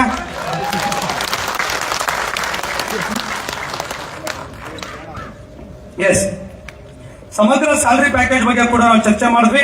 ಅವತ್ತು ಆಕ್ಸಿಡೆಂಟಲ್ ಡೆತ್ ಆದ್ರೆ ಪರಿಹಾರ ಕೊಡಬೇಕು ಅನ್ನುವಂಥದ್ದನ್ನು ಕೂಡ ಅವತ್ತಿನ ಶಾರ್ಟ್ ಆಗಿ ಓದ್ತೀನಿ ಸರ್, ಡೀಟೇಲ್ ಆಗಿ ಓದಲ್ಲ. ಅವತ್ತಿನ ಸಭೆಯಲ್ಲಿ ಕೂಡ ಅದು ನಿರ್ಣಯ ಆಯಿತು. ಅವತ್ತೆಲ್ಲ ಕೂಡ ಈಗಾಗಲೇ ಆದೇಶಕ್ಕೆ ಜಾರಿ ಬಂದು ಬಹಳಷ್ಟು ಬ್ಯಾಂಕ್ಗಳು ಕೂಡ ಯೋಜನೆಯನ್ನು ಜಾರಿಗೊಳಿಸುವಂತ ಕೆಲಸವನ್ನು ಈಗಾಗಲೇ ಮಾಡಿರೋದು, ಅದನ್ನು ಕೂಡ ನಿರ್ಣಯವನ್ನು ಮಾಡಿದ್ವಿ. ವಿಷಯ ಸೂಚಿ 4 ಕರ್ನಾಟಕ ಆರೋಗ್ಯ ಸಂಜೀವಿನಿ ಯೋಜನೆ ಬಗ್ಗೆ ನಮ್ಮ ನೌಕರರ ಕುಟುಂಬಕ್ಕೆ ಕೂಡ ಈ ಯೋಜನೆಯನ್ನ ಜಾರಿಗೊಳಿಸುವಂತ ವಿಚಾರದಲ್ಲಿ ಸರ್ಕಾರದ ಗಮನವನ್ನ ಸೆಳೀತಾ ಇದ್ದೇವೆ, ಒತ್ತಡವನ್ನು ಹಾಕ್ತಾ ಇದ್ದೇವೆ. ಆದಷ್ಟು ಬೇಗ ಆ ಯೋಜನೆಯನ್ನ ಈ ವರ್ಷದಲ್ಲಿ ಜಾರಿಗೆ ತರಬೇಕು 25ರಲ್ಲಿ ಎನ್ನುವಂತ ನಿರ್ಣಯವನ್ನು ಅವತ್ತಿನ ಸಭೆ ತೆಗೆದುಕೊಳ್ತದೆ ಅನ್ನೋದನ್ನ ಹೇಳಲಿಕ್ಕೆ ಬಯಸ್ತೇನೆ. ವಿಷಯ ಸೂಚಿ 5 ಜಿಲ್ಲಾ ಕೇಂದ್ರದಲ್ಲಿ HRMS 2.0 ESR K2 ಮತ್ತೆ ಕ್ಯಾಶ್ ಬಗ್ಗೆ ಕಾರ್ಯಾಗಾರಗಳನ್ನು ಮಾಡಬೇಕು ಅನ್ನುವಂಥದ್ದನ್ನ ಕೂಡ ಅವತ್ತಿನ ಸಭೆ ತೀರ್ಮಾನವನ್ನು ಮಾಡಿತು. HRMS nodal officer resource person ಗಳ ಮೂಲಕ ಆ ಕಾರ್ಯಾಗಾರಗಳನ್ನು ಮಾಡಿ ಅನೇಕ ನೌಕರಲ್ಲಿರುವಂತಹ ಗೊಂದಲಗಳನ್ನು ಕೂಡ ನಿವಾರಿಸುವಂತ ಕೆಲಸ ಮಾಡಬೇಕು ಅಂತ ನಿರ್ಣಯವನ್ನು ಅವತ್ತಿನ ಸಭೆ ತೆಗೆದುಕೊಳ್ತು. ವಿಷಯ ಸೂಚಿ 6 ಅಧ್ಯಕ್ಷರ ಅಪ್ಪಣೆ ಮೇಲೆ ಚರ್ಚಿಸುವಂತ ವಿಷಯಗಳು ನಮ್ಮ ಸಂಘದಲ್ಲಿ ಲಿಂಗರಾಜು ಇದ್ರು. ಅವರ ಆರೋಗ್ಯದ ಯೋಜನೆ ಸ್ಟಂಟ್ ಅಳವಡಿಸಿರೋದ್ರಿಂದ ಅದು ಸಂಘದಿಂದ 65,000 ನೀಡಬೇಕು ಅನ್ನುವಂತ ವಿಷಯವನ್ನಿಟ್ಟಾಗ ಸಭೆ ಸರ್ವಾನುಮತದಿಂದ ಅನುಮೋದನೆ ಕೊಡ್ತು ಅನ್ನುವಂತ ಮಾಹಿತಿಯನ್ನ ಸಭೆ ಗಮನಕ್ಕೆ ಕೇಳಿ ಬಯಸ್ತೇನೆ. ಕಲಬುರಗಿ ಖಜಾಂಚಿಯನ್ನು ಅಮಾನತ್ನಲ್ಲಿಡೋದ್ರ ಬಗ್ಗೆ ಒಂದಿಷ್ಟು ಚರ್ಚೆ ಆಯಿತು. ಅವ್ರು ಸಹಕಾರ ನೀಡ್ತಾ ಇಲ್ಲ, ಜಿಲ್ಲಾಧ್ಯಕ್ಷರಿಗೆ ನೇರವಾಗಿ ಸರ್ಕಾರದ ಮುಖ್ಯ ಕಾರ್ಯದರ್ಶಿಗೆ ಪತ್ರವನ್ನು ಬರೀತಾರೆ ಅನ್ನುವಂತ ತೀರ್ಮಾನದಾಗ ಸಭೆಯಲ್ಲಿ ನಿರ್ಣಯ ಆಯಿತು. ಯಾವುದೇ ಪದಾಧಿಕಾರಿಗಳು ಜಿಲ್ಲೆಯಲ್ಲಿ ರಾಜ್ಯದಲ್ಲಿ ಯಾರು ಕೂಡ ನೇರವಾಗಿ ಸರ್ಕಾರದ ಮುಖ್ಯಸ್ಥರುಗಳಿಗೆ ಪತ್ರವನ್ನು ಬರೆಯಂಗಿಲ್ಲ. ತಾಲೂಕಿನಲ್ಲಿ ತಾಲೂಕು ಲೆವೆಲ್ ಅಧಿಕಾರಿಗಳಿಗೆ, ಜಿಲ್ಲಾ ಮಟ್ಟದ ಅಧಿಕಾರಿಗಳಿಗೆ, ರಾಜ್ಯದವರು ರಾಜ್ಯ ಮಟ್ಟದ ಅಧಿಕಾರಿಗಳಿಗೆ ಪತ್ರವನ್ನು ಬರೆಯುವಂತ ಅಧಿಕಾರ ಇದೆ ಎನ್ನುವಂತ ನಿರ್ಣಯ ಕೂಡ ಆಯಿತು. ಬೈಲಾ ರೀತ್ಯ ಅವರ ಮೇಲೆ ಏನು ಸೀಮಂತ್ ಪಾಟೀಲ್ ಖಜಾಂಚಿ ಕಲಬುರಗಿ ಅವರ ಮೇಲೆ ಬೈಲಾ ರೀತಿಯ ಕ್ರಮವನ್ನು ಕೈಗೊಳ್ಳಲಿಕ್ಕೆ ರಾಜ್ಯಾಧ್ಯಕ್ಷರಿಗೆ ಸಭೆ ಸರ್ವಾನುಮತದ ನಿರ್ಣಯವನ್ನು ಕೂಡ ಕೊಡ್ತನ್ನುವಂತ ನಿರ್ಣಯ ಆಗಿದೆ. ಕೆಲವು ಶಾಖೆಗಳ ಲೆಟರ್ಗಳನ್ನು ಸರಿಯಾಗಿ ಬಳಸ್ಕೊಳ್ತಾ ಇರೋದ್ರ ಬಗ್ಗೆ ಬಹುಶಃ ನಾನು ಆಗಲೇ ಹೇಳ್ದಂಗೆ ಪಿಕಾಕ್ ಬ್ಲೂ ಬಣ್ಣ ಬಳಸ್ತೀರಾ, ಕಪ್ಪು ಬಣ್ಣದಲ್ಲಿ ಮುದ್ರಿಸ್ತೀರಾ, ರೆಡ್ ಬಣ್ಣದಲ್ಲಿ ಮುದ್ರಿಸ್ತೀರಾ, ಲೋಗೋವನ್ನ ಸರಿಯಾಗಿ ಹಾಕಲ್ಲ, ಮಧ್ಯಭಾಗದಲ್ಲಿ ಟಿಂಟ್ ಮಾಡ್ತೀರಾ, A4 ಸೈಜ್ ಇರೋದಿಲ್ಲ, ಲ್ಯಾಂಡ್ಸ್ಕೇಪ್ ಕೂಡ ಸರಿಯಾಗಿ ಇರೋದಿಲ್ಲ, ಅದ್ರ ಜೊತೆ ಬಣ್ಣ ಲೋಗೋ ಈ ತರದೆಲ್ಲ ಕೂಡ ಸರಿಯಾದ ರೀತಿಯಲ್ಲಿ ಮುದ್ರಿಸಿ ಕಳಿಸ್ಕೊಡ್ಬೇಕಿಲ್ಲ ಅಂದ್ರೆ ಆ ಪತ್ರವನ್ನ ನಾವು ಪರಿಗಣಿಸಲ್ಲ ರಾಜ್ಯ ಸಂಘ ಅನ್ನುವಂತ ತೀರ್ಮಾನವನ್ನ ಅವತ್ತಿನ ಸಭೆಯಲ್ಲಿ ತೆಗೆದುಕೊಂಡಿದೆ. ಹೀಗಾಗಿ ಒಂದು 95% ವರೆಗೆ ಸ್ಟ್ರೀಮ್ ಲೈನಿಗೆ ಬಂದಿದೆ, ಇನ್ನೂ ಕೂಡ ಒಂದು 5% ಇನ್ನೂ ಕೂಡ ಸ್ಟ್ರೀಮ್ ಲೈನಿಗೆ ಬಂದಿಲ್ಲ ಅನ್ನುವಂತ ಮಾಹಿತಿ ಕೂಡ ಹೇಳಿಕ್ಕೆ ಬಯಸ್ತೇನೆ. ಹಾಗಾಗಿ ಇದು ಕೂಡ ನಿರ್ಣಯದಲ್ಲಿ ದಾಖಲಾಗಿದೆ. ಡಿ ಪಾಯಿಂಟ್ ಸಂಘದ ಕಾರ್ಯಚಟುವಟಿಕೆ ಹೊರತಾಗಿ ಅನ್ಯ ಉದ್ದೇಶಗಳಿಗೆ ಸಂಘದ ಹಣವನ್ನು ವೆಚ್ಚ ಮಾಡ್ತಿರೋ ಬಗ್ಗೆ ಬಹುಶಃ ಸಂಘದ ಬೈಲಾದಲ್ಲಿ ಸ್ಪಷ್ಟವಾಗಿದೆ. ಸರ್ಕಾರಿ ನೌಕರರ ದೇವದೇಶ ಅವರ ಏಳಿಗೆಗಾಗಿ ಅವರ ಒಳಿತಿಗಾಗಿ ಸಂಘದ ಕಾರ್ಯಚಟುವಟಿಕೆ ಹಣವನ್ನು ಬಳಸಬೇಕು ಅನ್ನುವಂಥದ್ದು ತೀರ್ಮಾನ ಆಗಿದೆ. ಆದ್ರೆ ಇಲ್ಲಿ ಕೆಲವರೆಲ್ಲ ಸ್ವಂತಕ್ಕೆ, ಪ್ರವಾಸಕ್ಕೆ, ಬೇರೆ ಬೇರೆ ಉದ್ದೇಶಕ್ಕೆ ಬಳಸುವಂತ ವ್ಯವಸ್ಥೆಗಳು ಕೂಡ ನಮ್ಮಲ್ಲಿದೆ. ಹಾಗಾಗಿ ಇದ್ರ ಬಗ್ಗೆ ಕೂಡ ನಾವು ಒಂದು ಕಠಿಣ ಕ್ರಮವನ್ನು ತೆಗೆದುಕೊಳ್ಬೇಕಲ್ಲ ಅಂತ ಹೇಳಿ ತೀರ್ಮಾನಗಳನ್ನು ಕೂಡ ಮಾಡಿದ್ದೇವೆ. ಪಾರದರ್ಶಕವಾಗಿರಬೇಕು, ಬೈಲಾ ರೀತಿಯ ಸಂಘದ ಆರ್ಥಿಕ ವೆಚ್ಚಗಳನ್ನ ಮಾಡಬೇಕು, ಅದಕ್ಕೆ ಕಾರ್ಯಕಾರಿ ಸಮಿತಿಯ ಅನುಮೋದನೆಗಳನ್ನು ಮಾಡಬೇಕು, ಅನವಶ್ಯಕ ದುಂದು ವೆಚ್ಚಗಳನ್ನು ಕೂಡ ಮಾಡಬಾರದು. ಬೈಲಾ ರೀತಿಯಲ್ಲಿ ಒದಗಿಸಿರುವಂತಹ ಪ್ರಮುಖ ಕಾರ್ಯಕ್ರಮ, ಪ್ರಮುಖ ತೀರ್ಮಾನ, ಪ್ರಮುಖ ಯೋಜನೆಗಳಿಗೆ ರಾಜ್ಯದ ಕಾರ್ಯಕಾರಿ ಸಮಿತಿಯ ಅನುಮೋದನೆಯನ್ನು ಕೂಡ ಪಡಿಬೇಕು ಅನ್ನುವಂತ ತೀರ್ಮಾನ ಅವತ್ತಿನ ಸಭೆಯಲ್ಲಿ ಆಗಿದೆ ಎನ್ನುವಂತ ಮಾಹಿತಿಯನ್ನ ನಾನು ತಮ್ಮ ಗಮನಕ್ಕೆ ಹೇಳಲಿಕ್ಕೆ ನಾನು ಬಯಸ್ತಾ ಇದ್ದೇನೆ. ಅದಾದ ನಂತರ ಅದು ಕೂಡ ನಿರ್ಣಯ ಆಯಿತು. ಮತ್ತೆ ಸಾರ್ವತ್ರಿಕ ಚುನಾವಣೆಯಲ್ಲಿ ನೇಮಕಗೊಂಡ ಚುನಾವಣಾಧಿಕಾರಿಗಳಿಗೆ ಕೆಲವು ಶಾಖೆಗಳು ಸಂಭಾವನೆಗಳನ್ನು ಕೊಟ್ಟಿಲ್ಲ ಅನ್ನುವಂತ ಮಾಹಿತಿ ಇದೆ. ಒಂದು 5-6 ಶಾಖೆಗಳ ಮಾಹಿತಿ ನಮಗೆ ದೂರು ಕಂಪ್ಲೇಂಟ್ ಬಂದಾಗ ನಾವು ಕೂಡ ಸೂಚನೆ ಕೊಟ್ಟಿದ್ದೇವೆ, ಎಕ್ಸಿಕ್ಯೂಟಿವ್ ಕಮಿಟಿ ತೀರ್ಮಾನ ಮಾಡಿದ್ದೇವೆ. ಆ ಏನು ಚುನಾವಣಾಧಿಕಾರಿಗಳು ಚುನಾವಣಾ ಕಾರ್ಯವನ್ನ ನಿರ್ವಹಿಸಿದರೆ ಇನ್ನೂ ಕೂಡ ಕೆಲವು ಸರ್ಟಿಫಿಕೇಟ್ ಕೂಡ ಕೊಟ್ಟಿಲ್ಲ, ಅವರೇ ಒರಿಜಿನಲ್ ಎತ್ತಿಟ್ಕೊಂಡ್ಬಿಟ್ಟಿದ್ದಾರೆ, ಚುನಾವಣೆಗೆ ಮಾತ್ರ ಜೆರಾಕ್ಸ್ ಕೊಟ್ಟಿದ್ದಾರೆ ಎನ್ನುವಂತ ಮಾಹಿತಿ ಇದೆ. ಹಾಗಾಗಿ ಅವ್ರಿಗೆ ಏನೇನಿದೆ ಅವ್ರ ಜೊತೆ ಕೂತ್ಕೊಂಡು, ಈಗ ಹೊಸಬರಾಗಿರ್ಬೋದು ಇನ್ನೊಬ್ಬರಾಗಿರ್ಬೋದು, ನಾನು ಹಿಂದೆ ಕೂಡ ಅಧ್ಯಕ್ಷ ಇದ್ರು 2019ರಲ್ಲಿ, ಅವಾಗ ಸುಮಾರು 30 ಲಕ್ಷ ಪೇಮೆಂಟ್ ಮಾಡಿರಲಿಲ್ಲ. ಹಂಗಂತ ಸುಮ್ಮನೆ ಭೇಟಿಗೆ ಆಗ್ಲಿಲ್ಲ, ನಾನು ಮೀಟಿಂಗ್ ನಲ್ಲಿ ಇಟ್ಟು ವಿಷಯವನ್ನ ಗಮನಕ್ಕೆ ತಂದು ಆ ಪೇಮೆಂಟ್ ಅನ್ನ ಮಾಡಿದ್ದೇವೆ. ನಿಮ್ಮ ಎಕ್ಸಿಕ್ಯೂಟಿವ್ ಕಮಿಟಿ ಅನುಮೋದನೆ ತಗೊಳ್ಳಿ, ನಮ್ಮ ಸಭೆ ಕೂಡ ಅನುಮೋದನೆ ಕೊಟ್ಟಿದೆ, ಅದನ್ನು ಕೂಡ ವೆಚ್ಚವನ್ನ ಮುಜುಗರ ಮಾಡದಂತೆ ಆ ಪೇಮೆಂಟ್ ಅನ್ನ ಕೊಡಬೇಕು. ಪೇಪರ್ಗೆಲ್ಲ ಹೋದ್ರೆ ತುಂಬಾ ಅವಮಾನ ಆಗುತ್ತೆ ಅನ್ನುವಂತ ಮಾಹಿತಿಯನ್ನ ನಾನು ತಮ್ಮ ಗಮನಕ್ಕೆ ಕೇಳಲಿಕ್ಕೆ ನಾನು ಬಯಸ್ತಾ ಇದ್ದೇನೆ. ಅದು ಕೂಡ ನಿರ್ಣಯ ಆಗಿದೆ. 5-6 ತಾಲೂಕಿನವ್ರದ್ದು ದೂರುಗಳು ನಮಗೆ ಬರ್ತಿದೆ, ಅದು ಬರದಂತೆ ಕ್ರಮವನ್ನು ವಹಿಸಿ ಅನ್ನುವಂತ ನಿರ್ದೇಶನ ಕೂಡ ಅವತ್ತಿನ ಸಭೆಯಲ್ಲಿ ಆಗಿದೆ. ಹಾಗಾಗಿ ನಿವೃತ್ತಿಯಿಂದ ತೆರವಾಗಿರುವ ಹೊಸಕೋಟೆ ತಾಲೂಕಿಗೆ ನೂತನ ಅಧ್ಯಕ್ಷ ನೇಮಕದ ಬಗ್ಗೆ ಅಲ್ಲೊಂದಿಷ್ಟು ಚರ್ಚೆ ಆಯಿತು. ಅಲ್ಲಿ ಅವರವರೇ ಅಧ್ಯಕ್ಷ ಅಂತ ಘೋಷಣೆ ಮಾಡಿದ್ರು. ನಮ್ಮಲ್ಲಿ ಕೂಡ ಬೈಲಾ ಇದೆ, ಏನಾಗಬೇಕು, ವೋಟರ್ ಲಿಸ್ಟ್, ಪ್ರೊಸೀಡಿಂಗ್ಸ್, ಚುನಾವಣೆ ಅದ್ರ ಮೂಲಕ ಆಯ್ಕೆ ಆಗ್ಬೇಕು. ಅಲ್ಲೆಲ್ಲ ಒಂದ್ ಕಡೆ ಆ ತರದ್ ಆಗ್ಲಿಲ್ಲ. ಹಾಗಾಗಿ ಅವತ್ತಿನ ಸಭೆ ಕೂಡ ಅವರು ದೂರ ಬಂದಾಗ ನಾವು ನಿರ್ಣಯವನ್ನ ಮಾಡಿದ್ದೇವೆ, ಸಂಘದ ಬೈಲಾರೀತಿಯ ಕ್ರಮ ವಹಿಸಲಿಕ್ಕೆ, ಅದೇ ರೀತಿ ಎಲ್ಲಾ ಶಾಖೆಗಳು ಕೂಡ ಕ್ರಮವನ್ನು ಅನುಸರಿಸಬೇಕು ಅನ್ನುವಂತ ತೀರ್ಮಾನವನ್ನು ಕೂಡ ಅವತ್ತಿನ ಸಭೆಯಲ್ಲಿ ಆಗಿದೆ ಅನ್ನುವಂತ ಮಾಹಿತಿಯನ್ನ ಆಯ್ತು. ರಾಜ್ಯದ ಎಲ್ಲ ಸರ್ಕಾರಿ ನೌಕರರಿಗೆ ಉಚಿತ ಆರೋಗ್ಯ ತಪಾಸಣಾ ಶಿಬಿರ. ಒಂದ್ ನಿಮಿಷಪ್ಪ, ನಿಮ್ಗೆ ಅರ್ಜೆಂಟ್ ಇದೆ, ನನಗೆ ಅರ್ಜೆಂಟ್ ಇಲ್ಲಲ್ಲಪ್ಪ. ಪ್ರತಿಭಾ ಪುರಸ್ಕಾರ ಜೊತೆ ಎಕ್ಸಿಕ್ಯೂಟಿವ್ ಕಮಿಟಿ ಮಾಡ್ತೇವೆ. ಅದು ಮಾಡಿಬಿಟ್ರೆ ಅಟ್ಲೀಸ್ಟ್ ಸುಮಾರು ಒಂದು 10-15 ಲಕ್ಷ ರೂಪಾಯಿ ಉಳಿತದೆ ಅಂತೇಳಿ ಎಲ್ಲ ಸಂದರ್ಭದಲ್ಲಿ ಶಿವಮೊಗ್ಗದಲ್ಲಿ ಸ್ಪೋರ್ಟ್ಸ್ ಆಯ್ತು, ಅಲ್ಲೊಂದು ಎಕ್ಸಿಕ್ಯೂಟಿವ್ ಕಮಿಟಿ, ಪ್ರತಿಭಾ ಪುರಸ್ಕಾರ ಮೈಸೂರು ಆಯ್ತು, ಅಲ್ಲೇ ಎಕ್ಸಿಕ್ಯೂಟಿವ್ ಕಮಿಟಿ, ಬೆಂಗಳೂರಿನಲ್ಲಿ ಒಂದಾಯ್ತು, ಅಲ್ಲೇ ಮುಗಿಸ್ಬಿಟ್ವಿ. ಹಿಂಗ್ ಮಾಡೋದ್ರಿಂದ ನಮ್ಗೆ ಒಂದು 15 ಲಕ್ಷ ರೂಪಾಯಿ ಉಳಿತಾ ಇತ್ತು. ಆದ್ರೆ ಗದಗ್ನಲ್ಲಿ ಮಾಡೋಣ ಅಂತ ಯೋಚನೆ ಮಾಡಿದೆ, ಆದ್ರೆ ಆಗ್ಲಿಲ್ಲ. ಯಾಕಂದ್ರೆ ಮುಂದಿನ ತಿಂಗಳು ಸ್ಪೋರ್ಟ್ಸ್ ಇನ್ನು 2 ತಿಂಗಳು ಆಗ್ಬೋದು, ಏಪ್ರಿಲ್ ಆಗ್ಬೋದು, ತುಂಬಾ ಡಿಲೇ ಆಗ್ಬಾರ್ದು ಅಂತ ಹೇಳಿ ಇವತ್ತು ಕರೆದಿದ್ದೇವೆ. ಇದೊಂದು ಅಡಿಷನಲ್ ಎಕ್ಸ್ಪೆಂಡಿಚರ್ ಇದೆ. ಅಲ್ಲಿ ಏನ್ ಕಾರ್ಯಕ್ರಮ ಮೈಸೂರಲ್ಲಿ ಆಯ್ತು, ಎಲ್ಇಡಿಗೆ 1,20,000 ಖರ್ಚು ಮಾಡಿದ್ದೇವೆ. ವೇದಿಕೆ ಅಲಂಕಾರ 50,000, ಅತಿಥಿ ಗಣ್ಯರಿಗೆ ನೆನಪಿನ ಕಾಣಿಕೆ 1,50,000, ಫ್ಲೆಕ್ಸು, ಬ್ಯಾನರ್, ಮುದ್ರಣ ಅಳವಡಿಕೆ 3 ಲಕ್ಷ, ಶಾಮಿಯಾನ, ಚೇರು, ಟೇಬಲ್, ಟೀಪಾಯ್, ವೇದಿಕೆ ನಿರ್ಮಾಣ 1 ಲಕ್ಷ, ಊಟಕ್ಕೆ 5 ಲಕ್ಷ, 2 ಕಾರ್ಯಕ್ರಮ ಸೇರಿ. ರಾಜ್ಯ ಸಂಘದ ಪದಾಧಿಕಾರಿಗಳ ಪ್ರಯಾಣ, ಸಾರಿಗೆ, ವಸತಿ ವೆಚ್ಚ ಏನ ಬೆಂಗಳೂರಿಂದ ಬರ್ತಾರೆ ಪದಾಧಿಕಾರಿಗಳದು, ಮತ್ತೆ ಅಲ್ಲಿ ಉಳ್ಕೊಂಡವರಿಗೆ ವಸತಿ, ಪ್ರಯಾಣ, ಸಾರಿಗೆ 1 ಲಕ್ಷ, ಇತರ ವೆಚ್ಚಗಳ 50,000. ಟೋಟಲ್ ಅವತ್ತಿನ ಕಾರ್ಯಕ್ರಮ 13,70,000 ಆಯ್ತು. ಅದನ್ನೆಲ್ಲ ಕೂಡ ಡಿಸ್ಕೌಂಟ್ ಮಾಡಿ 12,20,000 ಇದರಲ್ಲಿ ಆ ಕಾರ್ಯಕ್ರಮವನ್ನ ನಾವು ಮುಗಿಸಿದ್ದೇವೆ ಎನ್ನುವಂತ ಮಾಹಿತಿಯನ್ನ ತಮ್ಮ ಗಮನಕ್ಕೆ ನಾನು ಹೇಳಲಿಕ್ಕೆ ನಾನು ಬಯಸ್ತಾ ಇದ್ದೇನೆ ಎನ್ನುವಂತ ಮಾತನ್ನ ತಮ್ಮ ಗಮನಕ್ಕೆ ಹೇಳಲಿಕ್ಕೆ ಬಯಸ್ತೇನೆ. ಸದಸ್ಯತ್ವ ಶುಲ್ಕ ಬಾಬ್ತಿನ ಮೊತ್ತವನ್ನ ಪಡೆದುಕೊಳ್ಳುವ ಸಂಬಂಧ ಶಾಖೆಗಳು ರಾಜ್ಯ ಸಂಘಕ್ಕೆ ಸಲ್ಲಿಸಬೇಕಾದಂತ ದಾಖಲಾತಿಗಳ ಬಗ್ಗೆ ಸದಸ್ಯತ್ವ ಶುಲ್ಕವನ್ನ ಸರ್ಕಾರದ ಆದೇಶಾನುಸಾರ HRMS ಮೂಲಕ ನೇರವಾಗಿ ರಾಜ್ಯ ಸಂಘಕ್ಕೆ ಹಣ ಜಮಾ ಆಗ್ತಿದೆ. ಈಗಾಗಲೇ 2-3 ಸರ್ಕ್ಯುಲರ್ ನ ಕಳಿಸಿದ್ದೇವೆ, ಚೆಕ್ ಲಿಸ್ಟ್ ಮೂಲಕ ನಾವು ಕಳಿಸಿದ್ದೇವೆ. ಅದರ ಮಾಹಿತಿಯನ್ನ ಪೂರ್ಣಗೊಳಿಸಿ ತಮ್ಮ ಸದಸ್ಯತ್ವದ ಹಣವನ್ನ ತೆಗೆದುಕೊಳ್ಬೇಕು ಅಂತ ಹೇಳಿದ್ದೇವೆ. 2024ರಲ್ಲಿ ಹೇಳಿದ್ವಿ, 25ರಲ್ಲಿ ಹೇಳಿದ್ದೇವೆ. ಪೂರ್ಣ ಪ್ರಮಾಣದ ಮಾಹಿತಿಗಳನ್ನ ಬಹುಶಃ ಒಂದು 6-7 ಸಂಘಗಳು ಮಾತ್ರ ಸಲ್ಲಿಸಿದೆ. ಇನ್ನೂ ಕೂಡ ಬೇರೆ ಬೇರೆ ಇನ್ನೂ ಸಭೆ ಕರೆದಿಲ್ಲ, ಜನರಲ್ ಬಾಡಿ ಕರೆದಿಲ್ಲ, ತೀರ್ಮಾನಗಳಾಗಿಲ್ಲ, ಚಾರ್ಟರ್ಡ್ ಅಕೌಂಟ್ ಆಗಿಲ್ಲ, ಚೆಕ್ ಲಿಸ್ಟ್ ಗಳಾಗಿಲ್ಲ, ಜಾಗದ ರೆಕಾರ್ಡ್, ಟ್ಯಾಕ್ಸ್ ಕಟ್ಟೋದಿರ್ಬೋದು, ಆಧಾರ್ ಕಾರ್ಡ್ ಗಳನ್ನ ಇನ್ಸರ್ಟ್ ಮಾಡುವಂತದಿರ್ಬೋದು, ಪ್ಯಾನ್ ಕಾರ್ಡ್ ಬಗ್ಗೆ ಇರ್ಬೋದು, ಯಾವುದೇ ತೀರ್ಮಾನಗಳನ್ನು ಕೂಡ ಕೆಲವು ಮಾಡಿಲ್ಲ. ಅವನ್ನೆಲ್ಲ ಕೂಡ ಮಾಡಿ ಚೆಕ್ ಲಿಸ್ಟ್ ಪ್ರಕಾರ ಆ ಮಾಹಿತಿಯನ್ನ ರಾಜ್ಯ ಸಂಘಕ್ಕೆ ಸಲ್ಲಿಸಿ ಆ ಒಂದು ಮೊತ್ತವನ್ನ ತೆಗೆದುಕೊಳ್ಬೇಕು ಅನ್ನುವಂತ ತೀರ್ಮಾನ ಅವತ್ತಿನ ಸಭೆಯಲ್ಲಿ ಆಯಿತು. ಇದರಲ್ಲಿ ಇನ್ನೊಂದು ಸಂಘ ಒಬ್ಬ ಅರಪನಹಳ್ಳಿ ಒಬ್ಬ ಲೀಡರ್ ಇದ್ದ, ನೀವು ನಂಬ್ತೀರಾ, ನಮ್ಮ ಸರ್ಕಾರಿ ನೌಕರ ಸಂಘದ ತಾಲೂಕು ಅಧ್ಯಕ್ಷ ಇದ್ದ. ಅವು ಏನ್ ಮಾಡ್ದ, ಆ ಸಭೆಯಲ್ಲಿ ಒಂದು ನಿರ್ಣಯ ಮಾಡಿ 40 ಲಕ್ಷ ಒಂದು ಟೀಚರ್ ಸೊಸೈಟಿಗೆ ಸಂಘ ದುಡ್ಡು ತಗೊಂಡು ಹೋಗ್ಬಿಟ್ಟು ಅಲ್ಲಿ ಇಟ್ಬಿಟ್ಟ. ಟೀಚರ್ ಸೊಸೈಟಿನಲ್ಲಿ ಕೂಡ ಆತ ಅಧ್ಯಕ್ಷ ಇದ್ದ, ಇಲ್ಲೂ ಕೂಡ ಇದ್ದ. ಅಲ್ಲಿ ಇಟ್ಬಿಟ್ಟಾದ್ಮೇಲೆ ಏನ್ ಮಾಡ್ದ, ಆ ಸೊಸೈಟಿ ಲಿಕ್ವಿಡೇಟ್ ಆಯ್ತು. ದುಡ್ಡು ಯಾರ್ದು? ಸರ್ಕಾರಿ ನೌಕರ ದೇಣಿಗೆ, ವಾಣಿಜ್ಯ ಮಳಿಗೆ ದೇಣಿಗೆ, ಸಮುದಾಯ ಭವನದ ದೇಣಿಗೆ. ಆತ ವಾಲಂಟರಿ ರಿಟೈರ್ಮೆಂಟ್ ತಗೊಂಡು ಮನೆಗೆ ಹೋದ. 40 ಲಕ್ಷಕ್ಕೆ ಹೊಣೆಗಾರಿ ಯಾರು? ಯಾಕೆ ಸದಸ್ಯತ್ವದ ಬಗ್ಗೆ ಹೇಳ್ತೀವಿ ಅಂದ್ರಲ್ಲ, 40 ಲಕ್ಷ ಯಾರು ದುಡ್ಡು? ಅಲ್ಲೇ ಮಾಡ್ದ, ಅಲ್ಲಿಗೆ ಆಗ್ತಾ ಸೊಸೈಟಿ ಹೋಯ್ತು, ತಿನ್ಕೊಂಡು ಹೋದ, ಲಿಕ್ವಿಡೇಟ್ ಆಯ್ತು. ಆ ತಾಲೂಕಿನ 40 ಲಕ್ಷ ಹಣ ಇವತ್ತು ಎಂಕ್ವೈರಿ ನಡೀತಾ ಇದೆ. ಕ್ರಿಮಿನಲ್ ಕೇಸ್ ಕೂಡ ಹೂಡ್ಲಿಕ್ಕೆ ಹಿಂದಿನ ಸಭೆಯಲ್ಲಿ ನಿರ್ಣಯ ಆಗಿದೆ ಅವ್ರ ಮೇಲೆ ಅನ್ನೋದನ್ನ. ಹೂಡ್ಬೋದು ಅವ್ರ ಮೇಲೆ ಕ್ರಿಮಿನಲ್ ಕೇಸು? ಎಸ್. ಪೈಲಾ ಪ್ರಕಾರ ರಾಷ್ಟ್ರೀಕೃತ ಬ್ಯಾಂಕ್ ಅಲ್ಲೇ ಇಡಬೇಕು. ಅದನ್ನ ಬಿಟ್ಬಿಟ್ಟು ಯಾವುದೋ ಒಂದು ಸೊಸೈಟಿಲಿ ಇಟ್ಟು ಇವತ್ತು 40 ಲಕ್ಷ ಸಂಘದ ಹಣ ಹೋಗಿದೆ ಅನ್ನೋಂಥದ್ದು ಹೇಳಿಕ್ ಬಯಸ್ತೇನೆ. ಅದು ಕೂಡ ನಿರ್ಣಯ ಆಗಿದೆ. ಶಾಖಾ ಸಂಘಗಳು ಪ್ರತ್ಯೇಕವಾಗಿ ಪ್ಯಾನ್ ಕಾರ್ಡ್ ಗಳನ್ನು ಹೊಂದುವ ಬಗ್ಗೆ ಬಹುಶಃ ರಾಜ್ಯ ಸಂಘದ ಪ್ಯಾನ್ ಕಾರ್ಡ್ಗೆ ತಾಲೂಕು ಜಿಲ್ಲಾ ಸಂಘಗಳು ಕೂಡ ಲಿಂಕ್ ಆಗ್ತಿದೆ. ರಾಜ್ಯ ಸಂಘದ ಚಾರ್ಟರ್ಡ್ ಅಕೌಂಟ್ಗಳು ಅಬ್ಸರ್ವೇಷನ್ ಮಾಡ್ತಿದ್ದಾರೆ. ನಮ್ದು income tax filing, GST filing ಎಲ್ಲ ಮಾಡಬೇಕಾದ್ರೆ ಬೇರೆ ಬೇರೆ ಬ್ರಾಂಚಸ್ ಎಲ್ಲ ಕೂಡ ನಮಗೆ ಲಿಂಕ್ ಆಗ್ತಾ ಇತ್ತು.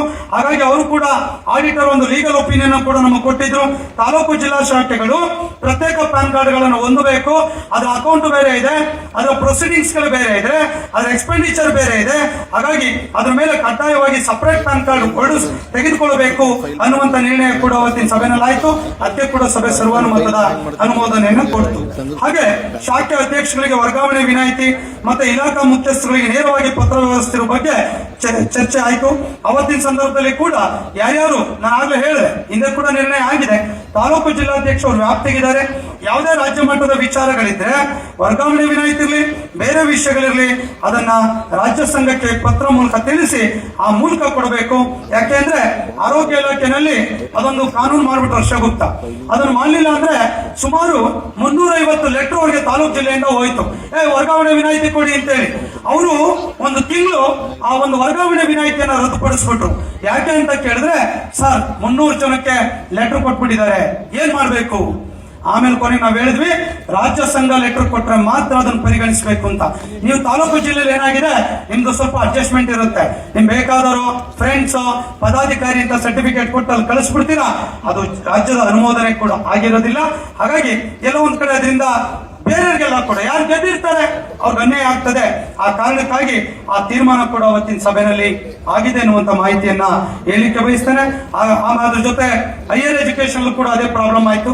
ಕೊನೆಗೆ ನಾವು ಅವ್ರ ಲೆಟರ್ ಕೊಟ್ವಿ, ಜಿಲ್ಲಾ ತಾಲೂಕು ಸಂಘದ ಬೈಲಾ ಪ್ರಕಾರ ಇಲ್ಲ, ರಾಜ್ಯ ಸಂಘ ಇಸ್ ದ ಮದರ್ ಅಸೋಸಿಯೇಷನ್, ನಿಮ್ಮ ಜೊತೆ ಪತ್ರ ವ್ಯವಹಾರ ನಾವು ಮಾತ್ರ ಮಾಡಬೇಕು, ಆ ತರದ್ ಪರಿಗಣಿಸಬೇಡಿ, ನಾವು ಕೊಟ್ಟಂತ ಲಿಸ್ಟ್ ಅನ್ನು ಪರಿಗಣಿಸಿ ಎನ್ನುವಂತ ಉತ್ತರವನ್ನು ಕೂಡ ಸರ್ಕಾರಕ್ಕೆ ಕೊಟ್ಟಿದ್ವಿ ಅನ್ನುವಂತ ಮಾಹಿತಿಯನ್ನ ತಮ್ಗೆ ಹೇಳಲಿಕ್ಕೆ ಬಯಸ್ತೇನೆ.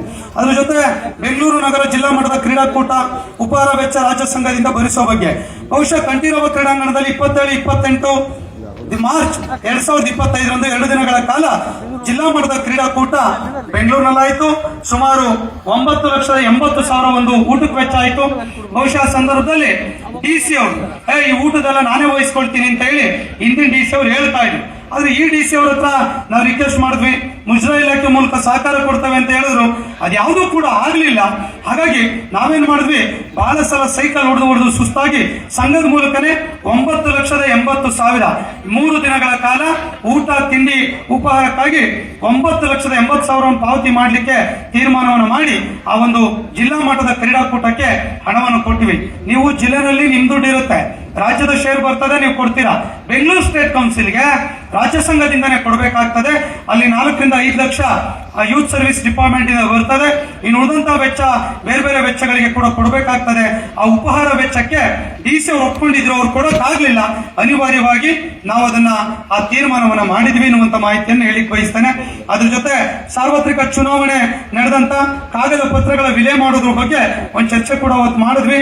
ಬೈಲಾ ನಿಯಮ 80ರಲ್ಲಿ ತಿಳಿಸಿರುವಂತೆ ಕರ್ನಾಟಕ ರಾಜ್ಯ ಸರ್ಕಾರಿ ನೌಕರ ಸಂಘದ ಅವಧಿಗೆ ಮೀರಿರುವಂತ ಎಲ್ಲ ಒಂದು ಚುನಾವಣೆಗೆ ಸಂಬಂಧಪಟ್ಟಂತ ಸಹಕಾರ ಇಲಾಖೆ ಗಮನಕ್ಕೆ ತಂದು ಅದನ್ನು ವಿಲೆ ಮಾಡಲಿಕ್ಕೆ ಕೂಡ ಅವತ್ತಿನ ಸಭೆ ಅನುಮೋದನೆಯನ್ನು ಕೊಡ್ತು ಅನ್ನುವಂತ ಮಾಹಿತಿಯನ್ನ ತಮ್ಮ ಗಮನಕ್ಕೆ ಕೇಳಲಿಕ್ಕೆ ಬಯಸ್ತೇನೆ.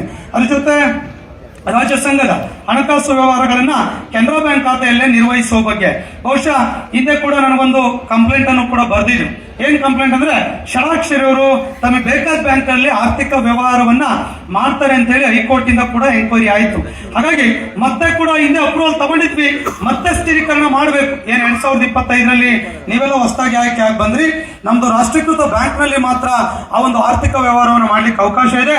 ಸ್ಟೇಟ್ ಬ್ಯಾಂಕ್ ಆಫ್ ಇಂಡಿಯಾದಲ್ಲಿ ಆ ವ್ಯವಹಾರಗಳು ಕೂಡ ನಡೀತಾ ಇದೆ. ಅದನ್ನ ಆಡಳಿತಾತ್ಮಕ ದೃಷ್ಟಿಯಿಂದ ಜಮಾ ಖರ್ಚು ವೆಚ್ಚಗಳನ್ನ ಅದೇ ಬ್ಯಾಂಕ್ ನಲ್ಲಿ ಕೂಡ ನಾವು ವ್ಯವಹಾರವನ್ನ ರಾಷ್ಟ್ರೀಕೃತ ಬ್ಯಾಂಕ್ ಅಲ್ಲಿ ಮಾಡ್ತಾ ಇದ್ದೇವೆ. ಯಾವುದೇ ರೀಜನಲ್ ಬ್ಯಾಂಕ್, ಯಾವುದೇ ಶೆಡ್ಯೂಲ್ ಬ್ಯಾಂಕ್, ಯಾವುದೇ ಸೊಸೈಟಿಗಳು, ಯಾವುದೇ ಬ್ಯಾಂಕ್ ನಲ್ಲಿ ಕೂಡ ವ್ಯವಹಾರವನ್ನ ಮಾಡ್ತಾ ಇಲ್ಲ ಅಂತ ಹೇಳಿ ಅವತ್ತಿನ ಸಭೆ ನಿರ್ಣಯದಲ್ಲಿ ದಾಖಲನ್ನ ಮಾಡ್ತು ಅನ್ನುವಂತ ಮಾಹಿತಿಯನ್ನ ಈ ಸಂದರ್ಭದಲ್ಲಿ ನಾನು ಹೇಳಲಿಕ್ಕೆ ನಾನು ಬಯಸ್ತೇನೆ.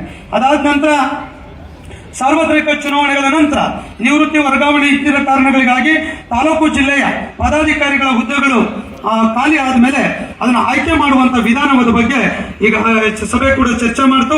ಸುಮಾರು ಬೈಲಾ ನಿಯಮ 12ರಲ್ಲಿ ಸ್ಪಷ್ಟವಾಗಿ ಹೇಳಿದೆ, ಯಾವುದೇ ಖಾಲಿ ಮಾಹಿತಿಗಳಾದ್ರೆ ತಾಲೂಕು ಅಧ್ಯಕ್ಷ ಇರ್ಬೋದು, ಖಜಾಂಚಿ ಇರ್ಬೋದು, ಜಿಲ್ಲಾಧ್ಯಕ್ಷ ಖಜಾಂಚಿ, ಈ ಸೆಕ್ರೆಟರಿಗಳು ಈ ತರದಾದ್ರೆ ಬೈಲಾ ನಿಯಮ 46ರ ರಾಜ್ಯ ಕಾರ್ಯಕಾರಿ ಸಮಿತಿಯ ನಿರ್ಣಯದಂತೆ ವಿಶೇಷ ಅಧಿಕಾರವನ್ನು ತೆಗೆದುಕೊಂಡು ಆ ಚುನಾವಣೆಗಳನ್ನು ನಡೆಸಲಿಕ್ಕೆ, ಪ್ರಕ್ರಿಯೆಗಳನ್ನು ಕೈಗೊಳ್ಳಲಿಕ್ಕೆ, ಚುನಾವಣಾಧಿಕಾರಿಗಳನ್ನ ನೋಟಿಫಿಕೇಶನ್ ಅನ್ನ ಮತದಾರ ಪಟ್ಟಿಗೆ ಅನುಮೋದನೆ ಮಾಡಲಿಕ್ಕೆ ಅವತ್ತಿನ ಸಭೆ ಅನುಮೋದನೆಯನ್ನು ಕೊಡ್ತು ಅನ್ನುವಂತ ಮಾಹಿತಿಯನ್ನ ನಾನು ಸಭೆ ಗಮನಕ್ಕೆ ಕೇಳಲಿಕ್ಕೆ ಬಯಸ್ತೇನೆ. ಮತ್ತೆ ನೆಕ್ಸ್ಟ್ ಪಾಯಿಂಟ್, ಸಂಘದ ಹಳೆಯ ಕಡತಗಳನ್ನ ವಿಲೆ ಮಾಡುವ ಬಗ್ಗೆ ನಮ್ ಸುರೇಶ್ ಏನ್ ಮಾಡಿದ್ರೆ 25-30 ವರ್ಷದಿಂದ ಪಾಪ ಸಂಘದಲ್ಲಿ ಇದ್ದಾನೆ. ಪಾಪ ಯಾರು ಅವನಿಗೆ ರಿಲೀವ್ ಮಾಡಿಲ್ಲ, ನಾನು ರಿಲೀವ್ ಮಾಡಲಿಲ್ಲ. ಹಂಗಾಗಿ ಅವ್ನು ಏನ್ ಮಾಡಿ ಎಲ್ಲರೂ ಕೂಡ ಹಳೆ ರೆಕಾರ್ಡ್ಸ್ಗಳನ್ನ ಏನು ಬ್ರಿಟಿಷರ್ ಕಾಲದೆಲ್ಲ ಇಟ್ಕೊಂಡು ಕೂತಿದ್ದ. ಬೇಡಪ್ಪ, ಧೂಳಾಗುತ್ತೆ, ಇದೆಲ್ಲ ಇದು ಮಾಡಬಾರ್ದು, ಅನವಶ್ಯಕವಾಗಿರುವಂತ ಯಾವುದನ್ನು ಕೂಡ ಇಟ್ಕೊಳ್ಬಾರ್ದು, ಅದನ್ನ ವಿಲೆ ಮಾಡಬೇಕು ಅಂತ ಹೇಳಿ ತೀರ್ಮಾನ ಕೂಡ ಮಾಡಿದ್ವಿ. ಅವತ್ತಿನ ಸಭೆಯಲ್ಲಿ ಹಳೆಯ ಕಡತಗಳೇನು ಅನುಪಯುಕ್ತ ಕಡತಗಳು, ಈ ಟ್ರಾನ್ಸ್ಫರ್ ಲೆಟರ್, ದೂರ ಅರ್ಜಿಗಳು ಇಂಥವೇನೇನು ಇರ್ತವೆ ಅದೆಲ್ಲ ವಿಲೆ ಮಾಡಲಿಕ್ಕೆ ಕೂಡ ಸಭೆ ತೀರ್ಮಾನವನ್ನ ಮಾಡ್ತು ಅಂತ ಹೇಳಿ ಬಯಸ್ತೇನೆ. 6 ಲಾಸ್ಟ್ ಇನ್ನೊಂದು ಪಾಯಿಂಟ್, 2026ನೇ ವರ್ಷದ ಕರ್ನಾಟಕ ರಾಜ್ಯ ಸರ್ಕಾರಿ ನೌಕರರ ಸಂಘದ ಕ್ಯಾಲೆಂಡರ್ನ ಮುದ್ರಣ ಮತ್ತು ವಿತರಣೆ ಬಗ್ಗೆ 2026ನೇ ವರ್ಷದ ಎಲ್ಲ ತಲುಪಿದೆ ಕ್ಯಾಲೆಂಡರ್. ಜೋರಾಗಿ ಚಪ್ಪಾಳೆ ಹೊಡಿ ನೋಡೋಣ. ಯಾಕಂದ್ರೆ ಕೆಲವರೆಲ್ಲ 200 ರೂಪಾಯಿ ತಗೊಳ್ತಾರೆ, ಕ್ಯಾಲೆಂಡರ್ ಕೊಡೋಕ್ಕಲ್ಲ. Is the first time all over India ಯಾವ ರಾಜ್ಯದಲ್ಲೂ ನಮ್ಮ ರಾಜ್ಯ ಸರ್ಕಾರಿ ನೌಕರರಿಗೆ ಹೋಗಿಲ್ಲ. ಅವೆಲ್ಲರೂ ಕೂಡ ಅದಕ್ಕೆ ಕೂಡ ಕೊಟ್ಟಿದ್ದೀರಾ. ಕ್ಯಾಲೆಂಡರ್ಗೆ ಶಾಖೆಗಳು ಕಳಿಸ್ಕೊಡೋದ್ರ ಬಗ್ಗೆ ಮತ್ತೆ ಚುನಾಯಿತ ಪದಾಧಿಕಾರಿಗಳ ಮೂಲಕ, ನಿರ್ದೇಶಕರ ಮುಖಾಂತರ ಆ ಕ್ಯಾಲೆಂಡರ್ಗಳನ್ನ ಎಲ್ರಿಗೂ ಕೂಡ ತಲುಪಿಸಬೇಕು ಅನ್ನುವಂತ ನಿರ್ಣಯ ಕೂಡ ಆಯ್ತು. ಅದನ್ನ ವೀರೇಶ್ ಅವರು, ಒಡೆನ್ಪುರ್ ಅವರು ಕೂಡ ಏನಿರಬೇಕು, ಸಂಘದ ಆದೇಶಗಳ ಬಗ್ಗೆ ಕೂಡ ಅದನ್ನು ತಿಳಿಸಬೇಕು ಅನ್ನುವಂತ ಒಂದಿಷ್ಟು ಅಭಿಪ್ರಾಯಗಳನ್ನು ಕೂಡ ವ್ಯಕ್ತಪಡಿಸಿದ್ರು. ಬಹುಶಃ 4,50,000 ನಾವು 5,12,000 ಜನ ಇದ್ದೀವಿ. ಕೆಲವರು ತಗೊಂಡು ಹೋಗಲ್ಲ, ಕೆಲವು ಬೋರ್ಡ್ ಕಾರ್ಪೊರೇಷನ್ ಇದ್ದಾರೆ, ಅದು ಬೆಂಗಳೂರಿನಲ್ಲಿ, ತಾಲೂಕು ಜಿಲ್ಲೆಯಲ್ಲಿ ಹೋಗುತ್ತೆ.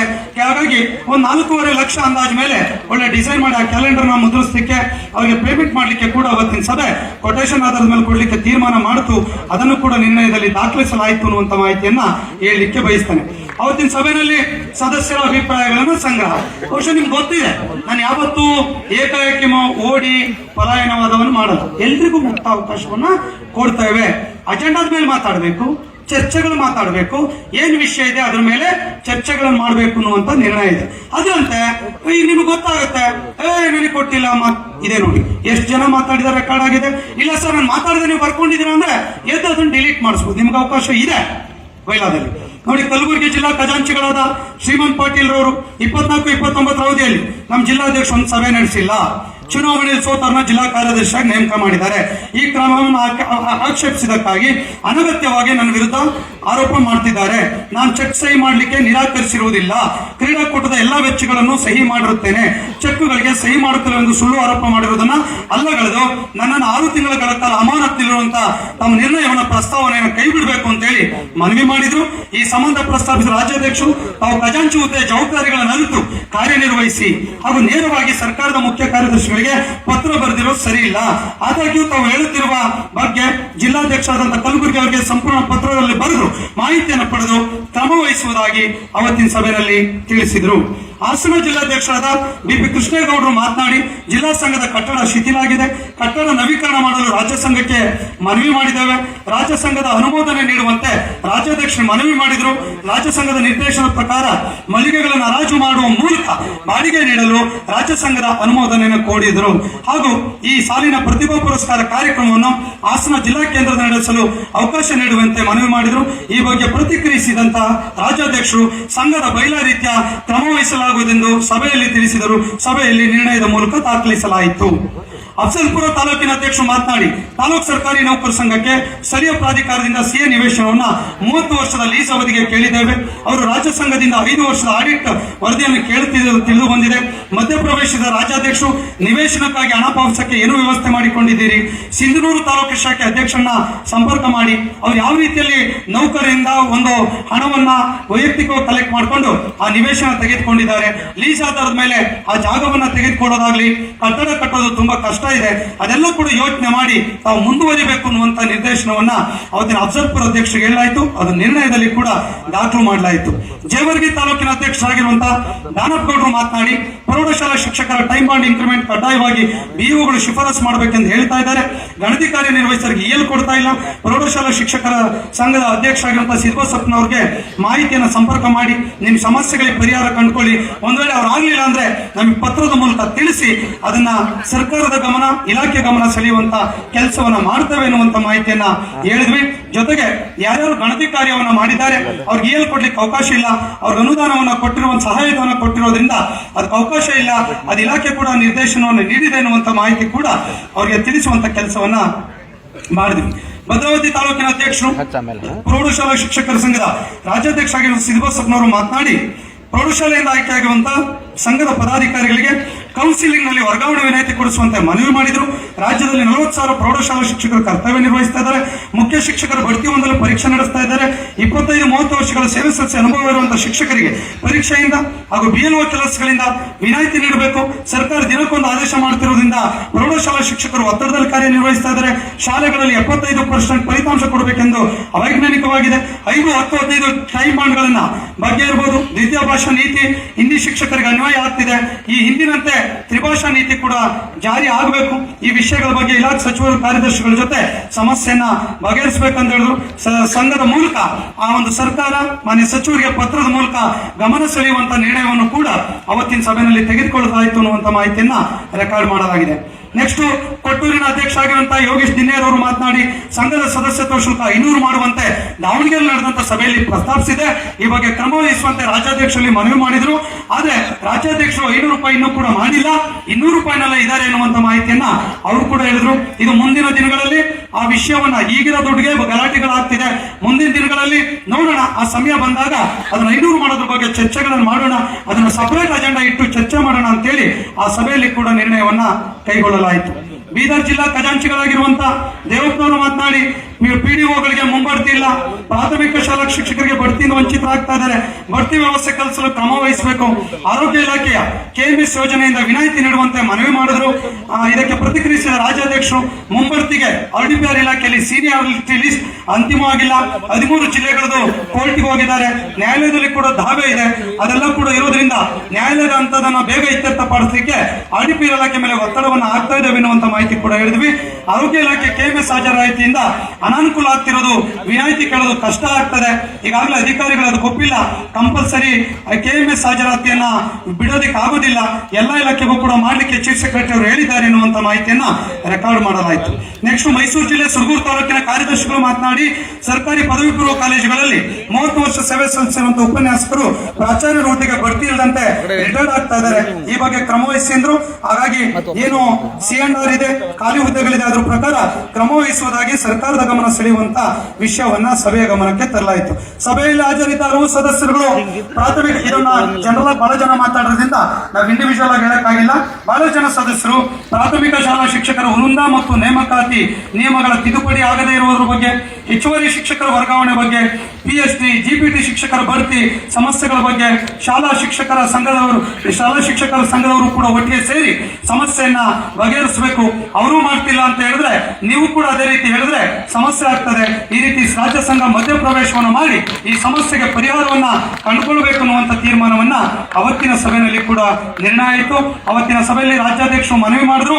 ಪ್ರಾಥಮಿಕ ಶಾಲಾ ಶಿಕ್ಷಕರ ಸಂಘ ರಾಜ್ಯಾಧ್ಯಕ್ಷರು ಕೂಡ ಇದೇ ವೇದಿಕೆಯಲ್ಲಿದ್ದಾರೆ, ಅವರು ಕೂಡ ಆ ಬಗ್ಗೆ ಸ್ಪಷ್ಟನೆ ನೀಡಬೇಕು ಅನ್ನುವಂತ ಒತ್ತಾಯವನ್ನು ಕೂಡ ಈಗ ಮುಂದೆ ಕುಳಿತಿರುವಂತಹ ನೌಕರರು ಶಿಕ್ಷಕರು ಕೂಡ ವ್ಯಕ್ತಪಡಿಸಿದ್ರು. ಮಂಡ್ಯ ಜಿಲ್ಲಾಧ್ಯಕ್ಷರಾದ K. ನಾಗೇಶ್ ಮಾತಾಡಿ ಸರ್ಕಾರಿ ನೌಕರ ಸಂಘವು ಶಿಕ್ಷಕರ ಸಮಸ್ಯೆಗಳಿಗೆ ಸ್ಪಂದಿಸುವಂತೆ ನಮ್ಮ ಸಂಘ ಪ್ರಯತ್ನ ಮಾಡ್ತಿದೆ, ನೀವು ಕೂಡ ಸ್ಪಂದಿಸುವಂತೆ ರಾಜ್ಯಾಧ್ಯಕ್ಷರಿಗೆ ಮನವಿಯನ್ನ ಮಾಡಿದ್ರು.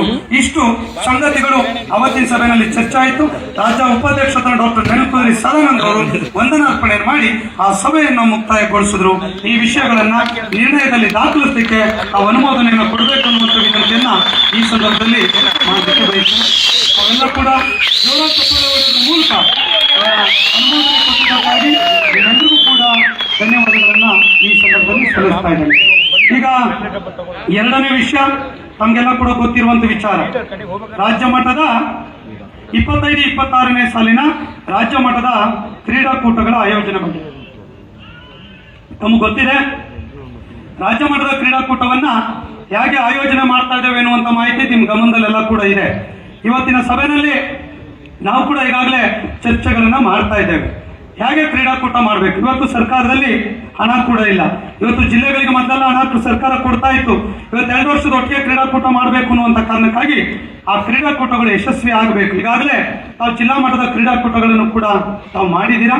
ಅದಕ್ಕೆ ಸಂಬಂಧಪಟ್ಟಂತೆ ಇನ್ನು ಯಾವ ಜಿಲ್ಲೆಯವರು ಮಾಡಿಲ್ಲ. ಸುರೇಶ್, ಕಾಪಿ ಕೊಡಿ, ಎಲ್ಲಿದೆ ಕೊಡ್ರಿ, ನನಗೆ ಕೊಡಿ ಕಾಪಿ.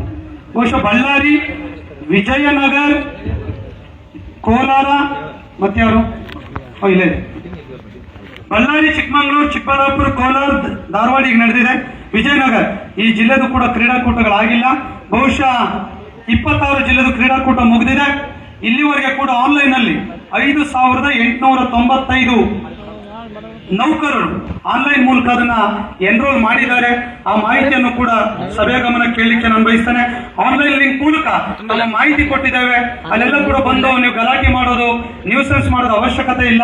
ಯಾರ್ಯಾರು ಆನ್ಲೈನ್ ಮೂಲಕ ಅಪ್ಲೈ ಮಾಡಿದ್ದಾರೆ ಅದನ್ನ ಮಾಡಲಿಕ್ಕೆ ಕೂಡ ಈಗಾಗಲೇ ನಿರ್ದೇಶನ ಕೊಟ್ಟಿದ್ದೇವೆ. ಅದನ್ನು ಕೂಡ ಸಭಾ ನಿರ್ಣಯದಲ್ಲಿ ದಾಖಲು ಮಾಡ್ತಾ ಇದ್ದೇವೆ ಎನ್ನುವಂತ ಮಾಹಿತಿಯನ್ನ ತಮ್ಗೆ ಹೇಳಲಿಕ್ಕೆ ಬಯಸ್ತೇನೆ.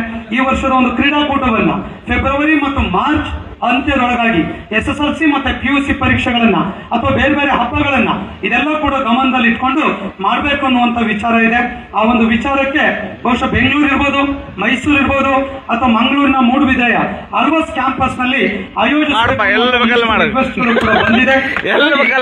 ತೀರ್ಮಾನಕ್ಕೆ ಅವತ್ತಿನ ಸಂದರ್ಭಕ್ಕೆ ನಿಮ್ಮ ರಾಜ್ಯಾಧ್ಯಕ್ಷ ತೀರ್ಮಾನವನ್ನ ಮಾಡ್ತಾರೆ. ಯಾಕಂದ್ರೆ ನೋಡ್ಬೇಕು ಜಾಗ, ಗ್ರೌಂಡ್, ಮತ್ತೆ ಮುಖ್ಯಮಂತ್ರಿಗಳು ಬರಬೇಕು, ಉಪಮುಖ್ಯಮಂತ್ರಿಗಳು ಬರಬೇಕು, ಸಚಿವರು ಬರಬೇಕು, ಒಂದಿಷ್ಟು ಎಕಾನಮಿ ಆಗಬೇಕು. ಇದೆಲ್ಲ ಕೂಡ ಯೋಚನೆಯನ್ನು ಮಾಡಬೇಕು ಅನ್ನುವಂತ ವಿಚಾರ ಕೂಡ ತಮ್ಮ ಗಮನದಲ್ಲಿ ನಾನು ಹೇಳಲಿಕ್ಕೆ ನಾನು ಬಯಸ್ತಾ ಇದ್ದೇನೆ. ಇದ್ರ ಜೊತೆ ಈ ಒಂದು ಕಾರ್ಯಕ್ರಮವನ್ನು ಮಾಡಲಿಕ್ಕೆ ಸುಮಾರು 3 ಕೋಟಿ ವೆಚ್ಚ ಆಗ್ತದೆ. ಈ ಬಹುಶಃ ಲಾಸ್ಟ್ ಟೈಮ್ ಎಲ್ಲ ಕೂಡ 3,60,00,000 ವೆಚ್ಚ ಆಗಿದೆ. ಸರ್ಕಾರ ಲಾಸ್ಟ್ ಟೈಮ್ ಕೊಟ್ಟಿತ್ತು, ಆದ್ರೆ ಇನ್ನೂ ಕೂಡ ಅಡಿಷನಲ್ ಆಗಿರುವಂತ 1,80,00,000 ಹಣವನ್ನ ಸರ್ಕಾರ ಕೊಡ್ಲಿಕ್ಕೆ ಇನ್ನೂ ಕೂಡ ಆರ್ಥಿಕ ಲೆಕ್ಕಲ್ಲಿ ಪ್ರಸ್ತಾವನೆ ಇದೆ. ಅದನ್ನು ಕೂಡ ನಮ್ಮ ಯಾರು ಕೃಷ್ಣಗೌಡ ರೆಕಾರ್ಡ್ ಮಾಡಿ ಅದಿನ್ನೂ ಕೂಡ ಕೊಡ್ಲಿಕ್ಕೆ ಆಗಲ್ಲ, ಈ ವರ್ಷಕ್ಕೆ ಕೊಡ್ತೇವೆ ಅನ್ನುವಂತ ಮಾಹಿತಿ ಕೂಡ ಸರ್ಕಾರ ಹೇಳ್ತಾ ಇದೆ. ಅದನ್ನ ಈಗಾಗಲೇ ಸಂಘ ಭರಿಸಿದೆ ಅನ್ನುವಂತ ಮಾಹಿತಿ ಕೂಡ ತಮ್ಮ ಗಮನಕ್ಕೆ ಹೇಳಲಿಕ್ಕೆ ನಾನು ಬಯಸ್ತೇನೆ. ಹಾಗಾಗಿ 1,87,00,000 ಯೂತ್ ಸರ್ವಿಸ್ ಡಿಪಾರ್ಟ್ಮೆಂಟ್ ಇನ ಪ್ರಪೋಸಲ್ ಆರ್ಥಿಕ ಇಲಾಖೆಯಲ್ಲಿ ಇದೆ. ಅವರು ಸ್ವಲ್ಪ ಬ್ಯಾಲೆನ್ಸ್ ಮಾಡ್ತಾ ಇದ್ದಾರೆ. ಅವ್ರು ನಮ್ಗೆ 2025 ಸ್ಯಾಂಕ್ಷನ್ ಮಾಡ್ಬೇಕಾದ್ರೆ ಹೇಳಿದ್ರು 2 ಕೋಟಿ ಹಣ ಈಗ ಕೊಡ್ತಾ ಇದ್ದೇವೆ, ನಿಮ್ಗೆ ಹೆಚ್ಚುವರಿ ಆದ್ರೆ ನಮ್ಗೆ ಪ್ರಸ್ತಾವನೆ ಸಲ್ಲಿಸಿ ನಾವು ಅದನ್ನ ಮಾಡಿಕೊಡ್ತೇವೆ ಅಂತ ಹೇಳಿದ್ರು. ಆದ್ರೆ ಅವ್ರು ಮೀನಾಮೇಷ ಎಣಿಸ್ತಾ ಇದ್ದಾರೆ ಎನ್ನುವಂತ ಮಾಹಿತಿ ಕೂಡ ನಾನು ಸಭೆ ಗಮನಕ್ಕೆ ಹೇಳಲಿಕ್ಕೆ ನಾನು ಬಯಸ್ತೇನೆ. ಹಾಗಾಗಿ ಅದ್ರ ಜೊತೆ ಇನ್ನೊಂದು ವಿಚಾರ, ಈಗ ಈ ವರ್ಷದ್ದು ಕೂಡ ಕ್ರೀಡಾಕೂಟ ಮಾಡಬೇಕು, ಮತ್ತೆ 3 ಕೋಟಿ ಅನುದಾನ ಕೊಡಬೇಕು ಅಂತ ಹೇಳಿ ಈಗಾಗಲೇ ನಾವು ಸನ್ಮಾನ್ಯ ಮುಖ್ಯಮಂತ್ರಿಗಳಿಗೆ ಜಾಫರ್ ಸರ್ ಅವರಿಗೆ ರಿಕ್ವೆಸ್ಟ್ ಅನ್ನು ಕೂಡ ಮಾಡಿದ್ದೇವೆ. ಆ ವಿಷಯ ಈಗಾಗಲೇ ಚರ್ಚೆಯಲ್ಲಿದೆ ಎನ್ನುವಂತ ಮಾಹಿತಿಯನ್ನ ತಮ್ಗೆ ಹೇಳಲಿಕ್ಕೆ ಬಯಸ್ತಾನೆ. ಬಹುಶಃ ಬೆಂಗಳೂರು ಆದ್ರೆ ನಮ್ಗೆ ವಸತಿ ಮಾಡೋದು ತಪ್ಪುತ್ತೆ, ಅವರವರೇ ವಸತಿ ಮಾಡ್ಕೊಳ್ತಾರೆ. ಮತ್ತೆ ಎಲ್ಲಾ ಫೆಸಿಲಿಟೀಸ್ಗಳು ಕೂಡ ಇರೋದ್ರಿಂದ ಇದೊಂದು ಯೋಚನೆ. ಮತ್ತೆ ಮೂಡುಬಿದಿರೆ ಆಳ್ವಾಸ್ ಅಲ್ಲಿ ಮಾಡೋದ್ರಿಂದ ಏನಾಗುತ್ತೆ ಅಂದ್ರೆ ಅಲ್ಲಿ ಊಟದ್ದು ಎಲ್ಲದೂ ಕೂಡ ಕೊಡ್ತಾರೆ. ಒಂದು ನಾಮಿನಲ್ ಅಮೌಂಟ್ ಅನ್ನು ಅವ್ರಿಗೆ ಅವ್ರ ಇನ್ಸ್ಟಿಟ್ಯೂಷನ್ ಕೊಟ್ರೆ ಎಲ್ಲ ಗ್ರೌಂಡ್, ಸ್ಪೀಡ್ ಟೀಚರ್ಸ್ ಎಲ್ಲ ವ್ಯವಸ್ಥೆ ಕೂಡ ಹಾಗಾಗಿ ಅದು ಕೂಡ ಚರ್ಚೆಗಳು ನಡೀತಾ ಇದೆ. ಅವ್ರ ಫೀಸಿಬಿಲಿಟಿ ಅವರೆಲ್ಲ ಮಾಡ್ಬೇಕು ಅಂದ್ರೆ ಏಪ್ರಿಲ್ಗೆ ಹೋಗ್ಬೇಕು. ಹಾಗಾಗಿ ಏಪ್ರಿಲ್ ಮಾಡ್ಬೇಕಾ, ಇದೆಲ್ಲ ಇದೆ. ಫೆಬ್ರವರಿ ಎಂಡ್ ಮಾಡ್ಬೇಕಾ, ಅದು ಎಕ್ಸಾಮಿಗೆ ಮುಂಚೆ ಮಾಡ್ಬೇಕಾ, ಎಕ್ಸಾಮ್ ಆದ್ಮೇಲೆ ಬಿಸಿಲು ಜಾಸ್ತಿ, ಈಗಾಗಲೇ ಜಿಲ್ಲಾ ಮಟ್ಟದ ಕ್ರೀಡಾಕೂಟ ಮುಗಿದಿರೋದ್ರಿಂದ ಅದೆಲ್ಲದೂ ಕೂಡ ಚರ್ಚೆಗಳಿದೆ. ಆ ತೀರ್ಮಾನಗಳನ್ನ ನೀವೇನೇನು ಅಭಿಪ್ರಾಯ ಕೊಡ್ತಿರೋದ್ರ ಮೇಲೆ ಆ ತೀರ್ಮಾನಗಳನ್ನ ನಾವು ಮಾಡೋಣ ಅನ್ನುವಂತ ಮಾತನ್ನು ಹೇಳಿ ಬಯಸ್ತೇನೆ. ಬಹುಶಃ ಸುಮಾರು 12,000 ರಿಂದ 13,000 ಕ್ರೀಡಾಪಟುಗಳು ಭಾಗವಹಿಸ್ತಾರೆ. ಟ್ರ್ಯಾಕ್ ಶೂಟ್ಗೆ ಲಾಸ್ಟ್ ಟೈಮ್ ಕೂಡ 1,25,00,000 ಖರ್ಚಾಗಿತ್ತು. ಲಾಸ್ಟ್ ಟೈಮ್ ಟಿ ಶರ್ಟ್ ಖರೀದಿ ಮಾಡ್ಲಿಕ್ಕೆ 15 ಲಕ್ಷ ಖರ್ಚಾಗಿತ್ತು. ಕ್ಯಾಪ್ ಖರೀದಿ ಮಾಡ್ಲಿಕ್ಕೆ 13 ಲಕ್ಷ ಖರ್ಚಾಗಿತ್ತು. ಮುಖ್ಯ ಅತಿಥಿಗಳ ಸನ್ಮಾನ ಸ್ಮರಣಿಕೆ ಖರೀದಿಗೆ 17,000. ಮತ್ತೆ ಭಾಗವಹಿಸುವಂತಹ ಕ್ರೀಡಾಪಟುಗಳು, ತೀರ್ಪುಗಾರರು ಸುಮಾರು 3 ದಿನಗಳ ಊಟ ಉಪಹಾರದ ವೆಚ್ಚ, ಅವರಿಗೆ ತೀರ್ಪುಗಾರ ಸಂಭಾವನೆ ಸೇರಿ 9,70,000 ಅಂತೇಳಿ ಯೋಚನೆ ಮಾಡಿದ್ದೇವೆ. ರಾಜ್ಯ ಮಟ್ಟದ ಕ್ರೀಡಾಕೂಟದಲ್ಲಿ ವಿಜೇತರಾಗುವ ಕ್ರೀಡಾಪಟುಗಳಿಗೆ ನೀಡುವಂತ ನೆನಪಿನ ಕಾಣಿಕೆ ಸುಮಾರು 2 ಲಕ್ಷ.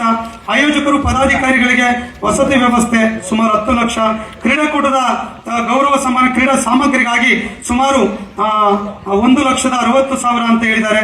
ಕಾರ್ಯಕ್ರಮದ ನಿರೂಪಕರ ಸಂಭಾವನೆ ಇನ್ನಿತರ ವೆಚ್ಚಗಳು 1 ಲಕ್ಷ. 2 ದಿನಗಳ ಸಂಗೀತ ಸಂಜೆ ಈ ತರದೆಲ್ಲ ಕೂಡ 26 ಲಕ್ಷ. ಲಾಸ್ಟ್ ಟೈಮ್ ವಿಜಯ ಪ್ರಕಾಶ್ ಬೇರೆ ಬೇರೆ ಕರ್ಸಿದ್ವಿ, ಈಗ ಅಷ್ಟು ಮಾಡ್ಲಿಕ್ಕೆ ಹಣ ಇರೋದ್ರಿಂದ ಒಂದಿಷ್ಟು ಆಸಂಗತಿಯನ್ನ ಒಂದು ಜಾನಪದ ಶೈಲಿಯಲ್ಲಿ ಒಂದು 26 ಲಕ್ಷ ಹೇಳಿದ್ರೆ ಒಂದು 10 ಲಕ್ಷದೊಳಗೆ ಅದನ್ನು ಕೂಡ ಮಾಡಬೇಕು ಅನ್ನುವಂತ ಸಲಹೆ ಕೂಡ ನಮ್ದಾಗಿದೆ ಅನ್ನುವಂತ ಮಾಹಿತಿ ಹೇಳಿ ಬಯಸ್ತೇನೆ. ಭಾಗವಹಿಸಿರುವಂತ ಎಲ್ರಿಗೂ ಕೂಡ 3 ದಿನಗಳ ಕಾಲ ಕುಡಿಯುವ ನೀರಿಗಾಗಿ 5 ಲಕ್ಷ ಆಗ್ತಾ ಇದೆ. ಕ್ರೀಡಾಕೂಟದ ಫ್ಲೆಕ್ಸ್ ಮುದ್ರಣ ವೆಚ್ಚ 9 ಲಕ್ಷ ಆಗ್ತದೆ. ಆಹ್ವಾನ ಪತ್ರಿಕೆ, ಐಡಿ ಕಾರ್ಡ್, ಟ್ಯಾಗ್, ಪೌಚ್, ಹಾಜರಾತಿ ಪ್ರಮಾಣ ಪತ್ರ, LED ಬ್ಯಾನರ್, ಇನ್ನಿತರ ಡಿಸೈನ್ ಇದೆಲ್ಲ ಸೇರಿ 12 ಲಕ್ಷ ವೆಚ್ಚ ಆಗ್ತದೆ. ವಿವಿಧ ದಿನಪತ್ರಿಕೆಗಳಲ್ಲಿ ಅಡ್ವರ್ಟೈಸ್ಮೆಂಟ್ ಚಾನಲ್ಗಳಲ್ಲಿ ಅದನ್ನ ರಿಲೇ ಕೊಡ್ಲಿಕ್ಕೆ ಸುಮಾರು 8 ಲಕ್ಷ ಎಕ್ಸ್ಪೆಂಡಿಚರ್ ಅಂತೇಳಿ ಪ್ಲಾನ್ ಮಾಡಿದ್ದೇವೆ. ಕ್ರೀಡಾಪಟುಗಳ ಆನ್ಲೈನ್ ನೋಂದಣಿ, ಅರ್ಜಿಗಳ ಪರಿಶೀಲನೆ, ಸಾಫ್ಟ್ವೇರ್ ಎಕ್ಸ್ಪೆಂಡಿಚರ್ಸ್ಗೆ 1 ಲಕ್ಷ ಅನ್ನುವಂತ ಯೋಚನೆಯನ್ನ ಮಾಡಿದ್ದೇವೆ. ಉದ್ಘಾಟನಾ ಸಮಾರಂಭ, ಸಂಗೀತ ಸಂಜೆ ಹಾಗೂ ಸಾಂಸ್ಕೃತಿಕ ಕಾರ್ಯಕ್ರಮಕ್ಕಾಗಿ ಸೌಂಡ್ ಸಿಸ್ಟಮ್, ಲೈಟಿಂಗ್, ಜನರೇಟರ್ ಇನ್ನಿತರ ವೆಚ್ಚ ಸುಮಾರು 2,70,000 ಅಂತ ಯೋಚನೆ ಮಾಡಿದ್ದೇವೆ. ಮುಖ್ಯ ಅತಿಥಿಗಳ ಸತ್ಕಾರ, ಹಾಲು ಶಾರ ಖರೀದಿಗೆ ಸುಮಾರು 1 ಲಕ್ಷ ಅಂತ ಯೋಚನೆ ಮಾಡಿದ್ದೇವೆ.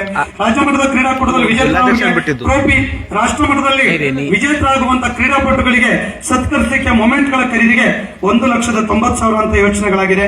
ಮುಖ್ಯ ವೇದಿಕೆ, ಬ್ಯಾರಿಕೇಡ್, ಜರ್ಮನ್ ಶಾಮಿಯಾನ, ಊಟಕ್ಕೆ ಜರ್ಮನ್ ಶಾಮಿಯಾನ ಜೊತೆಗೆ ಚೇರ್ಸ್ಗಳು, VVIP chair, dining hall, pressing, mat, balloon, fire shots, ಕ್ರೀಡಾಪಟುಗಳ ವಸತಿ ವ್ಯವಸ್ಥೆ, ಜಂಖಾನ, ದಿಂಬುಗಳು, ಕ್ರೀಡಾಂಗಣದ ಮಾಹಿತಿಯ ಫ್ಲೆಕ್ಸ್, ಮೈದಾನದ ಹಾಗೂ ಊಟದ ಹಾಲ್ಸ್, ಇದಕ್ಕಾಗಿ ಜೆಸಿಬಿ, ಗ್ರೌಂಡ್ ಲೆವೆಲಿಂಗ್, ಸಿಸಿಟಿವಿ ಇನ್ನಿತರ ವೆಚ್ಚ ಸುಮಾರು 52 ಲಕ್ಷ ಅಂತೇಳಿ ಅಂದಾಜು ಮಾಡಿದೆ.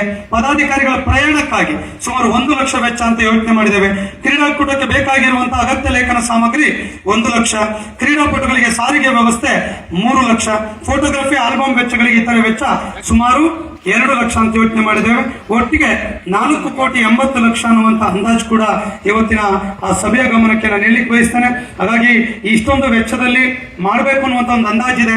ಆದ್ರೆ ಕೆಲವೆಲ್ಲ ಕೂಡ ಕಡಿತವನ್ನು ಮಾಡಿ ಈ ಸಲ ಆರ್ಥಿಕ ಸಂಪನ್ಮೂಲದ ಕೊರತೆಗಳು, ಸರ್ಕಾರ ಕೊಡುವಂತದ್ದು ಕೂಡ ಪ್ರಸ್ತಾವನೆ ಸಲ್ಲಿಸಿರೋದಾಗುತ್ತೋ ಬಿಡುತ್ತೋ ಗೊಂದಲಗಳಿರೋದ್ರಿಂದ ಆರ್ಥಿಕ ಮಿತವ್ಯಯನ ಸಾಧಿಸಿ ಕೊಟೇಶನ್ ಆಧಾರದ ಮೇಲೆ ಈ ಎಲ್ಲ ವೆಚ್ಚಗಳನ್ನು ಕೂಡ ಹಂತ ಹಂತವಾಗಿ ಪಾವತಿಸುವುದು ಮತ್ತೆ ಮುಂದಿನ ರಾಜ್ಯ ಕಾರ್ಯಕಾರಿ ಸಮಿತಿ ಸಭೆಯಲ್ಲಿ ಈ ಘಟನೆಯನ್ನ, ಈ ಸಂಗತಿಗಳನ್ನ, ಈ ವಿಚಾರಗಳನ್ನ ತಿಳಿಸಿ ಮತ್ತೊಮ್ಮೆ ಗಮನ ಸೆಳೆಯುವುದು, ಅನುಮೋದನೆ ಪಡೆದುಕೊಳ್ಳುವಂತ ಕೆಲಸವನ್ನು ಮಾಡಲಿಕ್ಕೆ ಸಭೆಯ ಅನುಮೋದನೆಗೆ ನಾನು ಮಂಡಿಸ್ತಾ ಇದ್ದೇನೆ. ಜೊತೆಗೆ ತಾವು ಅದ್ರ ಬಗ್ಗೆ ಚರ್ಚೆಗೂ ಕೂಡ ವಿಷಯವನ್ನ ಬಿಡುತ್ತಾ ಇದ್ದೇನೆ. ಸಭೆಯ ಅನುಮೋದನೆಗೆ, ನಿಮ್ಮ ಚರ್ಚೆಗೆ ಕೂಡ ವಿಷಯವನ್ನು ಬಿಡ್ತಾ ಇದ್ದೇನೆ ಅನ್ನುವಂತ ಮಾಹಿತಿಯನ್ನು ಹೇಳಲಿಕ್ಕೆ ಬಯಸ್ತೇನೆ. ಹಾಗಾಗಿ ಕ್ರೀಡಾಕೂಟ ಚೆನ್ನಾಗಿ ಆಗಬೇಕು ಅಂತ ಹೇಳಿದ್ರೆ ನಿಮ್ಮೆಲ್ಲರ ಸಹಕಾರಗಳು ಕೂಡ ಇರಬೇಕಾಗ್ತದೆ. ಆ ವಿಚಾರದಲ್ಲಿ ತಾವು ಸಹಕಾರವನ್ನು ನೀಡಬೇಕು ಅನ್ನುವಂತ ಮಾಹಿತಿಯನ್ನು ಹೇಳ್ತಾ ತಮಗೆ ಧನ್ಯವಾದ ಸಲ್ಲಿಸ್ತೇನೆ. ವಿಷಯ ಸೂಚಿ 3, ನೂತನ ಪಿಂಚಣಿ ಯೋಜನೆಯನ್ನು ರದ್ದುಪಡಿಸಿ ಹಳೆ ಪಿಂಚಣಿ ಯೋಜನೆಯನ್ನು ಮರುಸ್ಥಾಪಿಸುವ ಸಂಬಂಧ ಸರ್ಕಾರದ ಗಮನ ಸೆಳೆಯಲು ರಾಜ್ಯ ಮಟ್ಟದ ಸಮಾವೇಶವನ್ನ ಮಾಡೋದ್ರ ಬಗ್ಗೆ. ಬಹುಶಃ ಇವತ್ತು ನಾವು ಏನೇನು ಮಾಡಿದ್ದೇವೆ NPS ಬಗ್ಗೆ ತಮ್ಗೆ ಗೊತ್ತಿದೆ. ಬಹುಶಃ ಹಿಂದೆ ಸರ್ಕಾರಿ ನೌಕರರ ಸಂಘದ ನೇತೃತ್ವದಲ್ಲಿ ಸಿಂಗಲ್ ಮ್ಯಾನ್ ಸಮಿತಿ ಆಯ್ತು, ಆಮೇಲೆ 5 ಜನದ ಸಮಿತಿ ಆಯ್ತು. ಆ ಸಮಿತಿ ಪರವಾಗಿ ಕೆಲಸ ಮಾಡಬೇಕು ಅಂತ ಹೇಳಿ ಬೇರೆ ರಾಜ್ಯಗಳಿಗೆ ಹೋಗಿ ಭೇಟಿ ಮಾಡಿದ್ರು. ಇದೆಲ್ಲ ಆದ್ರೂ ಕೂಡ ಕೆಲವರು ಏನ್ ಮಾಡ್ತಾ ಇದ್ದಾರೆ, ಆ ಸಮಿತಿಯನ್ನೇ ಆ ಸಂದರ್ಭದಲ್ಲಿ ಧಿಕ್ಕರಿಸಿದವರು, ವಿರೋಧಿಸಿದವರು ಅಲ್ಲೇ ಒಂದು ಕೂತ್ಕೊಳ್ಳುವಂತ ವ್ಯವಸ್ಥೆಗಳಿದೆ. ಕೂತ್ಕೊಳ್ಳಿ, ನಮ್ಗೆ ಯಾವುದೇ ಟೀಕೆ ಟಿಪ್ಪಣಿಗಳಿಲ್ಲ. ಅವರು ನಮ್ಮ ನೌಕರರು, ಅವ್ರ ಬಗ್ಗೆ ಕೂಡ ಅಭಿಮಾನ ಇದೆ. ಅವರು ಪಾಪ ಎಂತದ ಒಂದು ಸಂಘ ಕಟ್ಕೊಂಡಿದೆ, ನಮ್ದೇನು ಅದ್ರ ಬಗ್ಗೆ ಬೇಜಾರಿಲ್ಲ. ಆದ್ರೆ ನೀವು ಆ ಸಮಿತಿ ಮಾಡಿದ ಟೀಕೆ ಮಾಡಿದ್ರಿ, ಮುಖ್ಯಮಂತ್ರಿಗಳನ್ನ ಟೀಕೆ ಮಾಡಿದ್ರಿ, ಸರ್ಕಾರ ಟೀಕೆ ಮಾಡಿದ್ರಿ, ಆ ಚೇರ್ಮನ್ ಸರಿ ಇಲ್ಲ ಅಂತ ಟೀಕೆ ಮಾಡಿದ್ರಿ, ನಿರ್ಣಯ ಮಾಡಿದ್ರಿ, ಪೇಪರ್ ಹಾಕಿಸಿದ್ರಿ. ಆದ್ರೆ ನಾವೇನಾದ್ರೂ ಅದ್ರ ಪರವಾಗಿ ಹೋರಾಟ ಮಾಡಿ ಆ ಕಮಿಟಿಯ ನಿರ್ಣಯಕ್ಕೆ ಹೋದಾಗ ಸುಮ್ಮನೆ ನೀವು ಕೂಡ ಬರ್ತೀರಾ ಅಂದ್ರೆ ಒಂದೊಮ್ಮೆ ಆತ್ಮಾವಲೋಕನ ಮಾಡ್ಕೊಳ್ಬೇಕಷ್ಟೇ. ನೀವು ಬರೋದ್ರ ಬಗ್ಗೆ ತಪ್ಪಿಲ್ಲ. ನಾನು ಅಧಿಕಾರಿಗಳಿಗೆ ಅವತ್ತೇ ಹೇಳಿದೆ, ಮೇಡಮ್ ಅವ್ರನ್ನೂ ಕರೆದು ಮಾಡಿ, ನಮ್ಗೆ ತಕರಾರಿಲ್ಲ, ಅವ್ರಿಗೆ ಮಾನ್ಯತೆ ಇಲ್ಲ, ಯಾಕೆ ಅವ್ರಿಗೆಲ್ಲ ಲೆಟರ್ ಕೊಡ್ತೀರಾ? ಕಾನೂನಲ್ಲಿ ಅವಕಾಶ ಇಲ್ಲ. ಇನ್ನು ಮುಂದೆ ಇದು ನಿಯಂತ್ರಣ ಮಾಡಬೇಕು. ಯಾಕೆ ಹೇಳ್ತಾನೆ ಅಂದ್ರೆ ನಾವೇನು NPS ವಿರೋಧಿಗಳಲ್ಲ. ಸರ್ಕಾರಿ ನೌಕರ ಸಂಘ ಬಹುಶಃ ಹಿಂದಿನ 2 ಅಧ್ಯಕ್ಷರ ಕಾಲದಿಂದನೂ ಕೂಡ ಬರೀ ಧಿಕ್ಕರಿಸಿ ವಿರೋಧ ಮಾಡಿ ಬಂದಂಥದ್ದು. ಬಹುಶಃ ಅವರು ಮಾಜಿ ಅಧ್ಯಕ್ಷರು, ರಾಜ್ಯ ಮಟ್ಟದ ಕ್ರೀಡಾಕೂಟ ನಡೀತಾ ಇತ್ತು, ಅನ್ಪಾರ್ಲಿಮೆಂಟರಿ ವರ್ಡಲ್ಲಿ ಅವ್ರನ್ನ ಮಾತಾಡಿದ್ರು. ಬಹುಶಃ ಇವರು ಒಂದಾಗಿರ್ಬೋದು, ಅದು ಬೇರೆ ವಿಷಯ, ಮಾತಾಡಿದ ಮರ್ತೋಗಿರ್ಬೋದು, ರೆಕಾರ್ಡಲ್ಲಿ ಇರ್ತದೆ. ಇವತ್ತು ಸರ್ಕಾರಿ ನೌಕರ ಸಂಘವನ್ನ ಟೀಕೆ ಮಾಡಿದ್ರು. ಆ ವಿಷಯಕ್ಕೆ ನೈತಿಕತೆ ಹೋರಾಟ ಮಾಡಿ, ನೀವು ಫ್ರೀಡಂ ಪಾರ್ಕ್ ಮಾಡಿ ಅಥವಾ ಅರಮನೆ ಮೈದಾನದಲ್ಲಿ ಮಾಡಿ, ಇದು ನಮ್ದೇನು ತಕ್ಕರೆ, ನಾವ್ ಯಾವ್ದು ವಿರೋಧ ಮಾಡಲ್ಲ, ನಮ್ಮನ್ನು ಕೇಳಿ ಮಾಡಿ ಅಂತಲೂ ನಿಮಗೆ ಕೇಳಲ್ಲ. ಆದ್ರೆ ಈ ವಿಚಾರದಲ್ಲಿ ಕೂಡ ಅವರು ಮನೆ ನಡೆದಂತ ನಡವಳಿಕೆಗಳ ಬಗ್ಗೆ ಇದೆ.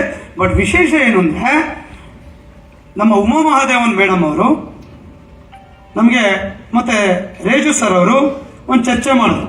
ಸರ್ ಯಾಕೆ ಮೀಟಿಂಗ್ ಕರೀತೀರಾ ಇಲ್ವಾ, ರಿಪೋರ್ಟ್ ಕೊಡ್ತೀರಾ ಇಲ್ವಾ ಅಂತ ಕೇಳಿ. ಇಲ್ಲ ಸರ್ ಆಕ್ಚುಲಿ ಮಾಡ್ತೀವಿ 2 ಸಲ ಹೇಳಿದೆ. 3ನೇ ಸಲ ನಾನು ಹೇಳಿದೆ, ಸರ್ ನೀವು ಮೀಟಿಂಗ್ ಕರೆಯಕ್ಕೆ ಏನಾದ್ರು ನಾವು ಸ್ಟ್ರೈಕ್ ಮಾಡಿದ್ಮೇಲೆ ಮೀಟಿಂಗ್ ಕರಿತೀರಾ ಅಂತ ಕೇಳಿದೆ. ಸ್ಟ್ರೈಟ್ ಆಗಿ ಕೇಳಿದೆ, ಮೀಟಿಂಗ್ ಕರೀಲಿಕ್ಕೆ ಏನಾದ್ರು ನಾವು ಸ್ಟ್ರೈಕ್ ಮಾಡಿದ್ಮೇಲೆ ಕರಿತೀರಾ ಅಂತ ಕೇಳಿದೆ. ಮೊದಲು ಸರ್ ತಾವು ಮೀಟಿಂಗ್ ಕರೀರಿ, ನೌಕರ ಸಮಸ್ಯೆಲಿದ್ದಾರೆ, ಒಂದು ಶುಭ ಸಂದೇಶ ಹೋಗ್ಬೇಕು, ಒಂದು ಆಶಾದಾಯಕ ಬೆಳವಣಿಗೆ ಹೋಗ್ಬೇಕು ಅಂತ ಹೇಳಿದಾಗ ಅವಾಗ ರೇಜು ಸರ್ ಅವರು ಇಮಿಡಿಯೇಟ್ ಅವ್ರ ಅಂಡರ್ ಸೆಕ್ರೆಟರಿಗೆ ಫೋನ್ ಮಾಡಿ ಮೀಟಿಂಗ್ ನೋಟಿಸ್ ಅನ್ನ ರೆಕಾರ್ಡ್ ಮಾಡಿದ್ರು. ಆ ಮೀಟಿಂಗ್ ನೋಟಿಸ್ ನನಗೆ 1 ವಾರದ ಮುಂಚೆನೆ ಬಂತು. ನನಗೆ ನಮ್ಮ ಬೆಳಗಾಮಲ್ಲಿ ಅಧಿವೇಶನದಲ್ಲಿ ಹೋಗಿದ್ದೆ, ಅವ್ರ ಅಂಡರ್ ಸೆಕ್ರೆಟರಿ ಪೋಸ್ಟ್ ಮಾಡಿ ನಂಗೆ ವಾಟ್ಸ್ಆಪ್ ಮಾಡಿದ್ರು. ಎಲ್ಲೂ ವೈರಲ್ ಮಾಡ್ಬೇಡ್ರಪ್ಪ, ಸುಮ್ಮನೆ ಚರ್ಚೆ ಮಾಡ್ತಾರೆ, ಬೇಡ ಅನ್ನುವಂಥ ಮಾತನ್ನು ಹೇಳಿದೆ. ನನಗೆ ಗೊತ್ತಿಲ್ಲ, ಇವರಲ್ಲಿ ಹೋಗಿ ಲಾಬಿ ಮಾಡಿ ಇನ್ಫ್ಲೂಯೆನ್ಸ್ ಮಾಡಿ ನಮಗೂ ನೋಟಿಸ್ ಕೊಡಿ ಅಂತ ಹೇಳಿ ಒತ್ತಡ ಹಾಕಿ ಮಾಡಿಸ್ಕೊಂಬಂದ್ರು. ನೋಡಿ ನಮ್ಮ ಸಂಘ ಹೆಂಗೆ, ಅವರೇ ನೋಟಿಸ್ ಕೊಡೋ ರೀತಿಯಲ್ಲಿ ನಾವು ಮಾಡ್ತೇವೆ. ಒತ್ತಡ ಹಾಕ್ಸ್ಕೊಳ್ಳುವಂತ ಅನಿವಾರ್ಯತೆ ಸಂಘಕ್ಕೆ ಬಂದಿಲ್ಲ. ಅದ್ಮೇಲೆ ಬಂದ್ವಿ, ಮೀಟಿಂಗ್ ಮಾಡಿದ್ವಿ. ಬಹುಶಃ ಒಂದು 40 ಜನ ಹೋಗಿದ್ವಿ. 40 ಜನನು ಕೂಡ ಒಳಗಡೆ ಕರೆಸಿ ಪ್ರತಿಯೊಂದು ವಿಚಾರವನ್ನು ಕೂಡ ಎಳೆ ಎಳೆಯಾಗಿ ಅವತ್ತಿನ ಸಭೆಯಲ್ಲಿ ನಾವು ಮಂಡಿಸಿದ್ವಿ. ತಮ್ಮ ಗಮನದಲ್ಲಿದೆ, ಇವತ್ತು ಎಷ್ಟು ಖರ್ಚಾಗ್ತಾ ಇದೆ? 2,93,000 NPS ನೌಕರರು ಈ ವ್ಯವಸ್ಥೆಯಲ್ಲಿದ್ದಾರೆ. ಅವ್ರಿಗೆ ಇವತ್ತು 10% ಕಾಂಟ್ರಿಬ್ಯೂಷನ್ ಹೋದ್ರೆ ವರ್ಷಕ್ಕೆ ಎಷ್ಟಾಗ್ತದೆ? ಸುಮಾರು 3,000 ಕೋಟಿ ಸರ್ಕಾರಕ್ಕೆ ಬರ್ಡನ್ ಆಗ್ತಿದೆ. ಇವತ್ತು 2,73,000 ಹುದ್ದೆಗಳು ಖಾಲಿ ಇದೆ. ಅದರಿಂದ ಸುಮಾರು 2,500 ಕೋಟಿ ಸರ್ಕಾರಕ್ಕೆ ಉಳಿತಾಯ ಆಗ್ತಿದೆ. ಒಂದು ವರ್ಷಕ್ಕೆ 5,000 ಕೋಟಿ ಹಣ ಇವತ್ತು ಸರ್ಕಾರ ಉಳಿಸಬಹುದು.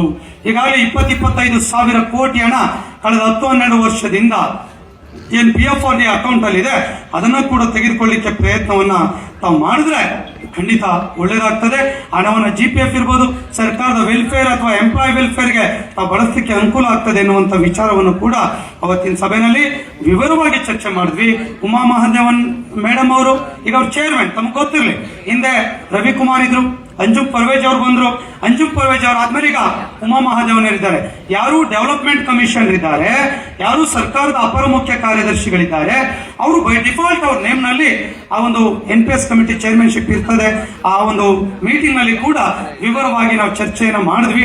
ಅಲ್ಲಿ ಕೂಡ ಒಂದು ನಿರ್ಣಯಕ್ಕೆ ಬಂತು. ಅವ್ರ ಮಾತು ಕೇಳಿದ್ರು ನನಗೆ, ಷಡಾಕ್ಷರಿ ಅವರೇ, ನೀವು ಹೇಳೋದೆಲ್ಲ ಸರಿ ಇದೆ, ಬೇರೆ ರಾಜ್ಯದಲ್ಲಿ ಆಗಿದೆ, ಈಗಿದೆ, ಎಲ್ಲ ಸರಿ ಇದೆ, ಆದ್ರೆ ನಮ್ಮಲ್ಲಿ ಕೂಡ NPS ಒಳಗೆ ಏನು ಸುಧಾರಣೆಗಳನ್ನು ತರಬೇಕು ಅನ್ನುವಂಥದ್ದನ್ನ ಏನಾದ್ರೂ ಕೂಡ ಹೇಳಲಿಕ್ಕೆ ಸಾಧ್ಯತೆ ಆಗ್ತದ ಅನ್ನುವಂಥ ಮಾತನ್ನ ಅವತ್ತಿನ ಸಭೆ ನಮ್ಗೆ ಕೇಳಿದ್ರು. ನಾವು ಒಂದೇ ವರ್ಡಲ್ಲಿ ಹೇಳಿದ್ವಿ, ನಮ್ಮ ಮುಂದೆ NPS ಇಂದ UPS ಇಲ್ಲ, NPS ಇಂದ OPS ಅಷ್ಟೇ ಆಗಬೇಕು, ಅದನ್ನ ಬಿಟ್ಟು ಯಾವ ನಿರ್ಣಯಕ್ಕೂ ಕೂಡ ನಮ್ಮ ಒಪ್ಪಿಗೆ ಇಲ್ಲ ಅನ್ನುವಂತ ಸ್ಪಷ್ಟ ಸಂದೇಶ ಪ್ರೊಸೀಡಿಂಗ್ಸ್ ಅಲ್ಲಿ ರೆಕಾರ್ಡ್ ಆಗಿದೆ. ಅದು ಕೂಡ ಎಲ್ಲ ಇಬ್ರು ಪ್ರಿನ್ಸಿಪಲ್ ಸೆಕ್ರೆಟರಿ ಕೂಡ ಸಿಗ್ನೇಚರ್ ಮಾಡಿದ್ದಾರೆ. ಅದನ್ನ ಆಚೆ ಡಿಸ್ಕ್ಲೋಸ್ ಮಾಡ್ಲಿಕ್ಕೆ ಬರೋದಿಲ್ಲ ಅನ್ನುವಂತ ಸಂಗತಿಯನ್ನ ಹೇಳಲಿಕ್ಕೆ ಬಯಸ್ತೇನೆ. ಇವತ್ತು NPS ಬಹುಶಃ 1 ತಿಂಗಳು ಅಂತ ಹೇಳಿದ್ವಿ, ಮತ್ತೆ ಹೋಗ್ತೇವೆ. ಮೊನ್ನೆ ತಮಿಳುನಾಡು ಗವರ್ಮೆಂಟ್ ಕೂಡ ಒಂದು NPS OPS ಮಾಡ್ಲಿಕ್ಕೆ 10% ಕಾಂಟ್ರಿಬ್ಯೂಷನ್ ಮೇಲೆ ಕೊಡ್ಲಿಕ್ಕೆ ಈಗಾಗಲೇ ತೀರ್ಮಾನ ಮಾಡಿತು. ಅದಾದ್ಮೇಲೆ ಮುಖ್ಯಮಂತ್ರಿಗಳ ಅಪರ ಪ್ರಧಾನ ಕಾರ್ಯದರ್ಶಿಗಳು ಅಂಜುಮ್ ಸರ್ ಹತ್ರ ಕೂಡ ಸರ್ ಈ ತರ ಆಗಿದೆ, ದಯಮಾಡಿ ಮಾಡ್ಕೊಡಿ. ಆರ್ಥಿಕ ಇಲಾಖೆ 3 ಜನ ಅಧಿಕಾರಿಗಳ ಹತ್ರ ಹೋದ್ವಿ, ಉಮಾ ಮೇಡಮ್ ಹತ್ರ ಹೋದ್ವಿ, ಮುಖ್ಯಮಂತ್ರಿಗಳ ಗಮನವನ್ನು ಕೂಡ ಸೆಳೆದಿದ್ದೇವೆ. ಸರ್ ದಯಮಾಡಿ ಅದನ್ನು ಕೂಡ ತಾವು ಜಾರಿಗೆ ಮಾಡಬೇಕು, ತುಂಬಾ ಡಿಲೇ ಆಗ್ತಾ ಇದೆ, ನಮ್ಮನ್ನ ಸ್ಟ್ರೈಕಿಗೆ ಹೋಗ್ಲಿಕ್ಕೆ ನಮ್ಮ NPS ನೌಕರು ಒತ್ತಡ ಇರ್ತಿದ್ದಾರೆ, ಸಂಘ ತೀರ್ಮಾನ ತೆಗೆದುಕೊಂಡ್ರೆ ನಿಮಗೆ ಕೆಟ್ಟ ಹೆಸರು ಬರ್ತದೆ.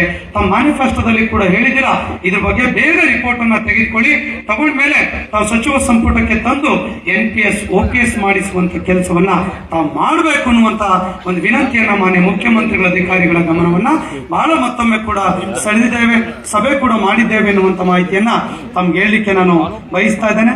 ಇದ್ರ ಜೊತೆ ಮೊನ್ನೆ ನಮ್ಮ ಅಧಿಕಾರಿಗಳಲ್ಲಿ ಕೂತಾಗ ಅದೆಲ್ಲ ಆದ್ಮೇಲೆ ಅವ್ರು ಕೇಳಿದ್ರು, ಷಡಾಕ್ಷರಿ ಅವರೇ, ಇದು ಒಂದು ಭಾಗ, ನಾವೆಲ್ಲ ಸಂಘಟನೆಯಲ್ಲಿದ್ದೇವೆ, 2,93,000 ನೌಕರರು, ಅವ್ರ ಕುಟುಂಬ, ಅವ್ರ ಮನಸ್ಸುಗಳು ನಮ್ಮ ಜೊತೆ ಇದೆ.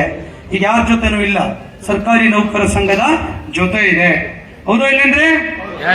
ಹಾ, ನಿಮ್ಗೆ ಗೊತ್ತಿದೆಯಲ್ಲ, ಮತ್ತೆ ಎಲ್ಲೆಲ್ಲ ಹೋಗ್ತಿದ್ರಲ್ಲ, ಅದಕ್ಕೆ ಮತ್ತೆ ಕೇಳ್ಕೋಬೇಕಲ್ಲ. ನೀವಿದ್ರೆ ನಾವು ಎಕ್ಸ್ಪೆಂಡಿಚರ್ ಮಾಡಕ್ ನಾವೇ ಯೋಚನೆ ಮಾಡ್ಬೇಕು, ಸುಮ್ನೆ ನಾವ್ಯಾಕೆ ಮಾಡಕ್ ಹೋಗೋಣ? ಹಾಗಾಗಿ ಅವರೆಲ್ಲ ಕೂತ್ಕೊಂಡು ಅವತ್ತು ಹೇಳಿದ್ರು, ಇಲ್ಲ ಸರ್ ನೆಕ್ಸ್ಟ್ ಮೀಟಿಂಗ್ ಅಲ್ಲಿ ಒಂದು ಚರ್ಚೆಗೆ ಬಿಡಿ, ಈಗ ನಾವು ಮಹಿಳಾ ಸಮಾವೇಶ ಮಾಡ್ತೇವೆ, ಸರ್ಕಾರಿ ನೌಕರ ಸಮಾವೇಶ ಮಾಡ್ತೇವೆ, ಆದ್ರೆ NPS ನೌಕರಿಗೆ ಸಂಬಂಧಪಟ್ಟಂತೆ ಈ ರಾಜ್ಯದಲ್ಲಿರುವಂತಹ ಒಂದು ಏನು ಅಭಿನಂದನೆಗಳನ್ನು ಸಲ್ಲಿಸಲಿಕ್ಕೆ ಬಯಸ್ತಾರೆ. ಯಾಕೆ ಈ ಮಾತನ್ನ ಹೇಳಬೇಕು ಅಂದ್ರೆ, ನಾನು ಬಹುಶಃ ವೇದಿಕೆ ನೋಡದೆ ಬರ್ತಿದ್ದಂಗೆ ಒಂದು ಅನುಭವ ಮಂಟಪದ ರೀತಿಯಲ್ಲಿ ಅದೊಂದು ಕಲ್ಪನೆಗಳನ್ನ ಇಟ್ಕೊಂಡು ಮಾಡಿದ್ದಾರೆ. ಒಳಗೆ ಬರ್ಬೇಕಾದ್ರೆ ಬಹುಶಃ ನಾವು ಆ ಥರ ಯೋಚನೆ ಮಾಡ್ಲಿಕ್ಕೆ ಸಾಧ್ಯ ಇಲ್ಲ. ಕೇಳಿಸ್ತಾ ಇಲ್ಲ ಕಣೋ, ಯಾಕೋ ಸರಿ ಮಾಡಪ್ಪ ಸೌಂಡು. ಅಷ್ಟು ಅದ್ಭುತವಾಗಿರುವಂತ ಒಂದು ಕಲ್ಪನೆಯನ್ನು ಇಟ್ಕೊಂಡು ಇವತ್ತು ಬಸವರಾಜ ಬಳ್ಳಾವರಿ ಅವರು, ರವಿ ಗುಂಜಕರ್ ಅವರ ಮಾರ್ಗದರ್ಶನದಲ್ಲಿ ಇವತ್ತು ಈ ಕಾರ್ಯಕ್ರಮವನ್ನು ಮಾಡಿದ್ದಾರೆ. ಬಹುಶಃ ನಾನು 25-30 ಎಕ್ಸಿಕ್ಯೂಟಿವ್ ಕಮಿಟಿಗಳನ್ನು ಮಾಡಿದ್ದಾರೆ, ನನ್ನ ಅಧ್ಯಕ್ಷತೆಯಲ್ಲಿ ಆಗಿದೆ. ಬಟ್ ನಾನು ಈ ಕಾರ್ಯಕ್ರಮಕ್ಕೆ ಯಾವುದೇ ಮಾರ್ಗದರ್ಶನ ಕೊಟ್ಟಿದ್ದೇನೆ ಅಷ್ಟೇ, ಈಗ ಮಾಡಬೇಕು ಅಂತ ಏನ್ ಹೇಳಿಲ್ಲ. ಬಸವರಾಜ್ ಹೇಳಿದ್ರು, ನನ್ಗೆ ಜವಾಬ್ದಾರಿ ಕೊಡಿ ಸರ್, ನೀವು ಕೂತ್ಕೊಳ್ಳಿ, ನಿಮಗೆ ಸರಿ ನಿಲ್ಲಿಸುವಂತ ರೀತಿಯಲ್ಲಿ ನಾನು ಎಲ್ಲದನ್ನು ಕೂಡ ಕಲೆಕ್ಟ್ ಮಾಡಿ ಮಾಡ್ತೇನೆ ಅಂತ ಹೇಳಿ ತುಂಬಾ ಅದ್ಭುತವಾಗಿ ಕಾರ್ಯಕ್ರಮ ಮಾಡಿದ್ದಾರೆ. ಬಹಳ ಜನ ನಾವು ಕೂಡ ತಿಳ್ಕೊಳ್ಬೇಕು, ತಾಲೂಕು ಅಧ್ಯಕ್ಷರಿದ್ದಾವೆ, ಜಿಲ್ಲಾಧ್ಯಕ್ಷರಿದ್ದಾವೆ, ರಾಜ್ಯದ ಪದಾಧಿಕಾರಿ ಇದ್ದಾವೆ. ಬಸವರಾಜ್ನಲ್ಲಿ ಈ ತರದ್ದು ಏನೇನೋ ಒಳ್ಳೊಳ್ಳೆ ವಿಚಾರಗಳಿದೆ, ನಾವು ನಮ್ಮ ಸಂಘಟನೆ ಬದುಕಿನಲ್ಲಿ ಅಳವಡಿಸ್ಕೊಳ್ಬೇಕು ಅನ್ನುವಂತ ಸಂದೇಶವನ್ನ ಈ ಸಂದರ್ಭದಲ್ಲಿ ತಮಗೆ ಹೇಳಲಿಕ್ಕೆ ಬಯಸ್ತೇನೆ. ಇವತ್ತು ವಿಷಯ ಸೂಚಿಯ ಪ್ರಕಾರ ನಮ್ದು 2 ಎಕ್ಸಿಕ್ಯೂಟಿವ್ ಕಮಿಟಿ ಮೀಟಿಂಗ್ ಆಗಬೇಕಾಗಿತ್ತು. ನಮ್ ಗಿರಿಗೌಡರು ಹೇಳಿದ್ರು ಇದು 5ನೇ ಮೀಟಿಂಗ್ ಅಂತ ಹೇಳಿ ಗಿರಿಗೌಡರು ಹೇಳಿದ್ರು. ಸಂಘಟನೆಯಲ್ಲಿ ನಮ್ಮ ಬೈಲಾ ಪ್ರಕಾರ 6 ತಿಂಗಳಿಗೊಮ್ಮೆ ಒಂದು ಮೀಟಿಂಗ್ ಅನ್ನ ಕಾರ್ಯಕಾರಿ ಸಮಿತಿ ಸಭೆಯನ್ನ ಕರೀಲಿಕ್ಕೆ ಅವಕಾಶವಿದೆ. ಆದ್ರೆ ಇವತ್ತು ನಾವು ಇದು 5ನೇ ಮೀಟಿಂಗ್ ಆಗಿ ಇವತ್ತು ನಾವು ಕೆಲಸ ಮಾಡ್ತಾ ಇದ್ದೇವೆ. ಒಂದು ಜನರಲ್ ಬಾಡಿಯನ್ನು ಕೂಡ ಅದ್ರ ಜೊತೆ ಮಾಡಿರುವಂತದ್ದು ಅನ್ನೋದನ್ನ ತಮ್ಮ ಗಮನಕ್ಕೆ ಕೇಳಲಿಕ್ಕೆ ಬಯಸ್ತೇನೆ. ಮೊದಲೆಲ್ಲ ಬೆಂಗಳೂರನ್ನೇ ಸೆಂಟ್ರಲೈಸ್ ಆಗಿ ಇಟ್ಕೊಂಡು ಸಭೆಗಳನ್ನು ಮಾಡ್ತಾ ಇದ್ರು. ಬೆಂಗಳೂರಿನಲ್ಲಿ ಸಭೆ ಮಾಡಿದಾಗ ಏನಾಗ್ತಿತ್ತು ಅಂದ್ರೆ ಎಲ್ಲರೂ ಆಫೀಸ್ ಕೆಲಸ ಇಟ್ಕೊಂಡ್ ಬರೋರು, ಯಾರು ಮೀಟಿಂಗ್ ಅಲ್ಲಿ ಸರಿಯಾಗಿ ಭಾಗವಹಿಸ್ತಾ ಇರ್ಲಿಲ್ಲ. ಸಭೆ ಇನ್ನೂ ಪ್ರಾರಂಭ ಆಗಿಲ್ಲ ಅಂತೇಳಿ ವಿಧಾನಸೌಧಕ್ಕೆ ಹೋಗೋರು, ಅಲ್ಲೆಲ್ಲ ಸಭೆ ಪ್ರಾರಂಭ ಆಗ್ತಿದೆ 12 ಗಂಟೆಗೆ. ಬಟ್ ಇವತ್ತು ಇಲ್ಲಿ ಯಾಕೆ ಮಾಡಿದ್ದೇವೆ ಅಂದ್ರೆ ನೋಡಿ, ದೂರದಿಂದ ಬರ್ತಾರೆ, ಹಿಂದಿನ ದಿವಸ ಉಳ್ಕೊಳ್ತಾರೆ, ಶಾರ್ಪ್ ಟೈಮ್ಗೆ ಕೂಡ ಸಭೆ ಪ್ರಾರಂಭ ಮಾಡಬೇಕು ಅನ್ನುವಂತ ಉದ್ದೇಶ ಒಂದು. ಜೊತೆಗೆ ಬೇರೆ ಬೇರೆ ಯೋಚನೆಗಳು ಇಲ್ಲಿ ಇರೋದಿಲ್ಲ. ಇಲ್ಲಿರೋದಿಷ್ಟೇ, ಮೀಟಿಂಗ್ ಅಟೆಂಡ್ ಮಾಡಬೇಕು, ಊಟ ಮಾಡಿ ನಂತರ ಟೂರ್ ಗೀರ್ ಮಾಡ್ಕೊಂಡು ಹೋಗ್ಬೇಕನ್ನುವಂಥದ್ದು ಇರುತ್ತೆ. ಆದ್ರೆ ಬೆಂಗಳೂರಿಗೆ ಬಂದ್ರೆ ಏನ್ ಪ್ರಾಬ್ಲಮ್ ಅಂದ್ರೆ ಬರೀ ಕೆಲಸ ಇಟ್ಕೊಂಡು ಬಂದ್ಬಿಟ್ಟಿರ್ತಾರಲ್ಲ, ವಿಧಾನಸೌಧ, ಹೆಡ್ ಆಫೀಸು, ವಿಕಾಸಸೌಧ. ಹೀಗಾಗಿ ಈ ಯೋಚನೆಯನ್ನು ಮಾಡಿ ನಾನು 2022ರ ಬೈಲಾ ತಿದ್ದುಪಡಿಯಲ್ಲಿ ಜಿಲ್ಲಾ ಕೇಂದ್ರಗಳಲ್ಲೂ ಕೂಡ ಕಾರ್ಯಕಾರಿ ಸಮಿತಿ ಸಭೆಗಳನ್ನು ಮಾಡಬೇಕು ಅನ್ನುವಂತ ತಿದ್ದುಪಡಿ ನಿರ್ಣಯಗಳನ್ನು ತೆಗೆದುಕೊಂಡು ಇವತ್ತು ಗದಗ ಜಿಲ್ಲೆಯಲ್ಲಿ ಕೂಡ ಈ ಕಾರ್ಯಕ್ರಮ ಮಾಡಲಿಕ್ಕೆ ಸಾಧ್ಯ ಆಗಿದೆ ಅನ್ನೋದನ್ನ ಹೇಳಲಿಕ್ಕೆ ಬಯಸ್ತೇನೆ. ಇವೆಲ್ಲ ಹೊಸ ಚಿಂತನೆಗಳಿವು. ಸುಮ್ಮನೆ ನಾನು ಸಂಘದಲ್ಲಿದ್ದೇನೆ, ಇಷ್ಟು ವರ್ಷ ಇದ್ದೇನೆ, ಈಗ ಮಾಡಿದ್ದೇನೆ ಅದು ಮುಖ್ಯ ಅಲ್ಲ. ಈ ಸಂಘಟನೆ ಗದಗ ಜಿಲ್ಲಾ ಕೇಂದ್ರಕ್ಕೆ ಹೋಗಬೇಕು, ಗುಲ್ಬರ್ಗಕ್ಕೆ ಹೋಗಬೇಕು, ಕಾರವಾರಕ್ಕೆ ಹೋಗಬೇಕು, ಕೊಡಗು ಹೋಗಬೇಕು, ಚಾಮರಾಜನಗರಕ್ಕೆ ಹೋಗ್ಬೇಕು ಅನ್ನುವಂತ ಕಲ್ಪನೆಗಳನ್ನ ಇಟ್ಕೊಂಡು ಈ ಸಭೆಗಳನ್ನ ನಾವು ಇವತ್ತು ಇಲ್ಲಿಯವರೆಗೆ ಕೂಡ ಮಾಡ್ತಾ ಇರುವಂತದ್ದು ಅನ್ನುವಂತ ಮಾಹಿತಿಯನ್ನ ನಾನು ಇವತ್ತು ಈ ಸಭೆಯ ಗಮನಕ್ಕೆ ತರಲಿಕ್ಕೆ ಬಯಸ್ತೇನೆ. ಬಹುಶಃ ಗದಗ ಜಿಲ್ಲೆ ಅಂತ ಹೇಳಿದ್ರೆ ಅನೇಕ ಶರಣೆಯರಿಗೆ ಜನ್ಮ ಕೊಟ್ಟಂತ ಈ ಬೀಡು. ಅಜ್ಜಯ್ಯನವ್ರು ಇರ್ಬೋದು, ಇವತ್ತು ಪಟ್ರಾಜ್ ಗವಾಯಿಗಳಿರ್ಬೋದು, ಅವರೆಲ್ಲರೂ ಕೂಡ ಬಹುಶಃ ಈ ಕ್ಷೇತ್ರಕ್ಕೆ ಕೊಟ್ಟಂತ ಕೊಡುಗೆಯನ್ನ, ಮಠ ಮಂದಿರಗಳ ಕಲ್ಪನೆಗಳನ್ನ ಇಟ್ಕೊಂಡು ಕೂಡ ಸಾಕಷ್ಟು ಕ್ರಾಂತಿಕಾರಕ ಹೆಜ್ಜೆಗಳನ್ನ ಈ ಜಿಲ್ಲೆ ಇಟ್ಟಿದೆ ಅನ್ನುವಂತ ಮಾಹಿತಿ